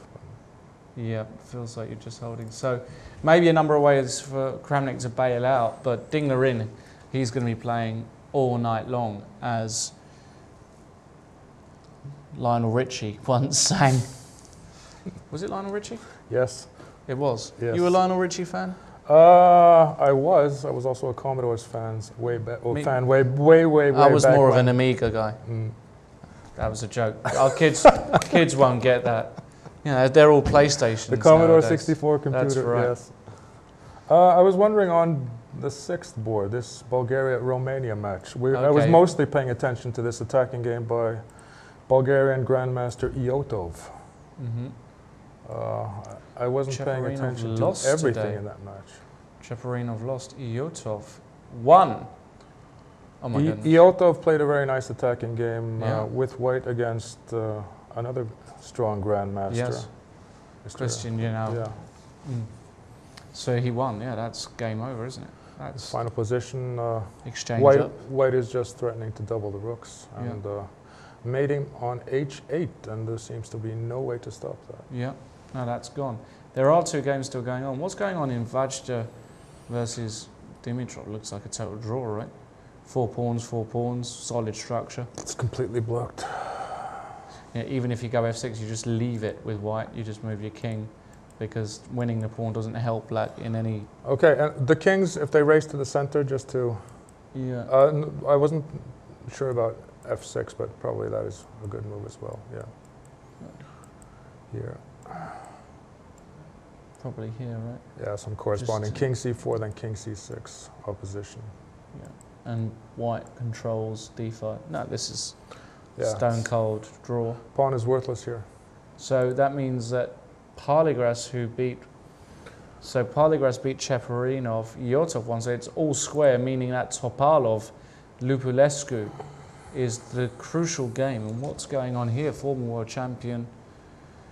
Looks like white's got a little nibble here, but Lupulescu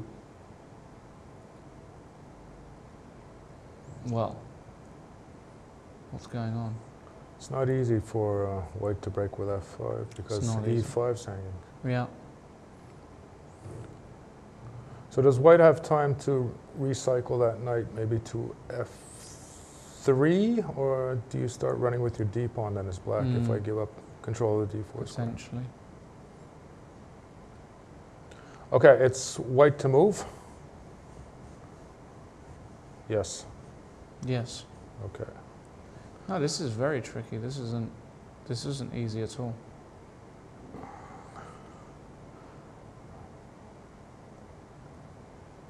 Okay, he just moved his rook from g3 to c3, so going back would just be a repetition. It would be a repetition. Yeah. But well, we'll keep an eye on that one. Should we maybe, I'll tell you what we haven't done. We haven't gone to the women's section for a while. Maybe we can just get an update there of... The Iranian women were winning on board one the last time I checked. That was What's a the draw. status there? Eva No, I mean on the match on the top board. Not the game on board one, but the top match of the day. So let's have a look. On board one, that was a draw. On board two, the Iranian player won. Nice ending there. On board four, the Iranian player won. Yes. And on board three, so they've crushed Slovakia. 3.5-half. Iran. What's the ELO difference between those two teams? There wasn't such a great difference between the boards. So it's expected to be an even matchup then? Yeah, and they've absolutely crushed Slovakia, meaning that they are going forward. But there still haven't been any heavyweight matchups in the women's, not in the women's section. So China dismantled the Azerbaijan team 3-1. And Norway, unfortunately, are losing to the Czech Republic. And Indonesia, well, hold your horses here. This might be the upset of the round. Indonesia are crushing Armenia 3-0 with one game to go. But in the meantime, how about we introduce another very special guest to the show? The current live world number 2. He's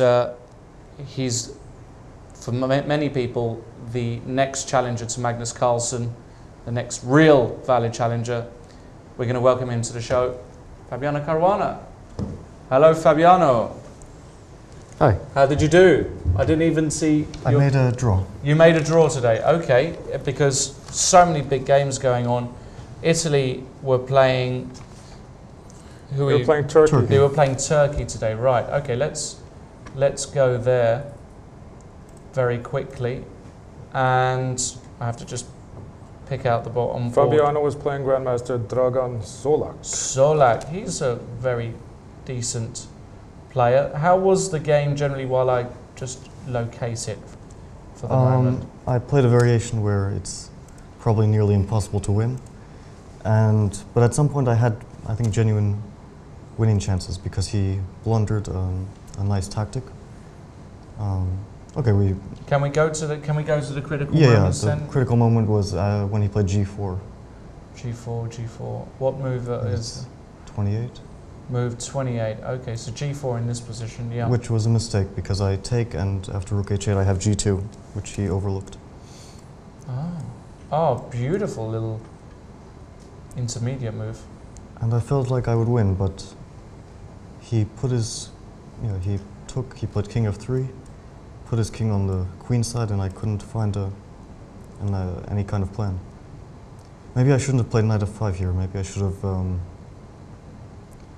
possibly tried to put my knight on c6 or c8 and b6. And break with a4 later, maybe.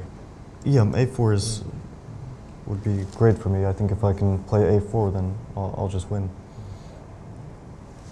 But somehow I wanted to put the knight on f5. It looked so good there. And you put the knight on f5, and yeah, I can see that. After he played rook f3 and rook h3, I can't get my rook to the h file, and I didn't see any ideas. So has he set up a kind of fortress here?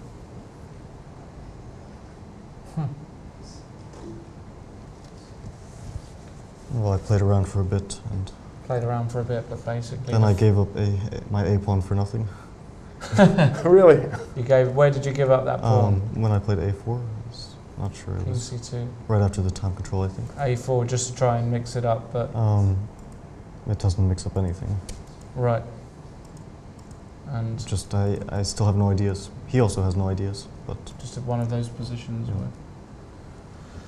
How are the Italians doing? Let's have a look at the rest of the games. we already lost. And Ah, I think it's going to be a whitewash. Because, yeah, we lost 2 games, and I think our second board is also losing. David Alberto against Baris Essen. No, this is finished, right? Rook's coming over. Ooh, Yeah, this that's is mate, isn't it? Yeah, the Italians were slight favorites on rating in that match, so that would That's, be a bit of an upset. that's a bit of a disappointing loss. But Turkey, I've got some really decent players. They've got Ipatov, they've got Solak, Essen. You know, these They have aren't. 4 grandmasters. Yeah, of course. No, they've got a very good team. 2,600 grandmaster on board 4, so definitely no pushovers. No, not at all. Tell us about yourself, Fabiano. Obviously, you are now the live #2 in the world. That's your highest. After this game, I'm not sure. After this game, you're not sure, right? Because it all depends on how. Levon was Aronian wasn't doing so well. won, so. He won today against Gonzalez from Costa Rica. Okay. Levon won, so it might be very close. I mean, I'm not really looking at it right now. Okay. It's going to change game by game. But how does it feel to finally be over 2,800? Does it good. feel any different? I mean, does it feel on a personal level like yeah, because people dream. I know me and Ina, we dream of being 2,700. Yeah, that would be our magical threshold. Let alone 2,800. So, I mean, was it a personal goal of yours to get No, not really. I mean, there's no difference between 2799, 2800, and 2801. But okay, once you see the 2.8, it's just visual, and in any case, it can change in just in one game. So I don't try to look at rating so much. Yeah, and then we've got Magnus Carlsen at 2880. How he got there? But I was just Nobody wondering, when knows. your rating's not going up, do you feel as though you've stopped developing, that you've like reached a plateau, or It's kind of hard to. what's your benchmark for the feel? You know you're still improving, still even though your rating's not increasing all the time.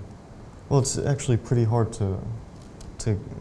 I don't know. Do you analyze like your games, the way you handle certain positions, and you see, okay, I've improved here, or? No, I mean, I try to avoid making mistakes. I think recently I haven't been making as many mistakes, and that's why my rating has gone up. Well, I'm really only talking about Dortmund, and okay, and I mean, just as long as you play well, the rating goes with it. But I think I've been capable of playing at a high level for some time. Indeed, you have. And well, it's just really a matter of trying to avoid mistakes, because I know that I can make good moves, but sometimes a bad move creeps in, and sometimes You are human. Just weeding out the bad moves is the key to success. Yeah, I and think that's just everything. in general, Yeah. right? That would be nice, never to play a bad move. We've got the live ratings on the screen there, Fabiano. In fact, you are still just at #2 in the world by 0.3 of a point, not much in it. What is really, if you can celebrate, most people know who you are now, of course, but what is your goal in chess, or goals? What is the World Championship title something that's really close to your heart, or is it a big ambition of yours? Yeah, of course, it's my ambition. I think it's every player's ambition on some level. Even yours. Yeah, I might have to revise my ambitions, but no. No, I mean, I'm not really close at the moment. I'm as close as anyone. I'm not even sure what the cycle is going to be. But I mean, I'll try to get into the candidates and see where it goes from there. So that's the first step: get into the candidates and then put in a big performance there. Because you were missing this year, as was, for example, Hikaru Nakamura, 2 big hitters. We'd love to see you in the candidates. I know I would. I think it would be great. And Well, being from Western Europe, we want as many Western Europeans in there as possible. So. yeah, we're supporting. And for Italy, it would be amazing. They've never had an Italian world champion, have they? Unless Greco counts in 1672. I don't think that. Well, yeah, I guess in some way. Not really familiar with those times. We know you're also playing in a tournament a little later this year. I know I'm excited about seeing it. Well, actually, it's not even, it's around the corner, isn't it? It's after the Olympiad, the Sinquefield Cup. Is your mind just firmly on the Olympiad at the moment, or in the back of your mind are you starting to think, I don't want to play this line because I'm thinking about playing it against Magnus at Sinquefield or against Hikaru? No, I can't afford to save ideas. I don't have so many of them. And, well, okay, I mean, I'll take it tournament by tournament. Yeah. Well, actually, game by game. I'm not really thinking about the next tournament right now. What would be a good result for Italy in this Olympiad? Obviously, today has been disappointing for you. You're not one of the favourites. Ranked 20. Ranked 20. What do you think would be a really great result? Well, 2 years ago, we got 14th place. Right. I think top 10 would be really very good. Okay. But this was not a good result to reach that today. And what about individual medals? Have you won a board medal before? No, I don't think so. You've not won a board medal. So maybe that would be another objective. Natural goal. Another goal, okay. Well, yeah, it looks as though David Alberto, he's on the verge. He's probably can just resign in this position. Yeah, I mean, it's just totally gone. Minus 17 points, that's a few. Can we get your opinion on a couple of games before we let you go? Because there are some key games going on at the moment. We've had some amazing results as well so far, but let's go to Kramnik versus Wang Yue. Oh, so we're here now. We're here. Let's go to this one. Vladimir Kramnik played Famiano. I don't know how many times you've played Vladimir Kramnik's loads already, but looks as though... Oh, I think Black can never lose this. Black can never lose. King is too active. He's just played c4. And then we were looking at this rook takes c4. Well, that's an absolute bailout, but... This is a... Maybe that's just an easy way to get out of the office. Rook takes c4. And if you don't do it, you have to be careful that king d4 and c3. No, bishop c4, generally speaking, should also... Bishop c4, well, king d4. This is only of theoretical value. King d4. Well, I should never go for this, but... And just move the rook somewhere and play against two knights. generally speaking, rook against two knights. Okay, the pawns are fractured. Oh, I wouldn't like to play this. I think I'd prefer rook takes c4 and get some more stuff off. No, he's going to play rook takes c4, isn't he? I mean, but if he doesn't play it, then he might have to play this. Yeah. Well, that ending, yes. Two knights against rook. Yes. So. I think he's going to do it, and I think... Is this stone cold drawn? I hope so. We were looking at king f3. Yeah, but then king we had this... g1. Yeah, we got this bishop f7 at the end. So, even if you work with g5... But then I can... I mean, isn't this a draw even if you lose the f-pawn? Yes, probably, yes. Ah, yeah, right. Okay, so odds on for a draw there. Kramnik was in a bit of trouble. What about this one? This one intrigues me. Yeah, tell us what's going on here, because we couldn't really understand how... Well, the question is if he has a fortress. Because normally 2 pawns is enough, but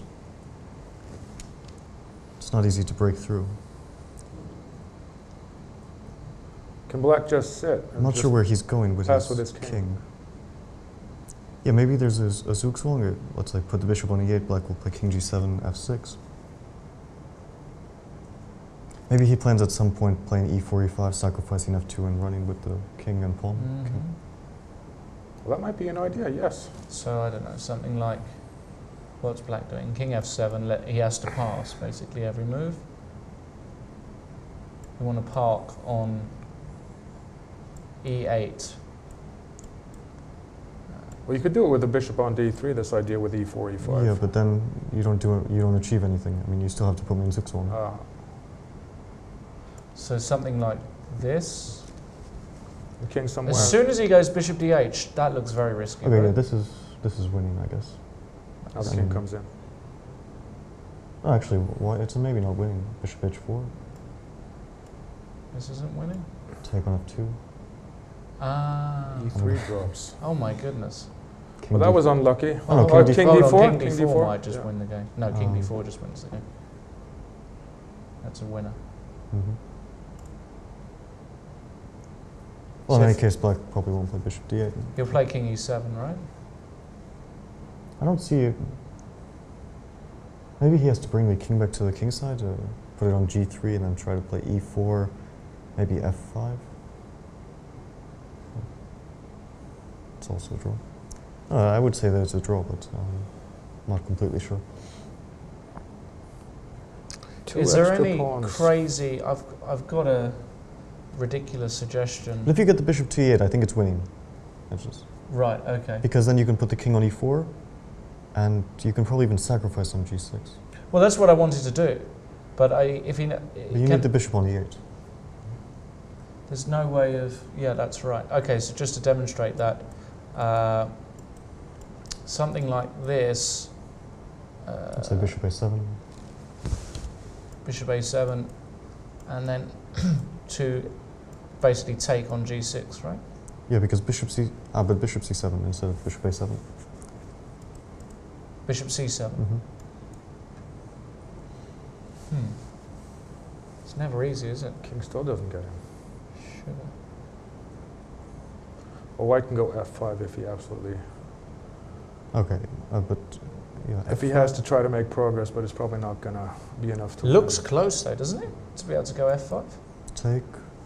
With that. Yeah, and maybe g5. Because it takes a long time to promote this pawn. You're going to need to put the king on a8 and start pushing. Right. Yes. Amazing, the resources here. Well, Ding Liren, I don't know what he's doing. He's moving his bishop round, just trying to gain some time, maybe.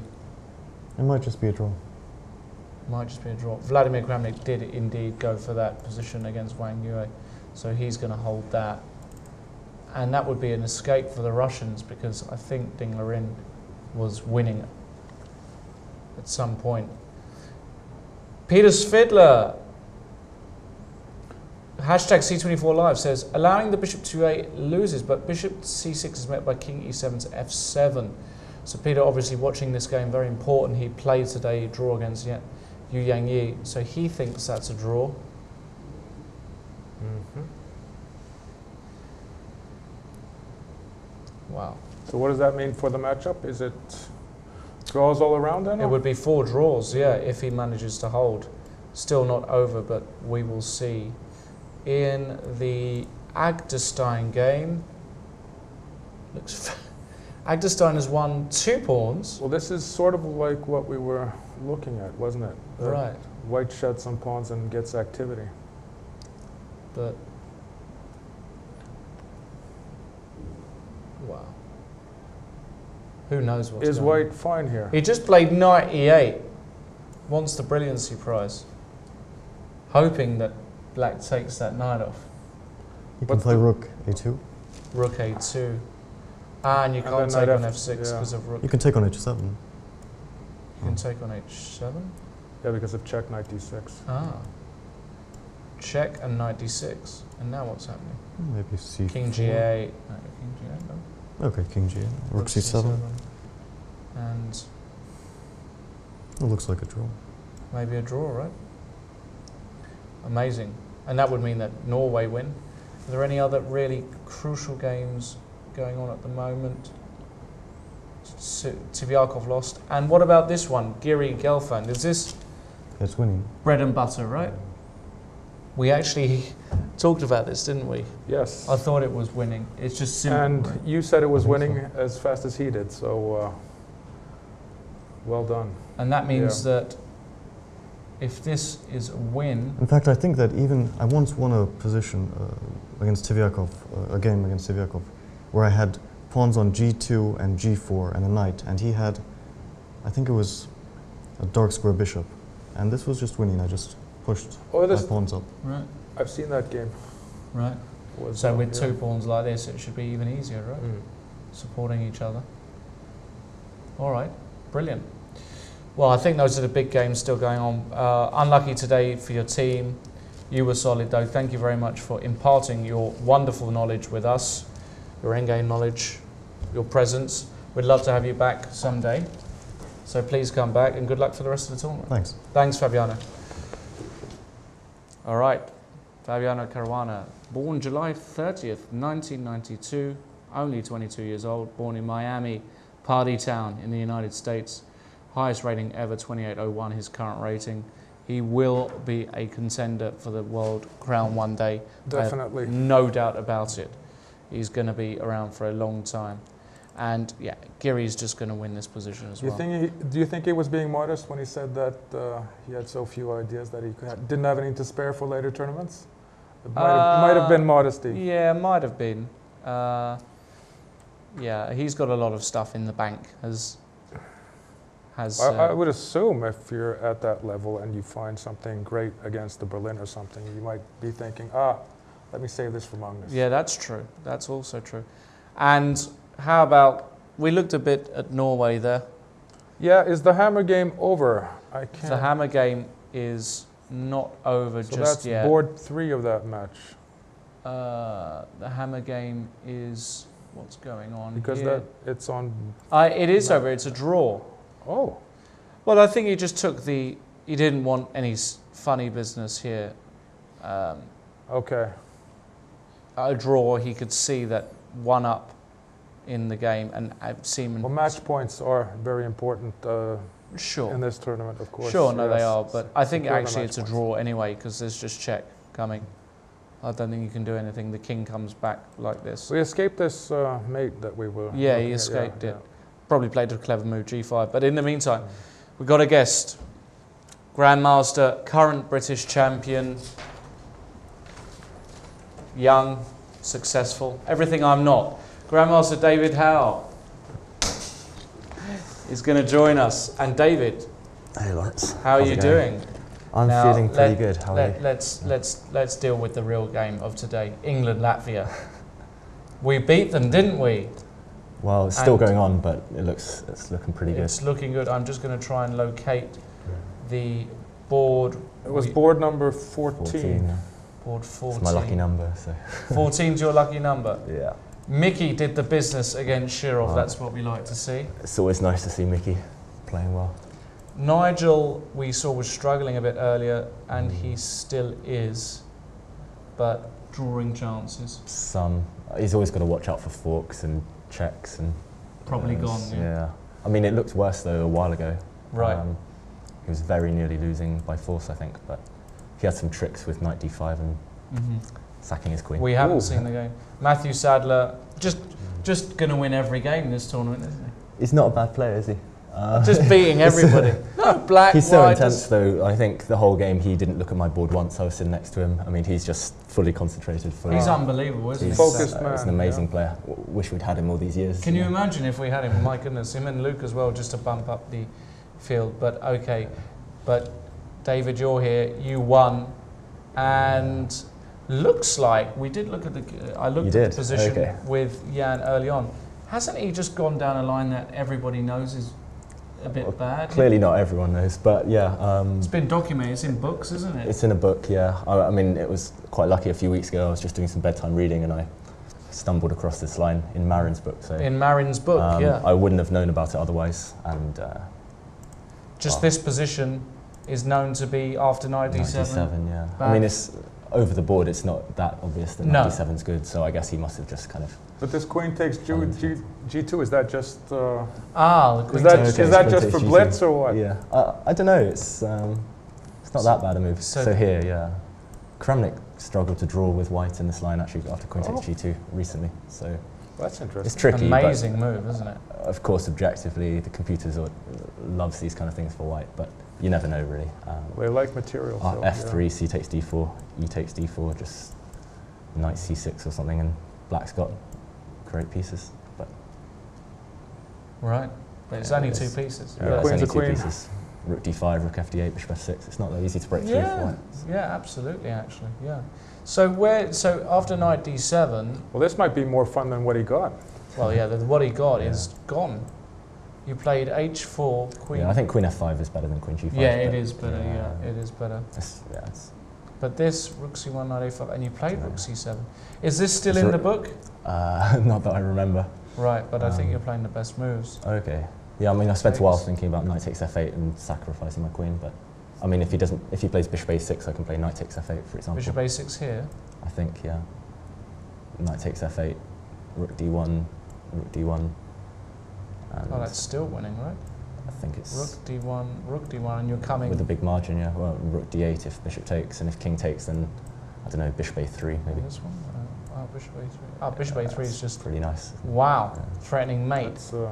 That's over at once, isn't it? That's over, and this queen's just out of the game, right? So you played knight d7. Yeah, I mean, it's just so hard for him to get rid of that knight, basically. And we had this. Sorry, we got to rook c7. He took on g2. King takes g2, rook fe8, and now we were saying queen f3. Yeah, you played it. Yeah. Easy. e5. I felt he played pretty well, though. I mean, he's e5. Really that says something about how bad Black's position is. Yeah.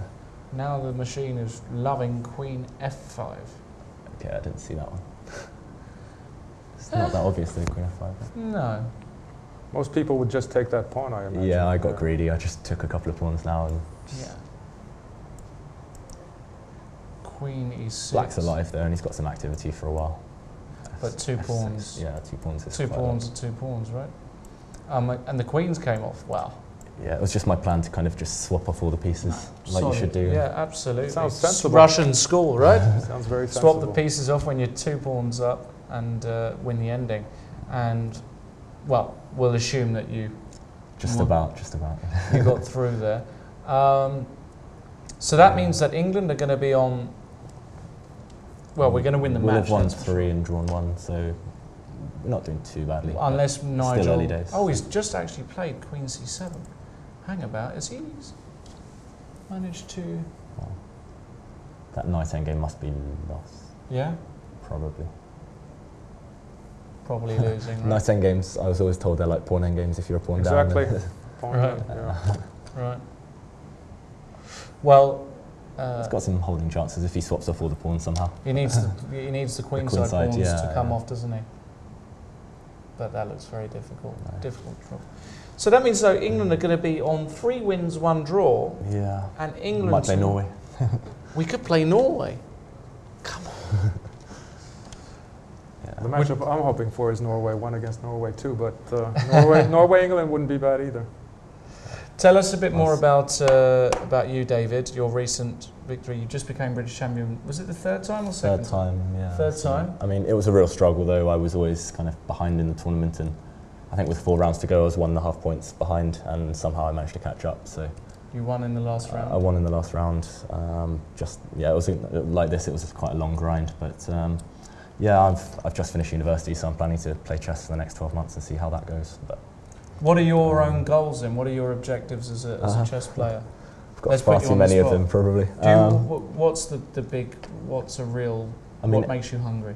Everybody assumes it's 2700 or beyond, but I don't know, I just like playing chess and traveling and everything, but it's basically the lifestyle for me. It's, if I enjoy the lifestyle, then I'll enjoy playing chess, basically, and as long as I keep enjoying it, I'll keep playing and trying to win and playing for England. I mean, there's no greater honour for me, so that's it really. I'm a simple guy. And the alternative profession would be what? Probably homeless, jobless, you know. You studied, no, you studied... Sounds like an easy choice. No, you studied a subject that, you know, you can get a lot of work with it, right? Well, I don't know, it's not the most practical though. I studied English literature and philosophy, so I don't end up being... You can always teach that to other people, yeah. You could come here and teach, you know, we could philosophise together. We can do. We've been philosophising about life and all sorts of things, mostly about chess actually, but life. What do you think is a good score for England this tournament? What do you think we should be aiming for? I don't know, I mean, we're 9th, 10th seeds? I mean, ranked 10, yeah. Ranked 10, so, I don't know, they're all... Anything above that? Anything above that would be great, but I think this year we're not going in with any expectations, we're just hoping for the best and trying to take each game as it comes. In the past, we've kind of either disappointed ourselves or got false hopes halfway through the tournament, so I think this time we're just... That's a very English mentality. We did that in the World Cup as well. We always expect to lose, but you know. Roy Hodgson, our manager of our football team, no, we're not going to win it. We're going to go there, we're going to try and build the team up. That way the country has no expectations and you can't be disappointed. Love it. Yeah. Such an Englishman. You go to Brazil, no, we're going to win. I don't know. Yeah, they were really in for a huge letdown this year. They were in for a huge letdown. Okie doke. Well, look, it's reasonably late. What is it? It's nearly dinner time for you. We'll let you go and rest. Thank you. Thank you very much for joining us briefly. Well done on today's result. Thanks. And if you want to come again, if you have a crushing win tomorrow against a certain Norwegian, if we play, don't hesitate to come. Absolutely. We'd love to have you here. No, thank you, Lawrence. Yeah. Thanks, Okay, David. bye. Cheers. David Howe, British champion. Joint. Yes. I should say joint, because if Mr. Hawkins is watching, hello, Jonathan. He is also British champion and had a great tournament too, but David is joint. So what have we got going on? Well, is that a likely matchup, though? The 10th rank against the 14th rank? I think so, on 3.5. That looks... Well, I don't really understand this pairing system, but right. if that happens, it would be exciting. Yes, it would be. Yes, it would be. Let's just go back to the top boards again. Let's see if we've had any movement. And it looks as though, well, Seaman is... Is that looking more like a draw now? Yeah, he's pinned. He's a pawn up, but he's penned in. How do you ever make progress here with black? How do you ever make progress here with black? No, this is stone cold. Well, it's a nice win anyway. It's a great win for the team. Magnus does the business on board 1 and the rest of the team shake hands.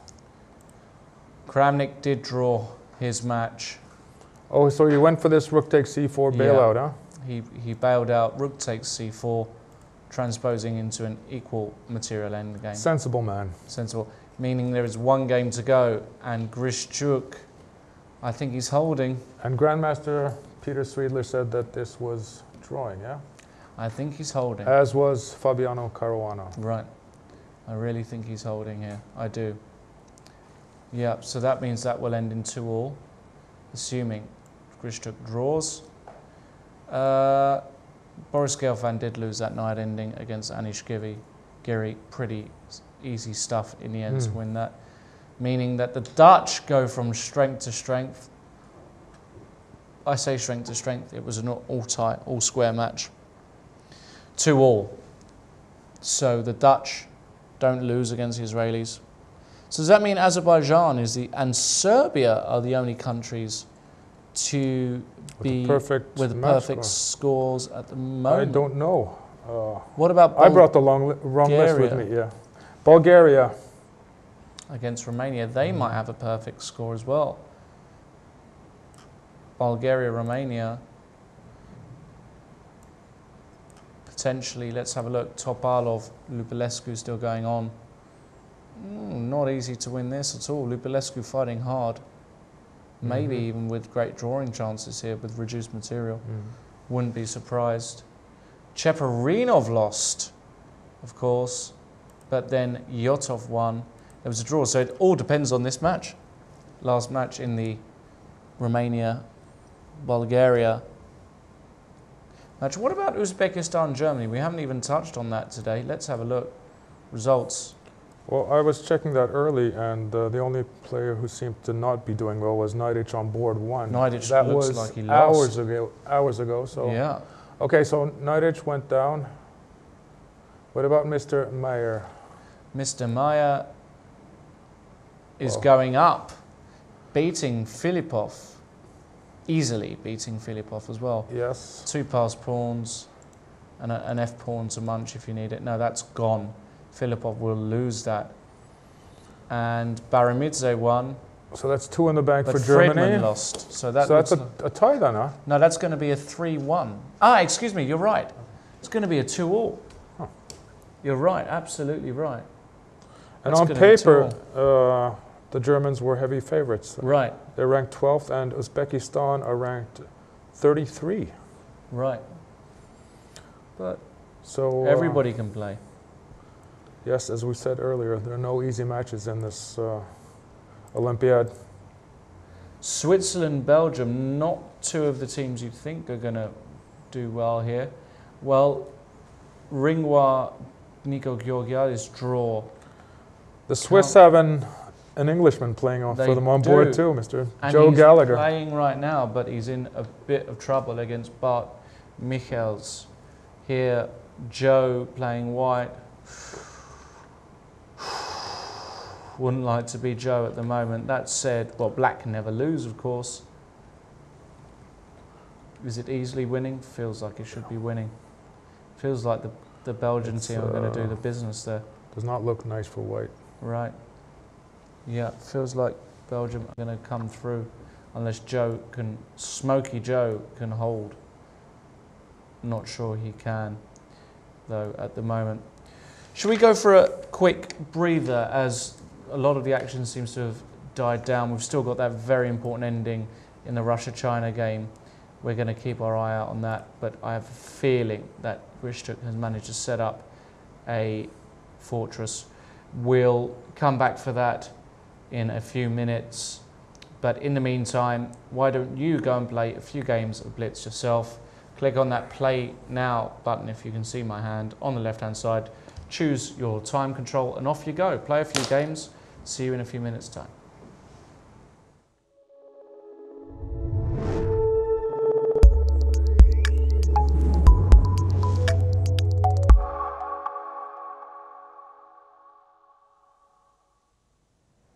Hello everybody, welcome back. This is round 4 of the 41st Chess Olympiad, and I'm delighted to be joined once again by Grandmaster Jan Gustafsson after what has been a very exciting day's play in the men's, and I should say open. I have to get used to that, don't I? The open tournament, of course, there are females playing in it, and the women's tournament. And Jan, we still have that crucial game in the Russian match still going on between Alexander Grishtuk and Ding Liren. Ding Liren pushing, but looks as though Grishtuk might hold. I think it might take a while. I'm even more delighted than to be joined by you that we have a guest in the studio from the Indian women's team. It's Harika Dronavalli. There we got a little profile, and I hope we can get her on camera any minute. Welcome, Harika. Welcome. Grandmaster. Hello, Harika. How are you?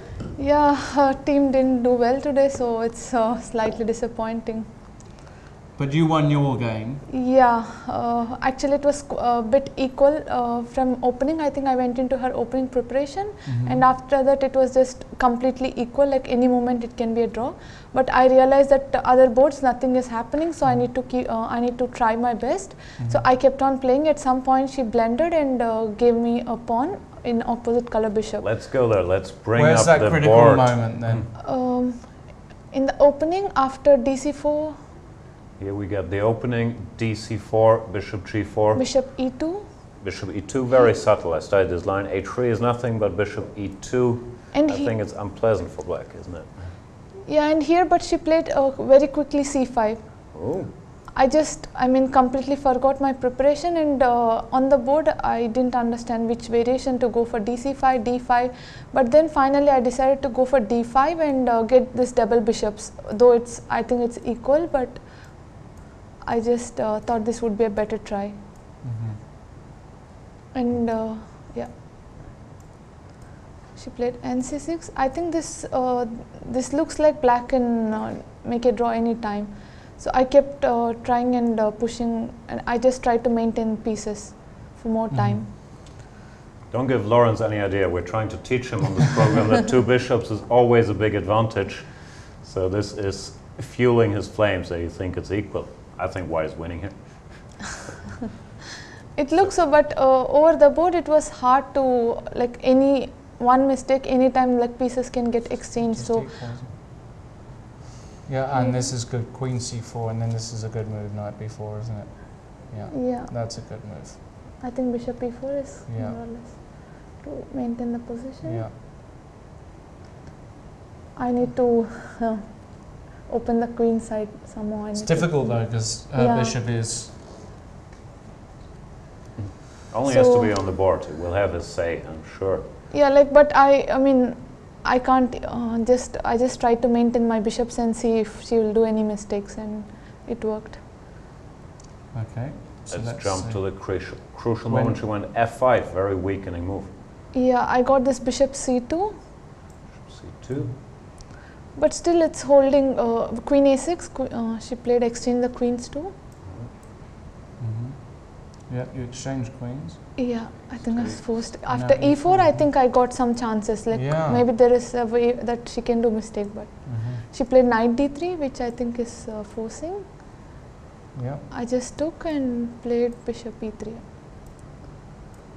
Bishop g5 is nothing. Just rook d7 and rook d6 is coming. I think I couldn't find any continuation.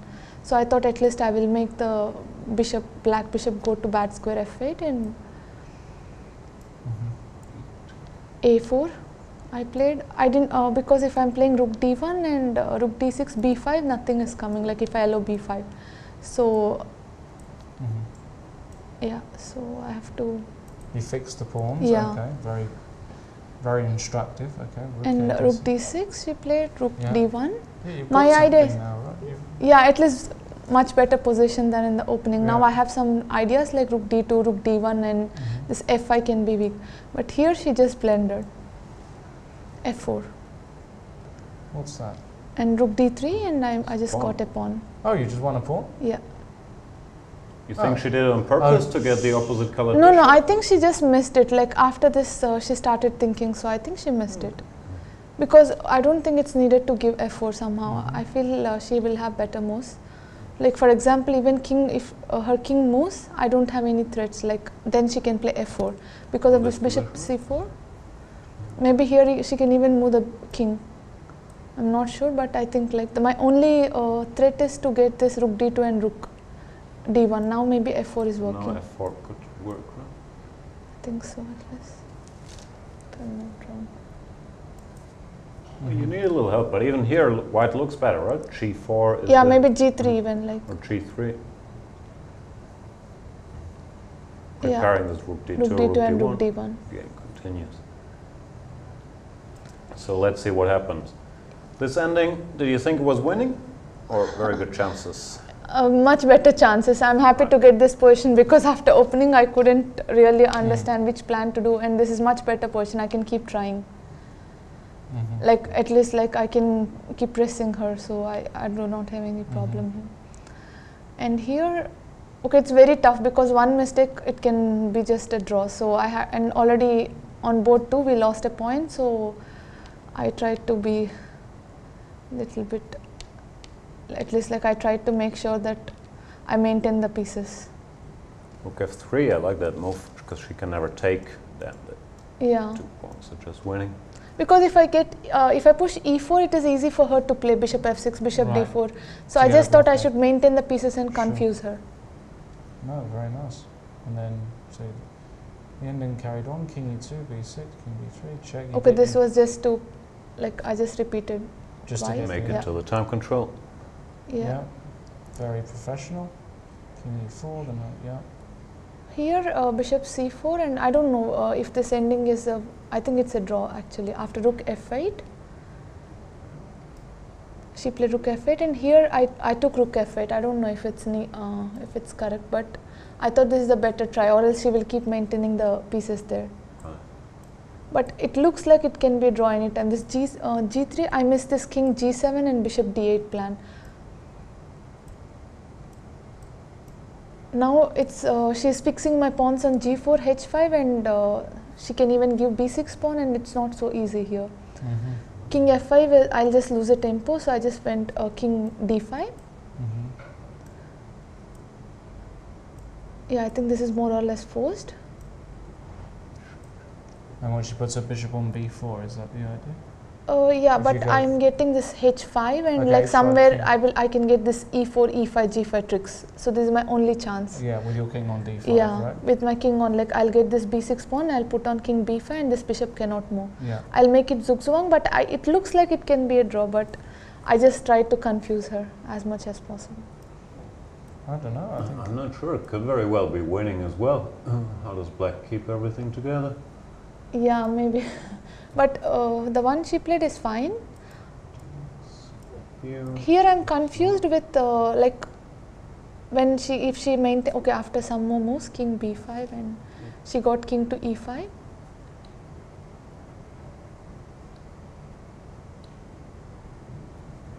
Yeah. I just feel if she even give the c5 pawn, I don't know how I'm breaking this position. Yeah, it's not clear. That's not clear at all. And like my win is very crucial, so I just tried to. So if she just leaves her bishop on d2, c1 like this, yeah? Yeah, like if I just maintain my bishop on d2 and like king on e5, like king f6, e5, I don't know if. Try e4. Okay, she goes bishop e4. Say some waiting moves. King f6, king c6. Isn't it some Zugzwangs? King e5, maybe g5. No? That could be winning. Could be. Not sure. It's very difficult. Look, these endings. she has to give up another pawn now. Yeah, even if she gives another pawn, I don't know how I'm breaking this position. King e5. Zugzwang at some point. King e5. Maybe I'll get king b5 and yeah, let's say this. some point g5. And you get g5. Now king f6. I'm not clever enough to create that Zugzwang, but I'm sure it's there. Yeah. She can just wait. Yeah. Never easy, is it? Opposite colour. Chess is a tough game. It's a difficult. You're 3 pawns up in it, you still can't win. There must be a win here. Okay, I couldn't analyze this thoroughly, but I thought at least like I'm forced to play, so I kept playing. Yeah. So how did you actually? Let me have one last try, because I'm curious. King c6. Let's say she waits. No, but king c6, I can play king e5. Oh, now you go back to e5. Yeah, whenever you get. Maybe g5 works, no? No, g5 works here. No. I mean, I have to put my bishop on d2, I think. Okay, let's say. I will get this Zugzwang. Maybe here there's some Zugzwang already. Feels like this is Zugzwang. Yeah, I feel like it's you have enough to work with. E5, g5, b4, something should work. Maybe it's winning. It's good to know, but. Pretty good to analyse thoroughly. And then eventually bishop f5, king, and you got this g5 Let's see how it ended. King f6, e4, bishop b4. Ah, she missed this. She missed g5, right? Yeah. King d6 looks too far away. Yeah. Okay, this is just winning. Yeah. This is too much. And like finally she lost on time, but I think it's just winning. It's over. Yeah, no, it's quite easy here. Well, well done. Tell us a bit more very quickly about you. And you are the second highest in India at the moment, right? Yeah. What are your ambitions as a chess player, personally, with your team? A team like in this Olympiad, at least we want to do better in the next 7 rounds. Like because it was disappointing that we lost today. Yesterday we drew with lower seeds. So let's see how it goes. And personally, I want to win a world title one day. Like last time I got bronze medal, and that would be my final ambition to win women world championship. So same goal like you, Lawrence. Yeah, I'd love to win a women's world championship. I think that's the only world championships I'd even have a shot at. I'd have to. No, I believe in you in the seniors world championship. In the Once you're 51, you'll be in good shape. That's right, absolutely. And also, like right now, I'm rated like 12th in the world, and I want to be in come in top 5 at the earliest possible. I'll keep trying my best. Well, you're already rated 25-25. Is that correct? 25-21, yeah. 25-21. You're up there. You're only 22. Yeah, you know, 23. 23, I beg your pardon. And no reason why not? You've got some great role models there in India. So a certain Mr. Anand stands out. Where are those guys? Vishy is not playing. Konero is not playing. Where are the other Indians? Konero is getting married on August 13th, so she cannot come here. Right. And others, I don't want to comment much. Okay, no problem. Okay, well, look, thank you very much for joining us, Harika. Really nice to see you here. Good luck with the rest of the tournament, and keep up the good work. Thank you. All right. Thanks a lot. Thank you very much, Harika. All right.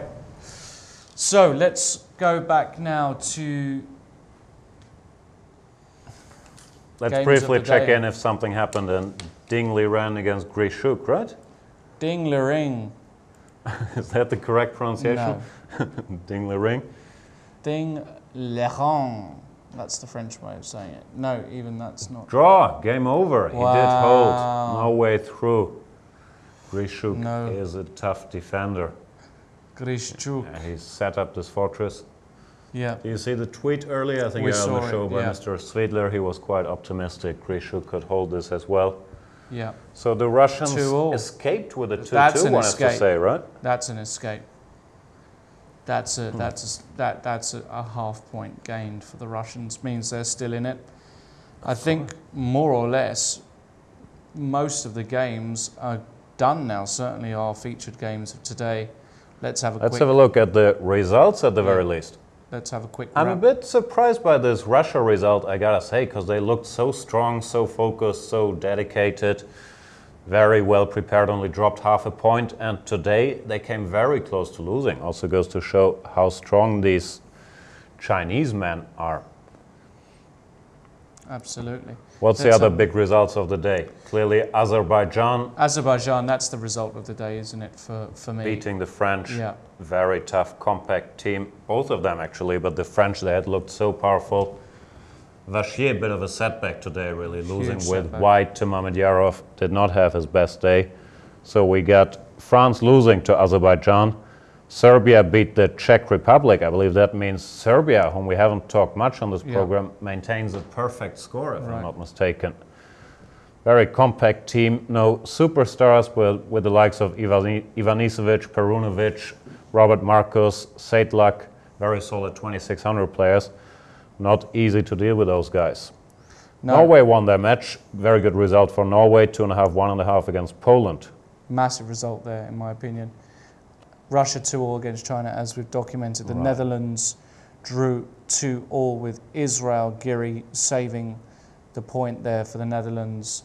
Bulgaria beat Romania. Topalov did, in fact, beat Lupulescu in the end. Topalov in great shape. I was talking to Paco Vallejo yesterday, and he was full of awe. He had lost to Topalov, but he wasn't upset at all. He just said Topalov played an incredible game, and he looks really back in shape when he was dominating the world chess in 2005, 6, 7. Paco was full of praise for Topalov.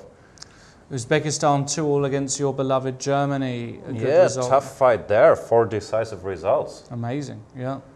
Majdic lost to Kazimchanov, but Maya won his game, and Baramitse, heavy favorite on board 4, playing great chess. Maya in great shape recently. Yeah. Friedman lost to Jumaev. Not a great result for Germany, but you take them as they come.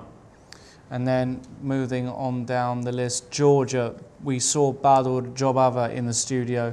Won a nice game. They won their match against Mexico. Belgium are still playing Joe Gallagher, though, in deep trouble against Bart Michels. I think that one's going to go to Belgium. Cuba noteworthy, of course. Fabiano Caruana showed he is still human. Drew his game today. His Italy team lost 3.5, a bit of a shocker, to Turkey. In a very even matchup. They really weren't expected to go down like that. In other results, what do we have? Cuba won, and Cuba, you know, they can never be ruled out with Dominguez playing great chess, Bruzon Bortu, Quisera Perez, and Ortiz Suarez. Very compact team. 2 superstars, Dominguez number 11 in the world, Bruzon 2700, and a bunch of solid 2600 players there, up there. Beat the Indians, whom are, of course, missing some of their strongest players. We just touched on it. Anand not here, Hari Krishna not here. Still a strong team. Your people won. Yeah, look at that. We had a great win today. Nigel really not finding his feet here. I think he's distracted slightly by other things that he's involved with. I'm not sure. We would love to have him on the show. Maybe he can talk about things himself. But a disappointing loss today against Kovalenko. But the rest of the team came through. Great win for Hal. Matthew Sadler, he's going to win every. 100%. He's 100%. He's going to win. He's going to win the board. He's going to win. Cheating to have Matthew Sadler on board 4. Yeah, we love having Matthew on board 4. And Mickey beating Alexei Shirov as well means that Mickey is on 1.5 out of 2. That's a nice little snug result for Mickey, and it means that we are going to have a big game tomorrow.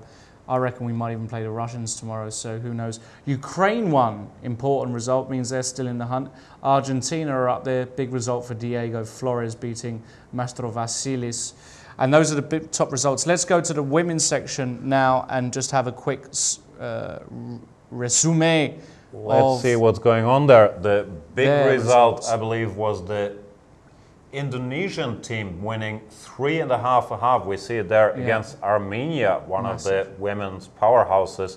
3.5, that's a massive score. Iran also 3.5 against Slovakia. Looking great. Iran looking great. Norway's first team, unfortunately, are going to lose no matter what the result of the third board in that one. China crushed Azerbaijan. So strong, these Chinese so strong. And then on the next quartet of results, we can see Germany gave Russia a good fight, I think, from the games I've seen, but they did lose in the end, 1.5, 2.5. Shout out to Melanie Ome, who beat Olga Gierya. Big result for Melanie. Yeah. And the draw on board 4, but they did lose the first 2 boards in the end.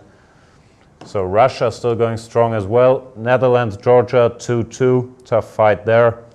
Hungary, also a very strong team, beat the Cuban women 3-1. And there we go. There we get the results on screen. Spain, coached by our friend David Martinez. Crushed the 4-0. Philippines. He's going to be happy. Wow, what a result for them.